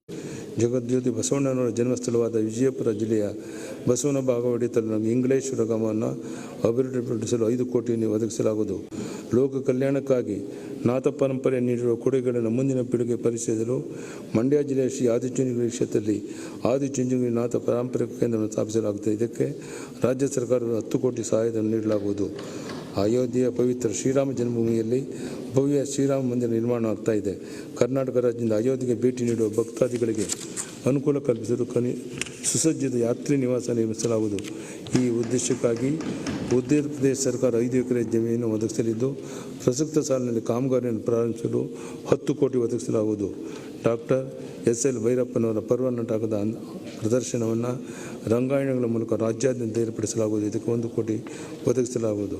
ಆದಿಕವಿ ಪಂಪನಿಂದ ಮುದ್ದಣ್ಣನ ಕಾಲಘಟ್ಟದವರೆಗೆ ಎಲ್ಲ ಕೃತಿಗಳನ್ನು ಡಿಜಿಟಲೀಕರಿಸಿ ವಿಕಿಪೀಡಿಯಾ ವಿಕಿಸೋರ್ಸ್ ಮೂಲಕ ಜಗತ್ತಿನ ಯಾವುದೇ ಭಾಗದಲ್ಲಿ ಅಂತರ್ಜಾಲದ ಮೂಲಕ ಲಭ್ಯವಾಗುವಂಥ ಕ್ರಮ ವಹಿಸಲಾಗುವುದು. ಹಾವೇರಿಯಲ್ಲಿ ನಡೆಯುವ 86ನೇ ಅಖಿಲ ಭಾರತ ಕನ್ನಡ ಸಾಹಿತ್ಯ ಸಮ್ಮೇಳನವನ್ನು ಯಶಸ್ವಿಯಾಗಿ ಆಯೋಜಿಸಲು ಸರ್ಕಾರ ಎಲ್ಲ ರೀತಿಯ ಸಹಾಯ ಸಹಕಾರ ನೀಡಲಿದೆ. ಹಿಂದೂಸ್ತಾನಿ ಸಂಗೀತ ಕ್ಷೇತ್ರದಲ್ಲಿ ಅನನ್ಯ ಸೇವೆ ಸಲ್ಲಿಸಿರುವ ಸ್ವರ ಭಾಸ್ಕರ ಭಾರತ ರತ್ನ ಪಂಡಿತ್ ಭೀಮಸೇನ್ ಜೋಶಿಯವರ 100ನೇ ಜನ್ಮದಿನ ಅಂಗವಾಗಿ ರಾಷ್ಟ್ರೀಯ ಸಂಗೀತೋತ್ಸವ ಹಾಗೂ ವಿಚಾರ ಸಂಕಿರಣ ಏರ್ಪಡಿಸಲಾಗುವುದು. ಗ್ರಾಮೀಣ ಪ್ರತಿಭಾವಂತ ಕ್ರೀಡಾಪಟುಗಳನ್ನು ಕ್ರೀಡಾ ವಿಜ್ಞಾನ ನಿರ್ವಹಣೆಗೆ ಸಾಮರ್ಥ್ಯಕ್ಕೆ ಅನುಸಾರವಾಗಿ ಆಯ್ಕೆ ಮಾಡಲು ರಾಜ್ಯದಲ್ಲಿ ಕ್ರೀಡಾ ವಿಜ್ಞಾನ ಕೇಂದ್ರವನ್ನು 2 ಕೋಟಿಗಳ ವೆಚ್ಚ ಸ್ಥಾಪಿಸಲಾಗುವುದು. ದೇವನಹಳ್ಳಿಯಲ್ಲಿ ಸಾರ್ವಜನಿಕ ಖಾಸಗಿ ಸಹಭಾಗಿತ್ವದಲ್ಲಿ ಫುಟ್ಬಾಲ್, ಹಾಕಿ, ಶೂಟಿಂಗ್, ಈಜು, ಟೆನ್ನಿಸ್ ಕ್ರೀಡೆಗಳ ಅಂತಾರಾಷ್ಟ್ರೀಯ ಗುಣಮಟ್ಟದ ಕ್ರೀಡಾ ಮೂಲಭೂತ ಸೌಲಭ್ಯವನ್ನು ಸೂಚಿಸಿ ಮಿಷನ್ ಒಲಿಂಪಿಕ್ಸ್ಗೆ ಸಿದ್ಧಗೊಳಿಸಲಾಗುವುದು. ಮಂಡ್ಯ ನಗರದ ಕ್ರೀಡಾಂಗವನ್ನು 10 ಕೋಟಿ ವೆಚ್ಚದಲ್ಲಿ ಉನ್ನತೀಕರಿಸಿ ಅತ್ಯುತ್ತಮ ದರ್ಜೆಯ ಸವಲತ್ತುಗಳನ್ನು ಸಾರ್ವಜನಿಕ ಒದಗಿಸಲು ಕ್ರಮ ವಹಿಸಲಾಗುವುದು. ರಾಜ್ಯದಲ್ಲಿ ಕ್ರೀಡಾ ಚಟುವಟಿಕೆಗಳನ್ನು ಉತ್ತೇಜಿಸುವ ದೃಷ್ಟಿಯಿಂದ 2022ರಲ್ಲಿ ಬೆಂಗಳೂರಿನಲ್ಲಿ ರಾಷ್ಟ್ರಮಟ್ಟದ ವಿಶ್ವವಿದ್ಯಾಲಯ ಕ್ರೀಡಾಕೂಟವನ್ನು ಆಯೋಜಿಸಲಾಗುವುದು. ಜಕ್ಕೂರಿನಲ್ಲಿರುವ ಸರ್ಕಾರಿ ವೈಮಾನಿಕ ತರಬೇತಿ ಶಾಲೆಯ ಸೌಲಭ್ಯಗಳ ಅಭಿವೃದ್ಧಿಗಾಗಿ 2 ಕೋಟಿ ಅನುದಾನವನ್ನು ಒದಗಿಸಲಾಗುವುದು. ರಾಜ್ಯದಲ್ಲಿ ಪ್ರವಾಸೋದ್ಯಮ ಅಭಿವೃದ್ಧಿಗೆ ವಿಪುಲ ಅವಕಾಶಗಳಿವೆ. ಒಂದು ರಾಜ್ಯ ಹಲವು ಜಗತ್ತು ಘೋಷವಾಕ್ಯದಂತೆ ರಾಜ್ಯದಲ್ಲಿರುವ ವೈವಿಧ್ಯಮಯ ಪ್ರವಾಸಿ ತಾಣಗಳ ಮೂಲ ಸೌಕರ್ಯ ಒದಗಿಸುವ ಮೂಲಕ ಸ್ಥಳೀಯರಿಗೆ ಉದ್ಯೋಗಾವಕಾಶ ಕಲ್ಪಿಸುವುದು ಹಾಗೂ ರಾಜ್ಯದ ಆರ್ಥಿಕ ಅಭಿವೃದ್ಧಿಗೆ ಉತ್ತೇಜನ ನೀಡುವುದು ನಮ್ಮ ಸರ್ಕಾರದ ಆದ್ಯತೆಯಾಗಿದೆ. ಈ ನಿಟ್ಟಿನಲ್ಲಿ ಪ್ರವಾಸೋದ್ಯಮ ಇಲಾಖೆ ವತಿಯಿಂದ 500 ಕೋಟಿಗಳ ಯೋಜನೆಯನ್ನು ಕಾರ್ಯಾನುಷ್ಠಾನ ಮಾಡಲಾಗುವುದು. ಬೆಂಗಳೂರಿನ ಸುತ್ತಮುತ್ತ ಇರುವ ಪ್ರವಾಸಿ ತಾಣಗಳನ್ನು ಗುರುತಿಸಿ ಮೂಲಸೌಕರ್ಯ ಅಭಿವೃದ್ಧಿಪಡಿಸಿ ಕರ್ನಾಟಕ ರಾಜ್ಯ ಪ್ರವಾಸೋದ್ಯಮ ಅಭಿವೃದ್ಧಿ ನಿಗಮದ ವತಿಯಿಂದ ವಾರಾಂತ್ಯ ಪ್ರವಾಸ ವೃತ್ತವನ್ನಾಗಿ ಅಭಿವೃದ್ಧಿಪಡಿಸಲಾಗುವುದು. ಮೈಸೂರು ಜಿಲ್ಲೆಯ ಕಬಿನಿ ಅಣೆಕಟ್ಟಿನ ಕೆಳಭಾಗದಲ್ಲಿ 50 ಕೋಟಿಗಳ ವೆಚ್ಚದ ಉದ್ಯಾನವನ್ನು ಸಾರ್ವಜನಿಕ ಖಾಸಗಿ ಸಹಭಾಗಿತ್ವದಲ್ಲಿ ಕಾವೇರಿ ನೀರಾವರಿ ನಿಗಮದ ವತಿಯಿಂದ ನಿರ್ಮಿಸಲಾಗುವುದು. ರಾಜ್ಯವು 320 ಕಿಲೋಮೀಟರ್ ಕಡಲ ಕಿನಾರೆಯನ್ನು ಹೊಂದಿದ್ದು ಹೆಚ್ಚಿನ ಕಡಲ ತೀರವನ್ನು ಸಮಗ್ರವಾಗಿ ಅಭಿವೃದ್ಧಿಪಡಿಸಿ ಅಂತಾರಾಷ್ಟ್ರೀಯ ದರ್ಜೆಗೇರಿಸಿ ಇವುಗಳನ್ನು ಕೇಂದ್ರೀಕೃತಗೊಳಿಸಿ ಸುತ್ತಮುತ್ತಲಿನ ಪ್ರದೇಶಗಳಲ್ಲಿ ಪ್ರವಾಸೋದ್ಯಮ ಅಭಿವೃದ್ಧಿಗೊಳಿಸಲು ನಮ್ಮ ಸರ್ಕಾರ ಬದ್ಧವಾಗಿದೆ. ಈ ಹಿನ್ನೆಲೆಯಲ್ಲಿ ಉಡುಪಿ ಜಿಲ್ಲೆಯ ತ್ರಾಸಿ, ಮರವಂತೆ, ಒತ್ತಿನೆಣೆ ಹಾಗೂ ಇತರೆ ಕಡಲ ತೀರಗಳನ್ನು 10 ಕೋಟಿ ವೆಚ್ಚದಲ್ಲಿ ಸಮಗ್ರವಾಗಿ ಅಭಿವೃದ್ಧಿಸಲಾಗುವುದು. ಉಡುಪಿ ಜಿಲ್ಲೆಯ ಬೈಂದೂರು ತಾಲೂಕಿನ ಸೋಮೇಶ್ವರ ಕಡಲ ತೀರದಲ್ಲಿ ಪ್ರವಾಸೋದ್ಯಮ 10 ಕೋಟಿ ಒದಗಿಸಲಾಗುವುದು. ಬಳ್ಳಾರಿ ಜಿಲ್ಲೆಯ ಸಂಕನಕಲ್ಲಿನಲ್ಲಿ ದೇಶದಲ್ಲಿ ಮೊದಲ ಪೂರ್ವ ಇತಿಹಾಸ ಯುಗದ ಅವಶೇಷಗಳ ವಸ್ತು ಸಂಗ್ರಹಾಲಯವನ್ನು ಸ್ಥಾಪಿಸಲಾಗಿದೆ. BTPS ಮತ್ತು ತೋರಣಗಲ್ಲು ನಡುವೆ ಇರುವ ನವ ಶಿಲಾಯುಗದಿಂದ ಕಬ್ಬಿಣ ಯುಗದ ತಾಣ ಕಾಡುತಿನಿ ಆಶಾ ಮೌಂಟನ್ನ ಬೂದಿ ದಿಬ್ಬ 5 ಕೋಟಿ ವೆಚ್ಚದಲ್ಲಿ ಅಭಿವೃದ್ಧಿಪಡಿಸಲಾಗುವುದು. ಈ ಉದ್ದೇಶಕ್ಕೆ ಪ್ರಸಕ್ತ ಸಾಲಿನಲ್ಲಿ 2 ಕೋಟಿ ಒದಗಿಸಲಾಗುವುದು. ಚಿಕ್ಕಬಳ್ಳಾಪುರ ಜಿಲ್ಲೆಯ ನಂದಿಗಿರಿ ಧಾಮ ಮತ್ತು ಚಿಕ್ಕಬಳ್ಳಾಪುರ ಜಿಲ್ಲೆಯ ಕೆಮ್ಮಣ್ಣುಗುಂಡಿ ನಿರ್ವಹಣೆಯನ್ನು ತೋಟಗಾರಿಕೆ ಇಲಾಖೆಯಿಂದ ಅನುಕ್ರಮವಾಗಿ ಕರ್ನಾಟಕ ರಾಜ್ಯ ಪ್ರವಾಸೋದ್ಯಮ ಅಭಿವೃದ್ಧಿ ನಿಗಮ ಮತ್ತು JLRಗೆ ಹಸ್ತಾಂತರಿಸಲಾಗಿದೆ. ಸದರಿ ಗಿರಿಧಾಮಗಳನ್ನು ಅಂತಾರಾಷ್ಟ್ರೀಯ ಪರಿಸರ ಪ್ರವಾಸೋದ್ಯಮ ತಾಣಗಳಾಗಿ ಅಭಿವೃದ್ಧಿಪಡಿಸಲಾಗುವುದು. ತದಡಿಯಲ್ಲಿ 1,000 ಎಕರೆ ಪ್ರದೇಶದಲ್ಲಿ ಸಾರ್ವಜನಿಕ ಖಾಸಗಿ ಸಹಭಾಗಿತ್ವ ಮಾದರಿಯಲ್ಲಿ ಪರಿಸರ ಪ್ರವಾಸೋದ್ಯಮ ಉದ್ಯಾನವನ್ನು ಅಭಿವೃದ್ಧಿಪಡಿಸಲು ಉದ್ದೇಶಿಸಲಾಗಿದೆ. ತುಮಕೂರಿನಲ್ಲಿ ಶ್ರೀ ಶಿವಕುಮಾರ ಸ್ವಾಮಿಗಳ ಮತ್ತು ಉಡುಪಿಯಲ್ಲಿ ಪೇಜಾವರ ಶ್ರೀ ವಿದ್ಯಾರ್ಥಿ ಶ್ರೀಪಾದರ ಗೌರವಾರ್ಥ ಸ್ಮೃತಿ ಭವನವನ್ನು ತಲಾ 2 ಕೋಟಿ ವೆಚ್ಚದಲ್ಲಿ ನಿರ್ಮಿಸಲಾಗುವುದು. ರಾಜ್ಯದ ಪೂರ್ವ ಪ್ರಸ್ಥಭೂಮಿ ಪ್ರದೇಶದಲ್ಲಿ ಕಾಣಿಸಿರುವ ಅಳಿವೆಂಚಿನಲ್ಲಿರುವ ಲೆಸ್ಸರ್ ಹ್ಯೂರಿಕನ್ ಪಕ್ಷಿ ಪ್ರಭೇದ ಸಂರಕ್ಷಣೆ ಕಾರ್ಯಕ್ರಮ ಹಮ್ಮಿಕೊಂಡು ಅನುಷ್ಠಾನಗೊಳಿಸಲು ಪ್ರಾರಂಭಿಕವಾಗಿ 50 ಲಕ್ಷಗಳ ಅನುದಾನ ಒದಗಿಸಲಾಗುವುದು. ಮಾನವ ವನ್ಯಜೀವಿ ಸಂಘರ್ಷವನ್ನು ನಿಯಂತ್ರಿಸಲು ವನ್ಯಜೀವಿಗಳು ಸಮೂಹ ಮತ್ತು ಅಬಾಧಿತ ಚಲನವಲನಕ್ಕೆ ಅವಶ್ಯವಿರುವ 2 ಅರಣ್ಯ ಪ್ರದೇಶಗಳ ಮಧ್ಯದ ಕಾರಿಡಾರ್ ಪ್ರದೇಶವನ್ನು ಸರ್ಕಾರವು ಖರೀದಿಸಲು ವಿವರವಾದ ಮಾರ್ಗದರ್ಶನವನ್ನು ಒಳಗೊಂಡಂತೆ ಹೊಸ ನೀತಿಯನ್ನು ರೂಪಿಸಲಾಗುವುದು. ಕಾಡಂಚಿನಲ್ಲಿ ವಾಸಿಸುತ್ತಿರುವ ಪ್ರದೇಶಗಳಲ್ಲಿ ಹೆಚ್ಚುತ್ತಿರುವ ಆಕಸ್ಮಿಕ ವನ್ಯಜೀವಿಗಳ ಹಾವಳಿಯಿಂದ ಉಂಟಾಗುತ್ತಿರುವ ಹಾನಿ ಪ್ರಕರಣಗಳ ತ್ವರಿತವಾಗಿ ದಯಾತ್ಮಕ ಧನ ಪ್ರವಹಿಸಲು ಅರಣ್ಯ ಪರಿಹಾರ ಯೋಜನೆಯನ್ನು ಅನುಷ್ಠಾನಗೊಳಿಸಲಾಗುವುದು. ರಾಜ್ಯದ ನಗರಗಳಲ್ಲಿ ವೃಕ್ಷ ಸಂಪದನ್ನು ಹೆಚ್ಚಿಸಿ ಉತ್ತಮ ಪರಿಸರವನ್ನು ಸೃಷ್ಟಿಸಲು ಆಯ್ದ ಪ್ರದೇಶಗಳಲ್ಲಿ ಸಾರ್ವಜನಿಕ ಸಹಭಾಗಿತ್ವದಲ್ಲಿ ಹಾಗೂ ಆರ್ಥಿಕ ಸಹಾಯದೊಂದಿಗೆ ಸ್ಮೃತಿವನಗಳ ನಿರ್ಮಾಣ ಮಾಡುವ ಕಾರ್ಯಕ್ರಮ ಪ್ರಸ್ತಾಪಿಸಲಾಗಿದೆ. ಕರ್ನಾಟಕ ರಾಜ್ಯದ ಅರಣ್ಯಗಳ ವಿಧಿ ಮತ್ತು ಸಾಂದ್ರತೆ ವಿವರಗಳನ್ನು 50 ಸೆಂಟಿಮೀಟರ್ ಸ್ಯಾಟಲೈಟ್ ರೆಸಲ್ಯೂಷನ್ ಒಳಗೊಂಡ ನಕ್ಷೆಯನ್ನು ತಯಾರಿಸಲಾಗುವುದು. ಇದು ದೇಶದಲ್ಲಿ ಮೊದಲನೇ ಪ್ರಯತ್ನವಾಗಿದ್ದು ಈ ವಿವರಗಳು ಅರಣ್ಯಗಳ ವೈಜ್ಞಾನಿಕ ನಿರ್ವಹಣೆಯಲ್ಲಿ ಸಹಕಾರಿಯಾಗುವುದು. ಚಾಮರಾಜನಗರ ಜಿಲ್ಲೆಯ ಗೋಪಿನಾಥಂ ಪ್ರದೇಶದಲ್ಲಿ 5 ಕೋಟಿ ವೆಚ್ಚದಲ್ಲಿ ವನ್ಯಜೀವಿ ಸಫಾರಿಯನ್ನು ಒಳಗೊಂಡಂತೆ ಪರಿಸರ ಪ್ರವಾಸೋದ್ಯಮ ಅಭಿವೃದ್ಧಿಪಡಿಸಲಾಗುವುದು. ಆನೆ ಕಾರಿಡಾರ್ ಭಾಗವಾಗಿರುವ ಚಾಮರಾಜನಗರ ಜಿಲ್ಲೆಯ ಬೂದಿ ಪಟ್ಟಣದಲ್ಲಿ 1 ಕೋಟಿ ವೆಚ್ಚದಲ್ಲಿ ಆನೆ ಶಿಬಿರವನ್ನು ಪ್ರಾರಂಭಿಸಲಾಗುವುದು. ಸಂಸ್ಕೃತಿ, ಪರಂಪರೆ ಮತ್ತು ನೈಸರ್ಗಿಕ ಸಂಪನ್ಮೂಲಗಳ ರಕ್ಷಣೆಗೆ 2021-22ನೇ ಸಾಲಿನಲ್ಲಿ ಒಟ್ಟಾರೆಯಾಗಿ 2,645 ಕೋಟಿ ಅನುದಾನ ಒದಗಿಸಲಾಗಿದೆ. ಆಡಳಿತ ಸುಧಾರಣೆ ಮತ್ತು ಸಾರ್ವಜನಿಕ ಸೇವೆ, ಜನಸ್ನೇಹಿ ಕ್ರಿಯಾಶೀಲ ಆಡಳಿತ ನೀಡುವಂಥದ್ದು ನಮ್ಮ ಸರ್ಕಾರದ ಧ್ಯೇಯವಾಗಿದೆ. ಸರ್ಕಾರದ ಸೇವೆ ಹಾಗೂ ಸೌಲಭ್ಯಗಳನ್ನು ಜನರ ಮನೆ ಬಾಗಿಲಿಗೆ ತಲುಪಿಸಲು ಆಡಳಿತ ಯಂತ್ರವನ್ನು ಎಲ್ಲ ಹಂತಗಳಲ್ಲಿ ಚುರುಕುಗೊಳಿಸುವುದರೊಂದಿಗೆ ತಂತ್ರಜ್ಞಾನದ ಬಳಕೆಯಿಂದಾಗಿ ನಿಖರತೆ ಹಾಗೂ ಪಾರದರ್ಶಕತೆಯೊಂದಿಗೆ ತ್ವರಿತವಾಗಿ ಸೇವೆ ಒದಗಿಸಲು ಕ್ರಮ ಕೈಗೊಳ್ಳಲಾಗುತ್ತದೆ. ಆಡಳಿತ ವ್ಯವಸ್ಥೆಯಲ್ಲಿ ದಕ್ಷತೆಯನ್ನು ಇನ್ನಷ್ಟು ಹೆಚ್ಚಲು 2ನೇ ಹಂತದ ಸುಧಾರಣೆ ಆಯೋಗವನ್ನು ರಚಿಸಲಾಗಿದ್ದು ಮುಂದಿನ 2 ವರ್ಷಗಳಲ್ಲಿ ಆಡಳಿತದಲ್ಲಿ ಗಮನಾರ್ಹ ಬದಲಾವಣೆಗಳನ್ನು ತರಲು ಶ್ರಮಿಸಲಾಗುವುದು. ಗ್ರಾಮ, ತಾಲೂಕು ಹಾಗೂ ಜಿಲ್ಲಾ ಮಟ್ಟದಲ್ಲಿ ಸಮಸ್ಯೆಗಳ ಇರ್ತವಾದರೆ ರಾಜಧಾನಿಗೆ ಬರುವವರ ಸಂಖ್ಯೆ ಕಡಿಮೆ ಆಗುತ್ತೆ. ಈ ದಿಶೆಯಲ್ಲಿ ಜಿಲ್ಲಾಧಿಕಾರಿಗಳ ನಡಿಗೆ ಹಳ್ಳಿಗಳ ಕಡೆಗೆ ಎಂಬ ವಿನೂತನ ಕಾರ್ಯಕ್ರಮವನ್ನು ರೂಪಿಸಲಾಗಿದೆ. ಈ ಕಾರ್ಯಕ್ರಮದ ಅಡಿಯಲ್ಲಿ ಪ್ರತಿ ತಿಂಗಳ 3ನೇ ಶನಿವಾರ ಜಿಲ್ಲಾಧಿಕಾರಿಗಳು ಗ್ರಾಮಗಳಿಗೆ ತೆರಳಿ ಜನರ ಸಮಸ್ಯೆಗಳನ್ನು ಆಲಿಸಿ ಸ್ಥಳದಲ್ಲೇ ಇತ್ಯರ್ಥಪಡಿಸಲು ನಮ್ಮ ಸರ್ಕಾರ ಅಶಕ್ತ ವೃದ್ಧರು, ವಿಧವೆಯರು ಮತ್ತು ವಿಶೇಷ ಚೇತನರಿಗೆ ಸ್ವಯಂ ಪ್ರೇರಿತವಾಗಿ ಪಿಂಚಣಿ ಮಂಜೂರಾತಿ ಮಾಡಲು ಮನೆ ಬಾಗಿಲಿಗೆ ಮಾಶಾಸನ ಎಂಬ ಅಭಿಯಾನವನ್ನು ಆರಂಭಿಸಲಾಗಿದೆ. ಕೃಷಿ ಭೂಮಿಯನ್ನು ಪರಿವರ್ತಿಸುವ ಪ್ರಕ್ರಿಯೆಯನ್ನು ಸರಳೀಕರಿಸಲು ಮತ್ತು ಕ್ರಮಬದ್ಧವಾದ ಅಭಿವೃದ್ಧಿಯನ್ನು ಪ್ರೋತ್ಸಾಹಿಸುವ ನಿಟ್ಟಿನಲ್ಲಿ ಮಾಸ್ಟರ್ ಪ್ಲಾನ್ ಅಥವಾ ಯೋಜನಾ ಪ್ರಾಧಿಕಾರದ ಮಂಜೂರಾತಿ ಅನ್ವಯ ಕೃಷಿ ಭೂಮಿಯನ್ನು ಅನ್ಯ ಉದ್ದೇಶಗಳಾಗಿ ಬಳಸಲು ಅನುವು ಮಾಡಿಕೊಡಲು ಭೂ ಕಂದಾಯ ಅಧಿನಿಯಮವನ್ನು ತಿದ್ದುಪಡಿ ಮಾಡಲಾಗುವುದು. ಸಾರ್ವಜನಿಕರಿಗೆ ನಿಖರವಾದ ಹಾಗೂ ತ್ವರಿತವಾಗಿ ಭೂ ದಾಖಲೆಗಳನ್ನು ಒದಗಿಸಲು ಗಣಕೀಕೃತ ಆಕಾರ್ಬನ್ ಮಾಹಿತಿ ಮತ್ತು ಪಾಣೆ ಮಾಹಿತಿಗಳನ್ನು ಸಂಯೋಜಿಸಲು ಉದ್ದೇಶಿಸಲಾಗಿದೆ. ಗ್ರಾಮೀಣ ಜನ ವಸತಿ ಪ್ರದೇಶಗಳಿಗೆ ಹಕ್ಕು ದಾಖಲೆಗಳನ್ನು ವಿಸ್ತರಿಸುವ ಸ್ವಾಮಿತ್ವ ಯೋಜನೆಯನ್ನು ಗ್ರಾಮೀಣಾಭಿವೃದ್ಧಿ ಮತ್ತು ಪಂಚಾಯತ್ ರಾಜ್ ಕಂದಾಯ ಇಲಾಖೆ ಮತ್ತು ಭಾರತೀಯ ಸರ್ವೇಕ್ಷಣಾ ಸಮನ್ವಯ ಸಹಯೋಗಿತ್ವದಲ್ಲಿ 25 ಕೋಟಿಗಳ ವೆಚ್ಚದಲ್ಲಿ ತ್ವರಿತವಾಗಿ ಅನುಷ್ಠಾನಗೊಳಿಸಲಾಗುವುದು. ನಗರ ಪ್ರದೇಶ ಭೂ ದಾಖಲೆಯನ್ನು ಸಂರಕ್ಷಿಸುವ ನಿಟ್ಟಿನಲ್ಲಿ ನಗರ ಮಾಪನ ಜಾರಿಯಲ್ಲಿರುವ 48 ನಗರ ಮತ್ತು ಪಟ್ಟಣಗಳಲ್ಲಿನ ಎಲ್ಲ ನಗರ ಮಾಪನ ದಾಖಲೆಗಳನ್ನು ಸ್ಕ್ಯಾನಿಂಗ್ ಮಾಡಿ ಸಂರಕ್ಷಿಸಲಾಗುವುದು. ಮೂಲ ಗೇಣಿದಾರರು, ಕೊಂಕಿ ಜಮೀನು, ಕಾನೆ ಬಾನೆ, ಡೀಮ್ಡ್ ಅರಣ್ಯ ಸಾಗುವಳಿದಾರರ ಸಮಸ್ಯೆಗಳ ಕುರಿತು ಅಧ್ಯಯನ ನಡೆಸಿ ಪರಿಹಾರೋಪಾಯಗಳನ್ನು ಕಂಡುಕೊಳ್ಳುವ ಪ್ರತ್ಯಕ್ಷ ಸಮಿತಿಯನ್ನು ರಚಿಸಲಾಗುವುದು. ಆಡಳಿತಾತ್ಮಕ ಹಿತದೃಷ್ಟಿಯಿಂದ ಹಾಗೂ ಸಾರ್ವಜನಿಕ ಅನುಕೂಲವಾಗುವ ದೊಡ್ಡ ಜಿಲ್ಲೆಯಾಗಿದ್ದ ಬಳ್ಳಾರಿಯನ್ನು ವಿಭಜಿಸಿ ಹೊಸದಾಗಿ ವಿಜಯನಗರ ಜಿಲ್ಲೆಯನ್ನು ರಚಿಸಲಾಗಿದೆ. ನೂತನ ಜಿಲ್ಲೆಗೆ ಅಗತ್ಯವಿರುವ ಮೂಲಸೌಕರ್ಯಗಳ ಆದ್ಯತೆ ಮೇರೆಗೆ ಒದಗಿಸಲಾಗಿದ್ದು, ರಾಜ್ಯದ ಸರ್ಕಾರಿ ನೌಕರರು ಸರ್ಕಾರದಿಂದ ಕಾಲಕಾಲಕ್ಕೆ ದೊರೆಯಬೇಕಾದ ಸೌಲಭ್ಯವನ್ನು ನಿಗದಿತ ಅವಧಿಯಲ್ಲಿ ನೀಡಲು ಎಲ್ಲ ನೌಕರರ ಸೇವೆಯನ್ನು ಆನ್ಲೈನ್ ಮೂಲಕ ಜಾರಿಗೊಳಿಸಲು HRMS 2 ಯೋಜನೆಯಡಿ ಕ್ರಮ ವಹಿಸಿದ್ದು 2021-22ನೇ ಸಾಲಿನಲ್ಲಿ ಜಾರಿಗೊಳಿಸಲಾಗುವುದು. 2020-21ನೇ ಸಾಲಿನ ಆಯವ್ಯಯದಲ್ಲಿ ಕರ್ನಾಟಕ ರಾಜ್ಯ ಸರ್ಕಾರಿ ನೌಕರರು ಮತ್ತು ಅಂಗವಿಕಲೇತರಿಗೆ ಸರ್ಕಾರಿ ನೌಕರರು ಮತ್ತು ಅವಲಂಬಿತರಿಗೆ ಚಾಲ್ತಿಯಲ್ಲಿರುವ ಜ್ಯೋತಿ ಸಂಜೀವನಿ ಯೋಜನೆಯನ್ನು ಮಾರ್ಪಡಿಸಿ ಶಸ್ತ್ರಚಿಕಿತ್ಸಾ ವಿಧಾನಗಳಿಗೆ ನಗದುರಹಿತ ಚಿಕಿತ್ಸೆ ನೀಡಲು ಪ್ರಸ್ತಾಪಿಸಲಾಗಿದ್ದು, ಈ ಯೋಜನೆಯನ್ನು 2021-22ನೇ ಸಾಲಿನಲ್ಲಿ ಅನುಷ್ಠಾನಗೊಳಿಸಲಾಗುವುದು.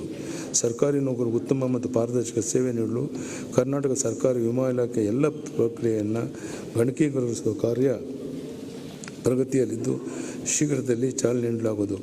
ರಾಜ್ಯದ 5.5 ಕೋಟಿ ನಿವಾಸಿಗಳಿಗೆ ಕೌಟುಂಬಿಕ ಗುರುತು ಸೂಚಿಸಲಾಗಿದೆ.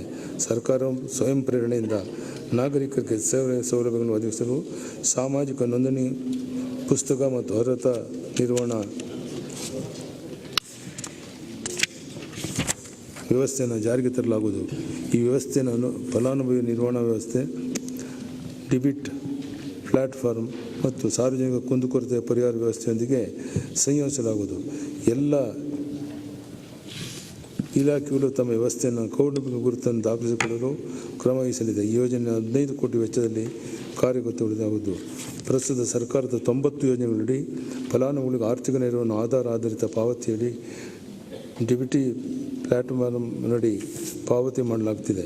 ಸೌಲಭ್ಯ ವಿಸ್ತರಣೆಯನ್ನು ಪಾರದರ್ಶಕತೆ ತರುವ ಉದ್ದೇಶದಿಂದ ಎಲ್ಲ ಯೋಜನೆಗಳಿಗೂ ಡಿಬಿಟಿ ವೇದಿಕೆಯಡಿ ಪಾವತಿ ಮಾಡಲು ಕ್ರಮ ವಹಿಸಲಾಗುವುದು. ಆಸ್ತಿ ನೋಂದಣಿಯಲ್ಲಿ ವಂಚನೆ ಹಾಗೂ ದಾಖಲೆ ಹೆಚ್ಚುವನ್ನು ತಡೆಗಟ್ಟಲು 1 ಕೋಟಿ ವೆಚ್ಚದಲ್ಲಿ IIT ಕಾನ್ಪುರ್ ನೆರವಿನೊಂದಿಗೆ ಬ್ಲಾಕ್ ಚೈನ್ ತಂತ್ರಜ್ಞಾನವನ್ನು ಬಳಸಿ ಆಸ್ತಿ ನೋಂದಣಿ ಮಾಡುವ ಯೋಜನೆಯನ್ನು ಪ್ರಾಯೋಗಿಕವಾಗಿ ಜಾರಿಗೊಳಿಸಲಾಗುವುದು. ವಿವಿಧ ಇಲಾಖೆಗಳು ಭೂ ಸಂಬಂಧಿತ ಚಟುವಟಿಕೆಗಳಿಗೆ ತಮ್ಮದೇ ಪ್ರತ್ಯೇಕ ತಂತ್ರಾಂಶವನ್ನು ಹೊಂದಿರುವುದರಿಂದ ಒಂದೇ ಜಮೀನಿಗೆ ಬಹುಸಂಖ್ಯೆಯ ಗುರುತುಗಳನ್ನು ಸೃಜಿಸುವುದರೊಂದಿಗೆ ಗೊಂದಲದ ಸಾಧ್ಯತೆಯನ್ನು ಸೃಷ್ಟಿಸುತ್ತದೆ. ಈ ಹಿನ್ನೆಲೆಯಲ್ಲಿ ಏಕೀಕೃತ ಭೂ ನಿರ್ವಹಣಾ ವ್ಯವಸ್ಥೆಯನ್ನು ಜಾರಿಗೊಳಿಸಲಾಗುವುದು. ರಾಜ್ಯ ದತ್ತಾಂಶ ಕೇಂದ್ರದ ಸೆಂಟರ್ ಸುರಕ್ಷತೆಯನ್ನು ಬಲಪಡಿಸಲು ಸುಸಜ್ಜಿತ ಭದ್ರತಾ ಕಾರ್ಯಾಚರಣಾ ಕೇಂದ್ರವನ್ನು 2 ಕೋಟಿ ವೆಚ್ಚದಲ್ಲಿ ಸ್ಥಾಪಿಸಲಾಗುವುದು. ವಿಪತ್ತು ಸಂಭವಿಸಿದ ಸಂದರ್ಭದಲ್ಲಿ ಸರ್ಕಾರದ ದತ್ತಾಂಶವನ್ನು ಸಂರಕ್ಷಿಸಲು ಹಾಗೂ ಲಭ್ಯವಾಗುವಂತೆ ಮಾಡಲು ರಾಜ್ಯ ದತ್ತಾಂಶ ಕೇಂದ್ರದ ವಿಪತ್ತು ಚೇತರಿಕೆ ಮತ್ತು ವ್ಯವಹಾರ ಮುಂದುವರಿಕೆ ತಾಣವನ್ನು 35 ಕೋಟಿ ವೆಚ್ಚದಲ್ಲಿ ಶೀಘ್ರದಲ್ಲೇ ಕಾರ್ಯಗತಗೊಳಿಸಲಾಗುವುದು. ರಾಜ್ಯದ ಎಲ್ಲ ಶೈಕ್ಷಣಿಕ ಸಂಸ್ಥೆಗಳ ಶೈಕ್ಷಣಿಕ ದಾಖಲೆಗಳನ್ನು ಆನ್ಲೈನ್ನಲ್ಲಿ ಸಂಗ್ರಹಿಸಿ ಪ್ರಕಟಿಸಲು ರಾಷ್ಟ್ರೀಯ ಶೈಕ್ಷಣಿಕ ಡಿಪಾಸಿಟರಿಯನ್ನು 3 ಕೋಟಿ ರು ವೆಚ್ಚದಲ್ಲಿ ಅನುಷ್ಠಾನಗೊಳಿಸಲಾಗುವುದು. ಇದರಿಂದ ದಾಖಲೆಗಳ ಸತ್ಯಾಸತ್ಯತೆ ಮತ್ತು ಗೌಪ್ಯತೆಯನ್ನು ಖಾತರಿಪಡಿಸುವುದರೊಂದಿಗೆ ಸಂಬಂಧಿಸಿದ ಪ್ರಾಧಿಕಾರಿಗಳಿಗೆ ಈ ದಾಖಲೆಗಳನ್ನು ಸುಲಭವಾಗಿ ಪರಿಶೀಲಿಸಲು ಅನುಕೂಲವಾಗಲಿದೆ. ಕನ್ನಡ ಭಾಷೆಗೆ ತಾಂತ್ರಿಕ ಪರಿಕರಗಳ ಸೂಟ್ ಒಂದನ್ನು 2 ಕೋಟಿ ರೂಗಳ ವೆಚ್ಚದಲ್ಲಿ ಅಭಿವೃದ್ಧಿಪಡಿಸಲಾಗುವುದು. ಇದರಲ್ಲಿ ಕನ್ನಡ ಕಾಗುಣಿತ ಪರಿಶೀಲನೆ, ಕನ್ನಡ ಭಾಷೆಗೆ ಪಠ್ಯದಿಂದ ಪಠಣದಿಂದ ಪಠ್ಯ, ತತ್ರಾಂಶ, ಯಾಂತ್ರಿಕ ಅನುದಾನ, ಲಿಪ್ಯಾಂತರ, ಹೈಫ್ನೇಷನ್, ಓಸ್ತಿಯಾರ ಉಪಕರಣಗಳು, ಕನ್ನಡ ಅಕ್ಷರಶೈಲಿಯ ಸಮೂಹ ಮತ್ತು ಕನ್ನಡ ಚಾಟ್ಪಾಟ್, ಕನ್ನಡ ಶಬ್ದಕೋಶ ಮತ್ತು ಈ ಕನ್ನಡ ಕಲಿಕಾ ಅಕಾಡೆಮಿ ಪೋರ್ಟಲ್ ಸೇರಿವೆ. ಕನ್ನಡ ಲಿಪಿ ಆಧಾರಿತ URLಗಳು ಮತ್ತು ಕನ್ನಡ ಇಮೇಲ್ ಸೇವೆಯನ್ನು ಸಹ ಒದಗಿಸಲಾಗುವುದು. ಸರ್ಕಾರದ ವಿವಿಧ ಇಲಾಖೆಗಳ ಜಾಹೀರಾತು ಮತ್ತು ಪ್ರಕಟಣೆಗಳನ್ನು ಸಂಯೋಜಿಸಿ ಸೃಜನಶೀಲಗೊಳಿಸಲು ಕೇಂದ್ರ ಸರ್ಕಾರದ ಮಾದರಿಯಲ್ಲಿ ಬ್ರ್ಯಾಂಡ್ ಪ್ರಮೋಷನ್ ಕೌನ್ಸಿಲ್ ರಚಿಸಲಾಗುವುದು. ರಾಜ್ಯದ ಚಲನಚಿತ್ರದ ಬೆಳವಣಿಗೆಯನ್ನು ಪ್ರೋತ್ಸಾಹಿಸಲು ವಿವಿಧ ಇಲಾಖೆಗಳ ಚಿತ್ರೀಕರಣಕ್ಕೆ ಅನುಮತಿ ನೀಡುವ ಪ್ರಕ್ರಿಯೆಯನ್ನು ಏಕಕಾವಾಕ್ಷಿ ಮಾದರಿಯಲ್ಲಿ ಸರಳೀಕರಿಸಿ ಸೇವಾ ಸಿಂಧು ಪೋರ್ಟಲ್ ಮೂಲಕ ನೀಡಲಾಗುವುದು. ಸ್ವಂತ ಕಟ್ಟಡಗಳಿಲ್ಲದ 100 ಪೊಲೀಸ್ ಠಾಣೆಗಳ ಮುಂದಿನ 5 ವರ್ಷಗಳಲ್ಲಿ 200 ಕೋಟಿಗಳ ವೆಚ್ಚದಲ್ಲಿ ಹೊಸ ಕಟ್ಟಡ ನಿರ್ಮಿಸಲಾಗುವುದು. ಪ್ರಸ್ತುತ ಸಾಲಿನಲ್ಲಿ ಉದ್ದೇಶಕ್ಕಾಗಿ 25 ಕೋಟಿ ಒದಗಿಸಲಾಗುವುದು. ಪೊಲೀಸರ ಕ್ಷೇಮಾಭಿವೃದ್ಧಿಗೆ ಪೊಲೀಸ್ ಗೃಹ 2025 ಯೋಜನೆಯಲ್ಲಿ 2740 ಕೋಟಿಗಳ ವೆಚ್ಚದಲ್ಲಿ ಪ್ರಾರಂಭಿಸಿದೆ. ಈ ಯೋಜನೆಯನ್ನು ಅಗ್ನಿಶಾಮಕ ಮತ್ತು ಕಾರಾಗೃಹ ಇಲಾಖೆಯನ್ನು ಒಳಗೊಂಡು ಒಟ್ಟು 10,032 ವಸತಿಗಳನ್ನು ನಿರ್ಮಾಣ ಮಾಡಲು ಉದ್ದೇಶಿಸಲಾಗಿದೆ. ಹಾವೇರಿ ಜಿಲ್ಲೆಯ ಶಿಗ್ಗಾಂವ್ ತಾಲೂಕಿನಲ್ಲಿರುವ ಕರ್ನಾಟಕ ರಾಜ್ಯ ಮೀಸಲು ಪಡೆಯ 10ನೇ ಬೆಟಾಲಿಯನ್ ಸಶಕ್ತಗೊಳಿಸಲು 8 ಕೋಟಿ ವೆಚ್ಚದಲ್ಲಿ ಮೂಲಭೂತ ಸೌಕರ್ಯವನ್ನು ಒದಗಿಸಲಾಗುವುದು. ಕೊಡಗು ಮತ್ತು ಹಾವೇರಿ ಜಿಲ್ಲೆಯಲ್ಲಿ ನೂತನವಾದ ಜಿಲ್ಲಾ ಪೊಲೀಸ್ ಸಂಕೀರ್ಣವನ್ನು ನಿರ್ಮಿಸಲು ತಲಾ 8 ಕೋಟಿ ಹಂಚಿಕೆ ಮಾಡಲಾಗುವುದು. ಕರ್ನಾಟಕ ರಾಜ್ಯ ಅಗ್ನಿಶಾಮಕ ಮತ್ತು ತುರ್ತು ಸೇವೆಗಳ ಇಲಾಖೆಗಳಲ್ಲಿ KF2 ಯೋಜನೆಯನ್ನು ಪರಿಷ್ಕೃತಗೊಳಿಸಿ ಮುಂದಿನ 5 ವರ್ಷಗಳಲ್ಲಿ ಅನುಷ್ಠಾನಗೊಳಿಸಲು ಉದ್ದೇಶಿಸಿದ್ದು, ಈ ಯೋಜನೆಯಡಿ ಸಾರ್ವಜನಿಕರು ಹೆಚ್ಚಿನ ಅಗ್ನಿ ಸುರಕ್ಷತೆಯನ್ನು ಹಾಗೂ ಉನ್ನತೀಕರಿಸಿದ ವಿಪತ್ತು ಮತ್ತು ತುರ್ತು ಪರಿಸ್ಥಿತಿ ನಿರ್ವಹಣೆಗಳಂತಹ ಪ್ರಮುಖ ಗುರಿಗಳನ್ನು ಸಾಧಿಸಲಾಗುವುದು. ರಾಜ್ಯದ ಕರಾವಳಿ ಪ್ರದೇಶದಲ್ಲಿ ಸುರಕ್ಷತೆ ಮತ್ತು ಭದ್ರತೆಯನ್ನು ಹೆಚ್ಚಿಸಲು ಕರಾವಳಿ ಕಾವಲು ಪಡೆಯನ್ನು ಅತ್ಯಾಧುನಿಕ ತಂತ್ರಜ್ಞಾನವನ್ನು ಅಳವಡಿಸಿ ಹಂತವಾಗಿ ಬೆಳೆಸಲಾಗುವುದು. ಈ ಉದ್ದೇಶಕ್ಕಾಗಿ ಪ್ರಸ್ತುತ ಸಾಲಿನಲ್ಲಿ 2 ಕೋಟಿ ಅನುದಾನ ಒದಗಿಸಲಾಗುವುದು. ರಾಜ್ಯದ 8 ಕಾರಾಗೃಹಗಳ ಸಾಮರ್ಥ್ಯವನ್ನು ಹೆಚ್ಚಿಸಲು ಅಂದಾಜು 40 ಕೋಟಿಗಳ ವೆಚ್ಚದಲ್ಲಿ ಕ್ರಮ ವಹಿಸಲಾಗುವುದು. 2021-22ನೇ ಸಾಲಿನಲ್ಲಿ 10 ಕೋಟಿ ಒದಗಿಸಲಾಗುವುದು. ಕೈದಿಗಳನ್ನು ಕಾರಾಗೃಹದಿಂದಲೇ ಆನ್ಲೈನ್ ಮೂಲಕ ನ್ಯಾಯಾಲಯಕ್ಕೆ ಕಲಾಪಕ್ಕೆ ಹಾಜರುಪಡಿಸಲು 15 ಕೋಟಿಗಳ ವೆಚ್ಚದಲ್ಲಿ ವಿಡಿಯೋ ಕಾನ್ಫರೆನ್ಸಿಂಗ್ ಸೌಲಭ್ಯವನ್ನು ಅನುಷ್ಠಾನಗೊಳಿಸಲಾಗುವುದು. ವ್ಯಸನ ಮುಕ್ತ ಸ್ವಸ್ಥ ಸಮಾಜದ ನಿರ್ಮಾಣ ನಮ್ಮ ಸರ್ಕಾರದ ಪ್ರಮುಖ ಆದ್ಯತೆ ಆಗಿರುತ್ತೆ. ಮಾದಕ ವಸ್ತುಗಳ ವ್ಯಸನವು ವ್ಯಾಪಿಸುತ್ತಿರುವ ಪ್ರಮಾಣ ಆಘಾತಕಾರಿಯಾಗಿದೆ. ಈ ನಿಟ್ಟಿನಲ್ಲಿ ಮಾದಕ ವಸ್ತುಗಳ ವಿರುದ್ಧ ಸಾರ್ವಜನಿಕ ಅರಿವು ಮೂಡಿಸಲು ಒಂದು ಹೊಸ ಕಾರ್ಯಕ್ರಮವನ್ನು ರೂಪಿಸಲಾಗುವುದು. ರಾಜ್ಯದಲ್ಲಿ ಅಪರಾಧ ಪತ್ತೆ ಪ್ರಕ್ರಿಯೆಯನ್ನು ಇನ್ನಷ್ಟು ತ್ವರಿತಗೊಳಿಸುವ ಹಾಗೂ ದಂಡನೆಯ ಪ್ರಮಾಣವನ್ನು ಹೆಚ್ಚಿಸುವ ನಿಟ್ಟಿನಲ್ಲಿ ವಿಧಿವಿಜ್ಞಾನ ಪ್ರಯೋಗಾಲಯದ ಪ್ರಾದೇಶಿಕ ಕೇಂದ್ರಗಳನ್ನು ಹುಬ್ಬಳ್ಳಿ ಮತ್ತು ಬಳ್ಳಾರಿಯಲ್ಲಿ ಪ್ರಸಕ್ತ ಸಾಲಿನಲ್ಲಿ ಆರಂಭಿಸಲಾಗುವುದು. ಸಾರಿಗೆ ಇಲಾಖೆ ವಾಹನ ಮಾಲೀಕತ್ವದ ವರ್ಗಾವಣೆ, ಸರಕು ಸಾಗಣೆ, ರಹದಾರಿ ಮತ್ತು ವಾಹನಗಳ ಅರ್ಹತಾ ಪತ್ರ ನೀಡುವ 3 ಸೇವೆಗಳನ್ನು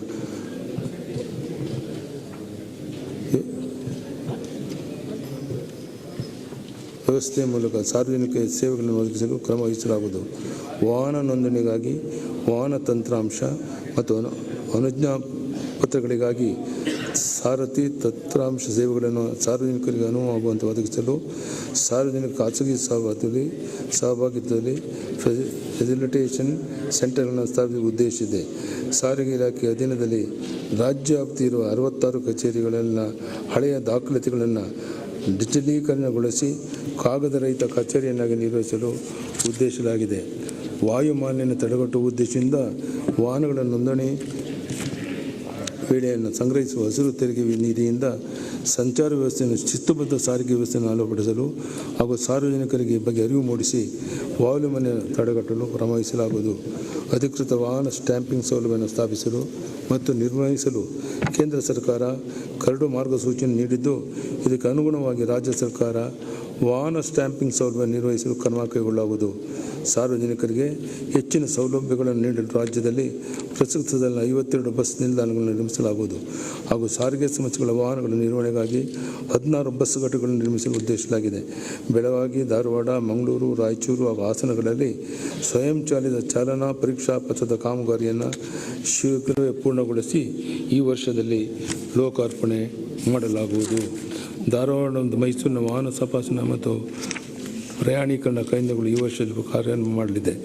ಆಡಳಿತ ಸುಧಾರಣೆ ಮತ್ತು ಸಾರ್ವಜನಿಕ ಸೇವಾ ವಲಯಕ್ಕೆ 2021-22 ಸಾಲಿನಲ್ಲಿ ಒಟ್ಟಾರೆಯಾಗಿ 52,519 ಕೋಟಿಗಳ ಅನುದಾನ ಒದಗಿಸಲಾಗಿದೆ. ತೆರಿಗೆ ಪ್ರಸ್ತಾವನೆಗಳು 2020-21ನೇ ಸಾಲು ಕೋವಿಡ್-19 ಸಾಂಕ್ರಾಮಿಕದಿಂದ ಎಲ್ಲ ಜನಸಾಮಾನ್ಯರಿಗೆ ಹಲವಾರು ರೀತಿಯ ಕಷ್ಟವನ್ನು ಉಂಟು ಮಾಡಿದಂಥ ವರ್ಷವಾಗಿರುತ್ತೆ. ಸಾರ್ವಜನಿಕರ ಮೇಲೆ ಇನ್ನಷ್ಟು ತೆರಿಗೆ ಒತ್ತಡವನ್ನು ಹೇರಲು ನಾನು ಇಚ್ಛಿಸುವುದಿಲ್ಲ. ಪೆಟ್ರೋಲ್ ಮತ್ತು ಡೀಸೆಲ್ ಮೇಲೆ ರಾಜ್ಯ ಸರ್ಕಾರ ಕರ್ನಾಟಕ ಮಾರಾಟದಲ್ಲಿ KSTಯನ್ನು ವಿಧಿಸುತ್ತಿದೆ. ಈ ದರವು ದಕ್ಷಿಣ ಭಾರತದ ರಾಜ್ಯಗಳಿಗೆ ಹೋಲಿಸಿದರೆ ಕರ್ನಾಟಕದಲ್ಲಿ ಈಗಾಗಲೇ ಕಡಿಮೆ ಇರುತ್ತೆ. ಆದರೂ ಸಹ 2021-22ನೇ ಸಾಲಿನಲ್ಲಿ ಪೆಟ್ರೋಲ್ ಮತ್ತು ಡೀಸೆಲ್ ದರಗಳ ಮೇಲೆ ವಿಧಿಸುವ ಕರ್ನಾಟಕ ಮಾರಾಟ ತೆರಿಗೆ KST ಸೇರಿದಂತೆ ಇನ್ಯಾವುದೇ ಇತರ ತೆರಿಗೆಗಳ ದರಗಳನ್ನು ಹೆಚ್ಚಿಸದೆ ಸಾಮಾನ್ಯ ಜನರಿಗೆ ಆರ್ಥಿಕ ಹೊರೆಯಾಗದಂತೆ ಆಯವನ್ನು ಸೂಚೀಕರಿಸಲಾಗಿದೆ. 1 ಪೈಸಾ ಹೊಸದಾಗಿ ತೆರಿಗೆಯನ್ನು ಯಾವುದೇ ವ್ಯಕ್ತಿ ಮೇಲೆ ಆಗಿಲ್ಲ. ಇದೊಂದು ವಿಶೇಷವಾದಂಥದ್ದನ್ನು ತಮ್ಮ ಗಮನಕ್ಕೆ ತರಕ್ಕೆ ಇಚ್ಛೆಪಡ್ತೇನೆ. ಸರಕು ಮತ್ತು ಸೇವಾ ತೆರಿಗೆಗಳು ಕೋವಿಡ್-19 ಸಾಂಕ್ರಾಮಿಕದ ನಡುವೆಯೂ ಕರ್ನಾಟಕ 2020-21ರಲ್ಲಿ ಅತಿ ಹೆಚ್ಚಿನ ರಾಜಸ್ವ ಸಂಗ್ರಹಣೆಗಾಗಿ ಶ್ರಮಿಸ್ತಾ ಇದೆ. ಒಟ್ಟಾರೆ GST ಸಂಗ್ರಹಣೆಯಲ್ಲಿ ಕರ್ನಾಟಕ ದೇಶದಲ್ಲೇ 2ನೇ ಸ್ಥಾನದಲ್ಲಿದೆ. 2020-21ನೇ ಸಾಲಿಗೆ ವಾಣಿಜ್ಯ ತೆರಿಗೆ ಇಲಾಖೆ 82,443 ಕೋಟಿ ರುಗಳ GST ಪರಿಹಾರ ಒಳಗೊಂಡಂತೆ ರಾಜಸ್ವ ಸಂಗ್ರಹಣೆ ಗುರಿ ನಿಗದಿಪಡಿಸಲಾಗಿದ್ದು, ಫೆಬ್ರವರಿ 8ಕ್ಕೆ 71,833 ಕೋಟಿಗಳ ರಾಜಸ್ವವನ್ನು ಕ್ರೋಢೀಕರಿಸಲಾಗುತ್ತೆ. ಉತ್ತಮ ತೆರಿಗೆ ಅನುಪಾಲನೆಯನ್ನು ಖಚಿತಪಡಿಸಿಕೊಳ್ಳಲು ಹಾಗೂ ತೆರಿಗೆ ವಂಚನೆಯನ್ನು ತಡೆಗಟ್ಟುವ ನಿಟ್ಟಿನ ಈ ಉಪಕ್ರಮವನ್ನು ಜಾರಿಗೊಳಿಸುವಲ್ಲಿ ವಾಣಿಜ್ಯ ತೆರಿಗೆಗಳ ಇಲಾಖೆ ಯಾವಾಗಲೂ ಮುಂಚೂಣಿಯಲ್ಲಿದೆ. ತೆರಿಗೆದಾರ ಅನುಪಾಲನೆಯ ಮೇಲೆ ನಿಗಾವಹಿಸಲು GST ಪ್ರೈಮ್ ಎಂಬ ದತ್ತಾಂಶ ವಿಶ್ಲೇಷಣಾ ತಂತ್ರಾಂಶವನ್ನು ಉಪಯೋಗಿಸಲಾಗುತ್ತಿದೆ. 2021ರಲ್ಲಿ ಕರ್ನಾಟಕದಲ್ಲಿ GST ಲೆಕ್ಕ ಪರಿಶೋಧನೆಯನ್ನು ಸುಗಮವಾಗಿ ಜಾರಿಗೊಳಿಸುವ ನಿಟ್ಟಿನಲ್ಲಿ ವಾಣಿಜ್ಯ ತೆರಿಗೆಗಳ ಇಲಾಖೆ ನ್ಯಾಷನಲ್ ಇನ್ಫಾರ್ಮೆಟಿಕ್ಸ್ ಸೆಂಟರ್ನ NIC ಸಹಯೋಗದಲ್ಲಿ GST ಶೋಧನೆ ಎಂಬ ಹೊಸ ವ್ಯವಸ್ಥೆಯನ್ನು ಅಭಿವೃದ್ಧಿಪಡಿಸಲು ಜಾರಿಗೊಳಿಸಲಾಗುತ್ತದೆ. GST ಪೂರ್ವದ ಲೆಕ್ಕ ಪರಿಶೋಧನೆಯನ್ನು ಪೂರ್ಣಗೊಳಿಸುವ ಹಾಗೂ ತೆರಿಗೆ ಬಾಕಿಯನ್ನು ತ್ವರಿತಗತಿಯಲ್ಲಿ ವಸೂಲು ಮಾಡಿದ್ದು, GST ಪೂರ್ವದ ಕಾಯ್ದೆಗಳಿಗೆ ಸಂಬಂಧಿಸಿದಂತೆ ಕರಸಮಾಧಾನ ಯೋಜನೆ 2020 ಜಾರಿಗೊಳಿಸಲಾಗುವುದು. 2021-22ನೇ ಸಾಲಿಗೆ ವಾಣಿಜ್ಯ ತೆರಿಗೆಗಳ ಇಲಾಖೆಗೆ 76,473 ಕೋಟಿ ರುಗಳ ತೆರಿಗೆ ಸಂಗ್ರಹಣೆಯ ಗುರಿಯನ್ನು ನಿಗದಿಪಡಿಸಲಾಗಿದೆ. 2020-21ನೇ ಸಾಲಿಗೆ ನೋಂದಣಿ ಮತ್ತು ಮುದ್ರಾಂಕ ಇಲಾಖೆಗೆ 12,655 ಕೋಟಿ ರಾಜಸ್ವ ಸಂಗ್ರಹಣೆಯ ಗುರಿ ನಿಗದಿಪಡಿಸಲಾಗಿದ್ದು, ಫೆಬ್ರವರಿ ಅಂತ್ಯಕ್ಕೆ 9,014 ಕೋಟಿ ರುಗಳ ರಾಜಸ್ವವನ್ನು ಕ್ರೋಢೀಕರಿಸಲಾಗಿರುತ್ತೆ. ಕೈಗೆಟುಕುವ ದರಗಳ ಮನೆಗಳನ್ನು ಪ್ರೋತ್ಸಾಹಿಸಲು 35 ಲಕ್ಷ ರುಗಳಿಂದ 45 ಲಕ್ಷ ರುಗಳ ಮೌಲ್ಯದ ಅಪಾರ್ಟ್ಮೆಂಟ್ಗಳ ಮೊದಲನೇ ನೋಂದಣಿಗೆ ಮುದ್ರಾಂಕ ಶುಲ್ಕವನ್ನು 5ರಿಂದ 3 ಕಡಿಮೆ ಮಾಡಲು ಪ್ರಸ್ತಾಪಿಸುತ್ತೇನೆ. 2021-22ನೇ ಸಾಲಿನ ಆರ್ಥಿಕ ವರ್ಷಕ್ಕೆ ನೋಂದಣಿ ಮತ್ತು ಮುದ್ರಾಂಕ ಇಲಾಖೆಗೆ 12,655 ಕೋಟಿಗಳ ರಾಜಸ್ವ ಸಂಗ್ರಹಣೆ ಗುರಿಯಾಗಿ ನಿಗದಿಪಡಿಸಲಾಗಿದೆ. 2020-21ನೇ ಸಾಲಿಗೆ ಅಬಕಾರಿ ಇಲಾಖೆಗೆ 22,700 ಕೋಟಿಗಳ ರಾಜಸ್ವ ಸಂಗ್ರಹಣೆ ಗುರಿ ನಿಗದಿಪಡಿಸಲಾಗಿದ್ದು, ಫೆಬ್ರವರಿ ಅಂತ್ಯಕ್ಕೆ 20,900 ಕೋಟಿ ರುಗಳ ರಾಜಸ್ವವನ್ನು ಕ್ರೋಢೀಕರಿಸಲಾಗಿದೆ. ನಿಗದಿತ ಗುರಿಯನ್ನು ಸಾಧಿಸಲಾಗುವುದೆಂಬ ನಿರೀಕ್ಷೆಯನ್ನು ಹೊಂದಿದ್ದೇನೆ. 2021-22ನೇ ಆರ್ಥಿಕ ವರ್ಷಕ್ಕೆ ಅಬಕಾರಿ ಇಲಾಖೆಯ 24,580 ಕೋಟಿ ರುಗಳ ರಾಜಸ್ವ ಸಂಗ್ರಹಣೆ ಗುರಿಯನ್ನು ನಿಗದಿಪಡಿಸಲಾಗಿದೆ. 21-22ನೇ ಸಾಲಿಗೆ 7,115 ಕೋಟಿ ರುಗಳ ರಾಜಸ್ವ ಸಂಗ್ರಹಣೆ ಗುರಿ ನಿಗದಿಪಡಿಸಲಾಗಿದ್ದು, ಜನವರಿ ಅಂತ್ಯಕ್ಕೆ 4,294 ಕೋಟಿಗಳ ರಾಜಸ್ವವನ್ನು ಸಾರಿಗೆ ಇಲಾಖೆಯಲ್ಲಿ ಕ್ರೋಢೀಕರಿಸಲಾಗುತ್ತೆ. ಒಟ್ಟಾರೆಯಾಗಿ 2021-22ನೇ ಸಾಲಿಗೆ 7,515 ಕೋಟಿ ರುಗಳ ಸಂಗ್ರಹಣೆ ಗುರಿಯನ್ನು ನಿಗದಿಪಡಿಸಲಾಗಿದೆ. ಪರಿಷ್ಕೃತ ಅಂದಾಜು 2020-21 2020-21 ಪರಿಷ್ಕೃತ ಅಂದಾಜುಗಳ ಅನ್ವಯ ಆಯೋಗದಲ್ಲಿ ಅಂದಾಜಿಸಲಾದ 2,233,134 ಕೋಟಿಗಳ ಹೋಲಿಸಿದಲ್ಲಿ 2020-21 ಪರಿಷ್ಕೃತ ಅಂದಾಜುಗಳ ಅನ್ವಯ ಆಯೋಗದಲ್ಲಿ ಅಂದಾಜಿಸಲಾಗಿರುವ 2,33,134 ಕೋಟಿಗಳ ಹೋಲಿಸಿದಲ್ಲಿ ಒಟ್ಟಾರೆ ಜಮೆ 2,30,381 ಕೋಟಿಗಳಾಗಿದೆ. ರಾಜ್ಯದ ರಾಜಸ್ವ ಕ್ರೋಢೀಕರಣದ ಪ್ರಯತ್ನಗಳು ಕೋವಿಡ್ ಕೋವಿಡ್ ಸಾಂಕ್ರಾಮಿಕದಿಂದ ಕುಂಠಿತಗೊಂಡು 1,59,709 ಕೋಟಿಗಳಾಗುತ್ತೆ. ಇದರಲ್ಲಿ ಸ್ವಂತ ತೆರಿಗೆ, ರಾಜಸ್ವ ಸಂಗ್ರಹಣೆ, GST ಪರಿಹಾರ ಒಳಗೊಂಡಂತೆ 1,17,782 ಕೋಟಿಗಳಾಗಿರುತ್ತದೆ. ಪರಿಷ್ಕೃತ ಅಂದಾಜಿನ ಪ್ರಕಾರ ಒಟ್ಟು ವೆಚ್ಚ 2,29,925 ಕೋಟಿಗಳಾಗಿದೆ. ಇದು 2019-20 ಹೋಲಿಸಿದಲ್ಲಿ ಶೇಕಡ 2.6 ಹೆಚ್ಚಳ ಕಂಡುತ್ತೆ. ಆಯವ್ಯಯದ ಅಂದಾಜು 21-22. ಸನ್ಮಾನ್ಯ ಅಧ್ಯಕ್ಷರೇ, 2021-22ನೇ ಸಾಲಿನಲ್ಲಿ ಒಟ್ಟು ಜಮೆ 2,43,734 ಕೋಟಿಗಳಾಗಿರುತ್ತೆ ಎಂದು ಅಂದಾಜು ಮಾಡಲಾಗಿದೆ. ಇದರಲ್ಲಿ 1,72,271 ಕೋಟಿ ರಾಜಸ್ವ ಜಮೆ ಹಾಗೂ 71,332 ಕೋಟಿಗಳು ಸಾಲ ಸೇರಿದಂತೆ 71,463 ಕೋಟಿಗಳ ಬಂಡವಾಳ ಜಮೆಗಳು ಒಳಗೊಂಡಂತೆ 1,87,405 ಕೋಟಿಗಳಾಗಿರುತ್ತೆ.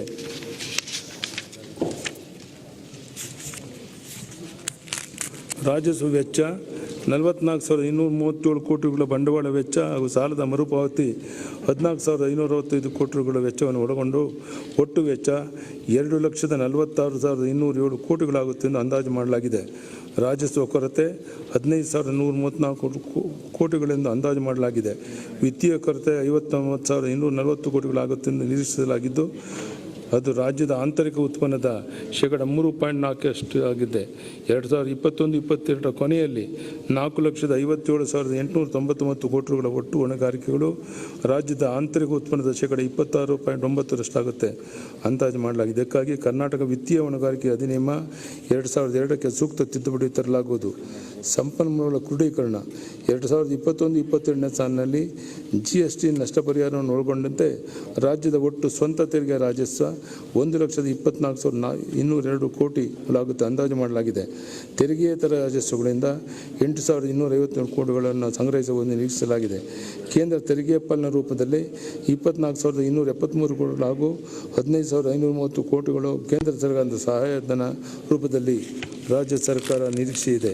ಈ ರಾಜಸ್ವ ಜಮೆಗಳಿಗೆ ಪೂರಕವಾಗಿ 71,332 ಕೋಟಿಗಳು ಒಟ್ಟು ಸಾಲ, 40,000 ಕೋಟಿ ರುಗಳ ಋಣೇತರ ಸ್ವೀಕೃತಿಗಳು ಮತ್ತು 91 ಕೋಟಿಗಳ ಸಾಲಗಳ ವಸೂಲು ಮೊತ್ತವನ್ನು ಅಂದಾಜಿಸಲಾಗಿದೆ. ರಾಜ್ಯ ಸರ್ಕಾರದ ಒಡೆತನದ ವಿವಿಧ ಮಂಡಳಿಗಳು, ನಿಗಮಗಳು ಮತ್ತು ಸ್ಥಳೀಯ ಸಂಸ್ಥೆಗಳ ಆಂತರಿಕ ಸಂಪನ್ಮೂಲ ಸೃಜನೆಯ ಮೂಲಕ ಹಾಗೂ ತಮ್ಮ ಹಣಕಾಸು ಸಾಮರ್ಥ್ಯ ಮತ್ತು ಸ್ವಂತ ರಾಜಸ್ವ ಆಧಾರದ ಮೇಲೆ ಮಾಡಿದ ಸಾಲಗಳ ಮೂಲಕ 23,763 ಕೋಟಿಗಳನ್ನು ಕ್ರೋಢೀಕರಿಸಲಾಗುತ್ತೆ ಎಂದು ನಿರೀಕ್ಷಿಸಲಾಗಿದೆ. ಸನ್ಮಾನ್ಯ ಸಭಾಧ್ಯಕ್ಷರೇ, ನಾನು ಇಂದು ಮಂಡಿಸಿರುವ ಮುಂಗಡ ಪತ್ರ ನಮ್ಮ ಸರ್ಕಾರದ ಅಭಿವೃದ್ಧಿಯ ಮುನ್ನೋಟವನ್ನು ಪ್ರಸ್ತುತಪಡಿಸಿದೆ. ಸಮೃದ್ಧ ಕರ್ನಾಟಕ ನಿರ್ಮಾಣಕ್ಕೆ ನಮ್ಮ ಸರ್ಕಾರದ ಕಾರ್ಯಸೂಚನೆಯನ್ನು ಸ್ಪಷ್ಟಪಡಿಸಿದೆ. ಯೋಜನೆಗಳ ಅನುಷ್ಠಾನಕ್ಕೆ ಸದನದ ಗೌರವಾನ್ವಿತ ಸದಸ್ಯರ ಸಹಕಾರವನ್ನು ಕೋರುತ್ತೇನೆ. ಈಗ ಆಯವ್ಯಯವನ್ನು ಗೌರವಾನ್ವಿತ ಸದನದ ಪರಿಗಣನೆಗೆ ಮಂಡಿಸುತ್ತಿದ್ದೇನೆ ಹಾಗೂ ಆಯವ್ಯಯದ ಅಂದಾಜಿನನ್ವಯ 31ನೇ ಮಾರ್ಚ್ 2022ರವರೆಗಿನ ವೆಚ್ಚವನ್ನು ನಿರ್ವಹಿಸಲು ಪೂರ್ಣ ಆಯವ್ಯಯವನ್ನು ಅಂಗೀಕರಿಸಲು ಕೋರುತ್ತೇನೆ. ಧನ್ಯವಾದಗಳು. ನಮಸ್ಕಾರ.